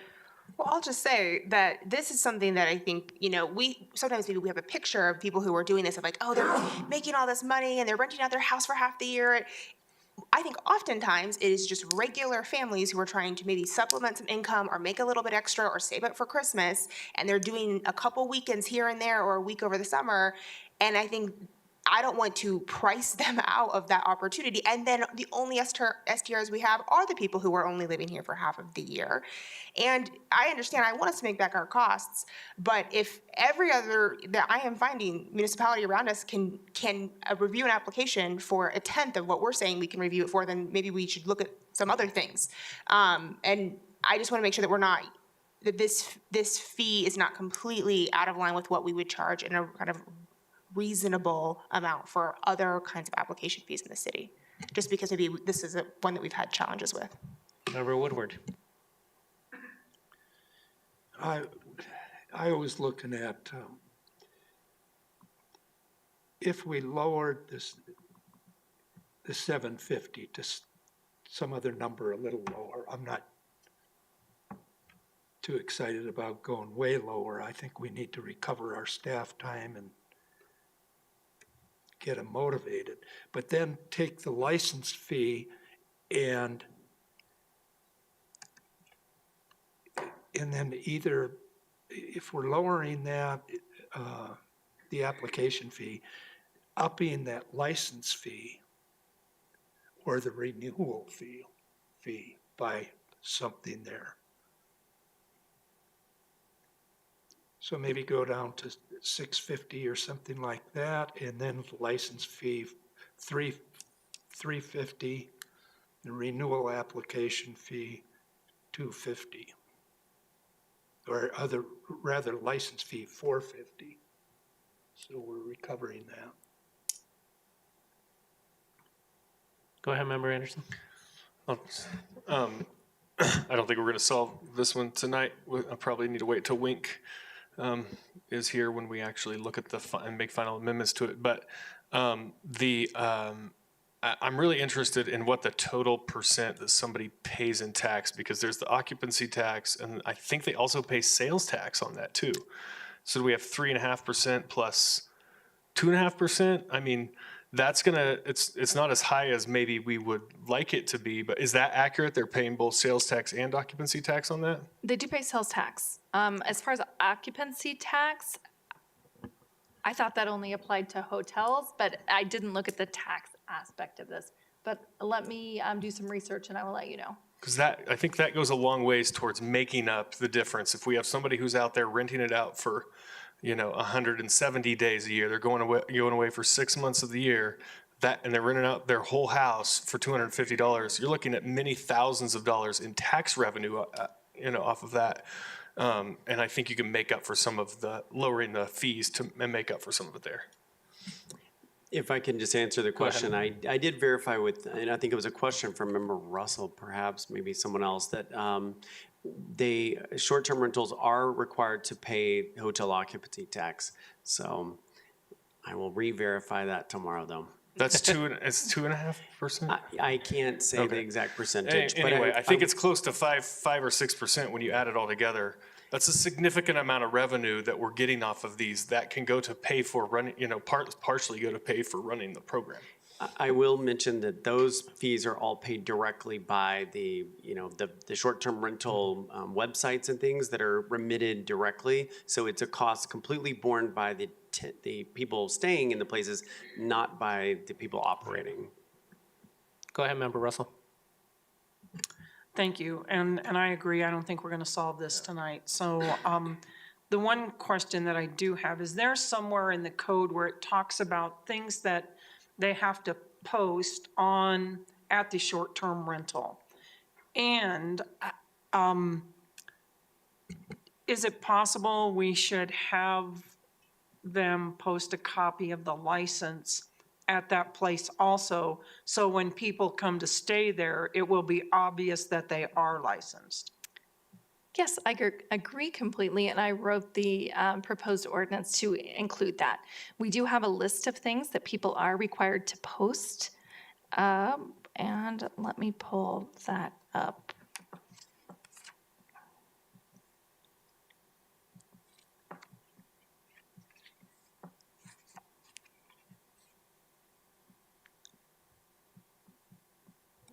It's a long proposed ordinance.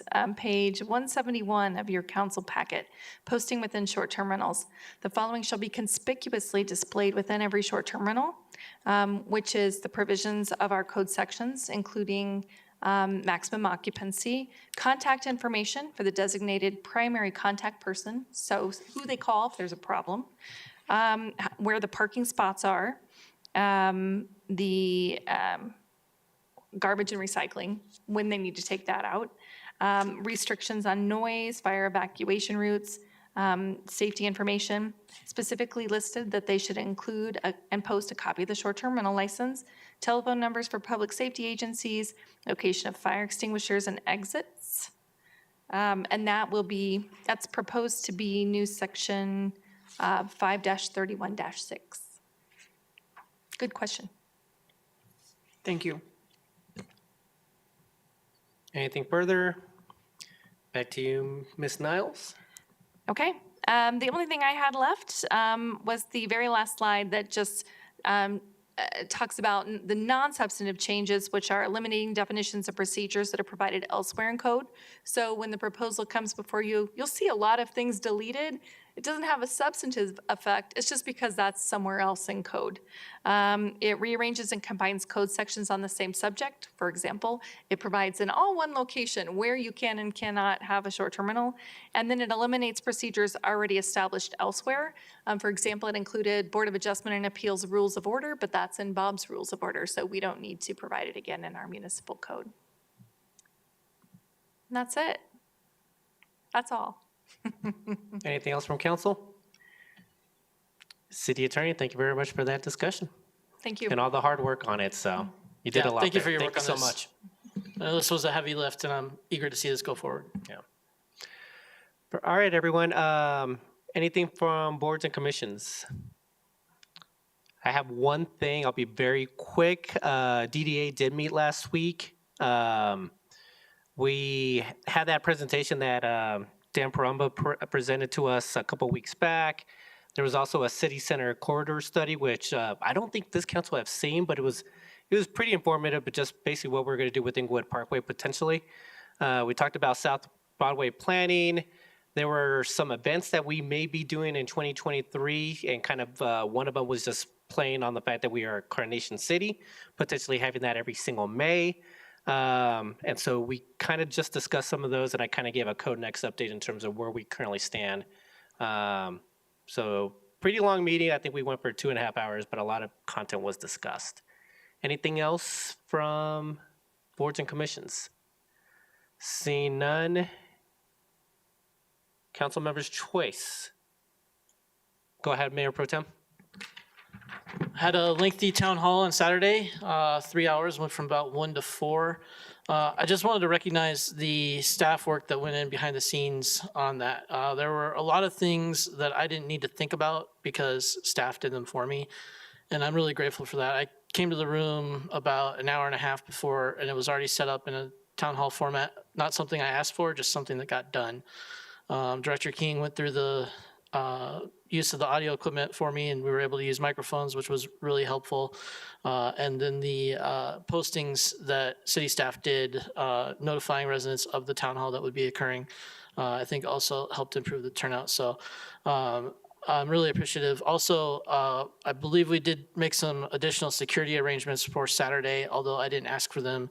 That was helpful as well. So oftentimes the things that occur behind the scenes without us asking go unrecognized, and I wanted to make sure that I did recognize those and notify the residents that they can look forward to future town halls, hopefully on a monthly basis in the future. Thank you very much for that, Mayor Pro Tem. One brief update from me. I kind of gave a Code Next update last week to the DDA. I'll be doing the same tomorrow night for the school board. They asked me to come in and just talk about what we've been discussing.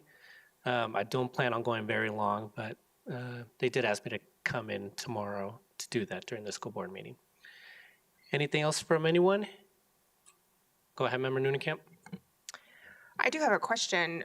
Maybe this is for this council and also the city manager. Obviously, the governor introduced his land use bill on Wednesday, Senate Bill 213. And while that will play out and we will see what happens before the session ends at the beginning of May, there's obviously implications for Code Next and the timeline that we're on there. And I'm wondering how we're thinking about that and how we want to move forward with Code Next, knowing that there are now a bunch of questions and unknowns, I guess. Is that a question for me, or is it a question for staff, or? Maybe we can start with staff, but then we might need to have a discussion. Sure. Thank you for the question, Member Noonenkamp. And in my one-on-one with the mayor today, we talked about this too. I will say from a staff perspective, your previous direction to bifurcate the affordable housing pieces from Code Next, which is actually much larger than the affordable housing pieces that we spent a lot of time on recently, that we will continue to do that. And should council wish to kind of take a pause on any of the affordability clauses that you all have been debated, have been the subject of a lot of public comment, until we get the final bill, see what that looks like after it comes out of committees over the next couple of weeks. Staff is certainly prepared to do that. However, and it does look like that the state law is more goes much further than what City Council has been discussing in R1 single-family districts and around transit corridors, et cetera. That will preempt us. We will have to comply with that stricter or more flexible, actually, law that will provide more flexibility for these types of uses. So I would want the city attorney to weigh in, but to me, if they're preempting us anyway, I don't know why you would continue to push on that, but we are here to move with staff's, with council's direction. Anything to add, City Attorney, before I pass it over to Mayor Pro Tem? Two things. CML does have a webinar scheduled on Wednesday that I believe elected officials can attend that goes through the bill. I know I've registered for it. I'm sure I'm not the only city staff member that has. Second, we do have scheduled an executive session next week, and we added on to that to discuss the legal considerations for pulling out some of the affordable housing things that have really brought out supporters on both sides of the issue and perhaps putting it on the ballot in November. And so, of course, that's all subject to change if the state does preempt us, but that is something we are looking at because citizens are so dedicated on both sides. And so perhaps council will just ask citizens to make that decision for the city of Inglewood if the state doesn't. I'll go to Mayor Pro Tem and then Member Woodward. This is unlikely to be the appropriate time to have this discussion, but I do want to bring this forward anyway. And that is the subject of how we respond if the state preempts our legal authority. Everyone knows that, under the separation of powers, there is a process for challenging state action, and the city of Inglewood could choose to join or not join any potential litigation of this state action. And I think that is something that this body does need to discuss should this particular bill pass. Thank you for that, Mayor Pro Tem. Member Woodward. I just wanted to mention too that as Ms. Niles said, CML is having the meeting on the 29th at 12 o'clock till 1:30. It's a Zoom meeting. You need to be registered to get into it. And it's CML members only. So we're all CML members. But it should be an interesting discussion. I'm interested in how Cherry Hills and Greenwood Village feel about this. I could give you an answer. Go ahead, Member Anderson. My thoughts on this are kind of wait and see. I mean, I don't know I have no idea what the odds of this passing are. And then, of course, if it does pass, which I assume is going to still be some amount of time, then what our appropriate response is, both in terms of moving forward with Code Next and in terms of responding as a city. But I don't think that this is something we need to make a decision on right away. I want to see what the bill looks like coming out of committee, and when if it finally gets voted into law, what it is before we kind of really land and make a decision on what the appropriate path forward is. Member Russell. Thank you. I read even several articles today that there is a lot of opposition to this by cities across the state. And so I think it's a wait and see. I think I'm not going to be available for the webinar. I actually think it would be a good thing to attend because I have an idea that CML has a stand on this also. And so I think it's not a done deal. I think it's a wait and see. And